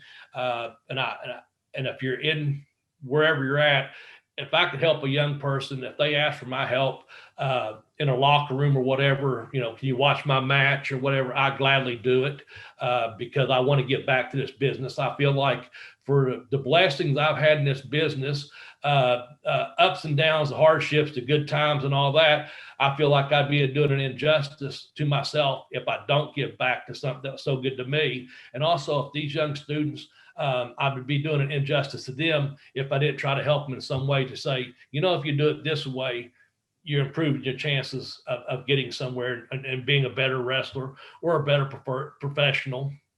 Or as Malenkos taught me, maybe you learn something in life that, hey, make you a little bit better person. Not that I'm a good person, just saying, you might pick up a good trade or two, just saying. But again, I'm at Bobby Blaze 744 on Twitter. There is a YouTube page, channel rather. The person running it sadly passed away a couple of years ago, but there's got about 1.8 million views on the tinyurl.com/BBBB video. It's just the Bobby Blaze podcast video. There's a whole bunch of videos, top 10 toughest guys in the wrestling business, top 10 baby faces, top 10 heels, top 10 buildings to work in throughout the world. It was a whole bunch of top 10s and then it's got, like I said, a gentleman's agreement with myself and Dan Severn. And it's got several matches on there. I don't know what all's on there really. It's just a lot of stuff. I know that. And man, it's just a pleasure to be on your program. I do appreciate it. I'm so glad to be honored to make a new friend in Australia because I loved your country so much. I'd have loved to have come back through the years. It just didn't work out. And who's to say, maybe if the world's opening back up, maybe I'll get over there again. Who knows, man? We'll just have to see. And thankfully, the world is opening back up. I hope our things, are better there too. They seem to be getting a little bit better here. Of course, who knows if everything in the fucking world is crazy half the damn time anyway, So just get up and take a breath and be happy, man, Absolutely, Bobby. Absolutely. And this brings me to my segment 5-Second Frenzy, Bobby. Okay. We've gone nearly 4 hours now, I believe. Damn. This is what happens. Time flies when you're having fun, Bobby. Okay. Yes, sir. 5-Second Frenzy, you've got 5 seconds to answer each question. Even if you don't make the 5 seconds, it's okay. Most wrestlers can't answer questions in 5 seconds, but We'll give it a red hot go here. First question on 5-Second Frenzy. Bobby, who is your favorite wrestler of all time? Terry Funk. Excellent answer. Who was your favorite opponent? Oh, man. Chris Candido. Excellent. Another great answer. Who would you say, and what would you say would be your favorite match you've ever had? What's one match you look back on being like, that's the essential Bobby Blaze match? Chris Benoit match from Toledo, Ohio. Yeah. On Saturday night. Excellent. Yep. Thought that might be the answer going into this interview. And I'm going to talk a little bit about that match when we're done with this. Favorite book? Favorite book, The Great Gatsby. We've had that answer before, actually. Fantastic. Favorite TV show, Bobby? Oh, man, I've got a couple. I'll say tough. I know I'm going 5 seconds. I've got my top 5, but I'll just say Sopranos. Oh, bro, right here. Yes. Yeah. I've seen the series 3 times through. And myself as well. I'm so obsessed with it that I would actually have dreams that I was in the whole crew. Hey, Tom. I've done that. Really? Hey, Tom. How you doing, T? How you doing? Bobby, favorite film? Favorite film? Taxi Driver, 1976. Oh, bro. Great choice. Favorite musical artist? Shit. I'm such a fan of several music artists. I'm looking at a fucking Dark Side of the Moon poster on one wall here. I'm a huge Doors fan. Yes, bro. Yeah. Yes. I'll probably just go old school. I'll go Doors and then Pink Floyd. Oh man, I know the lyrics to almost every Doors song. One of my favorite bands. I know I'm wearing a Guns N' Roses shirt tonight by the Doors. Yeah. One of the first bands that really just turned me on, my friend. So I'm digging it. I'm digging your answers, and I know the Doors that of perception, you know. That's it. If you ever make it to Australia, I'm gonna fucking cook you a barbecue. We can have some beers. And we're gonna listen to the Doors. Okay. I love it. I love it. Favorite place to eat on the road, Bobby? Fuck. Waffle House. We get that answer a lot too. Denny's and Cracker Barrel also get a good shout out. What is your favorite alcoholic beverage? Oh man. I'm sitting here looking at a Miller Lite beer mirror. So I go Miller Lite, although being from Kentucky and whiskey and bourbon, I generally would drink some bourbon in the winter months or something. I have a shot or two or whatever, but generally I'm a beer. I'm a Miller Lite guy. I drink me a few Miller Lights, have me a shot or two, and I'm good, you know. So yeah. Sounds good. Sounds like a good evening right there. The second last one on 5 Second Frenzy, Bobby Blaze, is one of my favorite ones because we get a wide array of answers for this. What is your favorite female body part? You want to go check out a woman. What's something that you always tend to go to first? I'm a leg man. Okay. I go to legs, but I'll tell you this, it's no secret. I love a girl that's got pretty feet. Okay. And a good ass. So I'll take legs. I'll take ass over breast every day. But let me ask you this. Do you know what perfect legs are? Mm-hmm. Perfect legs are feet on one end, pussy on the other. It always leads to the glory land. That's right there. Yes. The promised land is what I meant to say. But yeah, so legs. Also, let me say this. Eyes. I'm a big into eyes. I want to see a girl's eyes. If I'm looking at a girl's eyes, that can just lead to so many different things. So I know what you mean. Legs, body part, and legs, you know. So anyway. Excellent. I'm sure you know a little bit about someone called Stacy Keebler. That's probably the best pair of legs I might have ever seen in my life. Last one, Bobby Blaze. I think I know the answer here. It's your favorite curse word. Fuck. Motherfucker. Fuck me running backwards. I knew it. Yeah. And it is the most popular answer on the show, but I could tell throughout the interview, the F-bomb is certainly a popular one with one Bobby Blaze. But Bobby, thank you so much for doing this interview with me. This has been nearly 4 hours and it's been so fun the whole time. My face is hurting from smiling so much. Good. And before I sign off, what I want to say is this. I told you before that I'd seen so many episodes of WCW Saturday Night. Yes. And there are 2 matches out of that whole time that I always remembered. This is from 95 to 2000 when they stopped doing the show. I remembered Len Denton one-on-one with Eddie Guerrero, and I remember Bobby Blaze versus Chris Benoit. Those 2 matches, and that's a long show. That's a 2-hour show. That there might be 11, 12 matches in every show. 2 matches that I remember from that period of time. Those are the 2 that I remember. So that's the first thing I wanted to say. The second thing I wanted to say is that I live in the most isolated city in the world, Perth, Western Australia. So for you to have had the reach, for me, this guy right here, living here, to have been like, fuck, Bobby Blaze is fucking good at what he does. You reached this far in the world, so that is an incredible achievement. And also the fact that you were assigned to one of the major companies when wrestling was at its hottest.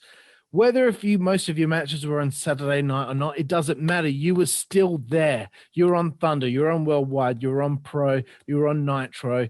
You were a part of one of the biggest companies during the hottest time in wrestling. So, saying all of those things, I hope that you are incredibly proud of everything that you accomplished in the wrestling business because, again, from the most isolated city in the world, Perth, Western Australia, I know who you are, and I am proud of everything that you achieved, my friend. Man, it's good to hear that, and I'm honored that you said that because sometimes I have to be reminded be reminded of those things because I tend to just play it down. But thank you so much. And I am proud. And you've made me proud by just recalling some of these things. And like you, I started to say something a second ago. My face is hurting from smiling so much. So I think that's a good thing, you know, between friends that we've made friendship here and good conversation. Because I've honestly, my cheeks right here are hurting from smiling, and that's a good. That's from the heart, man. That's love. You know what I'm saying? That's good stuff. That's the good stuff we want. You know. So that's cool. So thank you for the smiles, man, and the time that you took out of your busy, you know, schedule to interview me and have a conversation, really, you know, and also for doing your research, man. It's very well researched out, very well. Thank you, Bobby. I really appreciate it, my friend. And if you ever are seeking a guest on your own show and you can't find anyone, look, I'm the bottom of the barrel right here. You can pick me up and I'll do your show.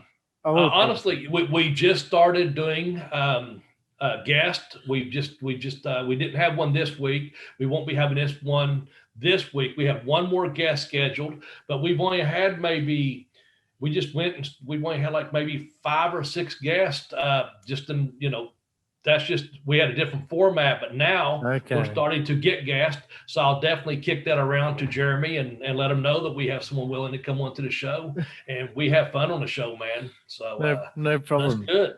Yeah, I'll definitely consider it. And if Jeremy, now the thing is, we start taping our show about this time it is right now, 2 p.m. Eastern Standard Time, because Jeremy's on California time, and I think you're 14 hours ahead of me. So, you know, if you can handle it at that time for about 45 minutes, we'll definitely consider it, man. And we don't do video, we do audio only. So that might make it easy too. Anything for you, Bobby. Anything for you. No, that means I can just wear my pajamas for it. So that's fantastic. But again, Bobby, thank you so much for your time tonight, my friend. And I feel like we're going to be friends from here on and we'll always be in touch. So thank you for speaking with me tonight, my friend. My pleasure. You have a great evening. You too, sir. And thank you, everyone out there watching the Insider's Edge podcast here on the WZWA Network in conjunction with Blue Wire Hustle. I finished a bottle of red here tonight. I'm your host with the most on the West Coast, Californian Fairy, with my new friend, Bobby Blaze, and we will see you next time. Thank you.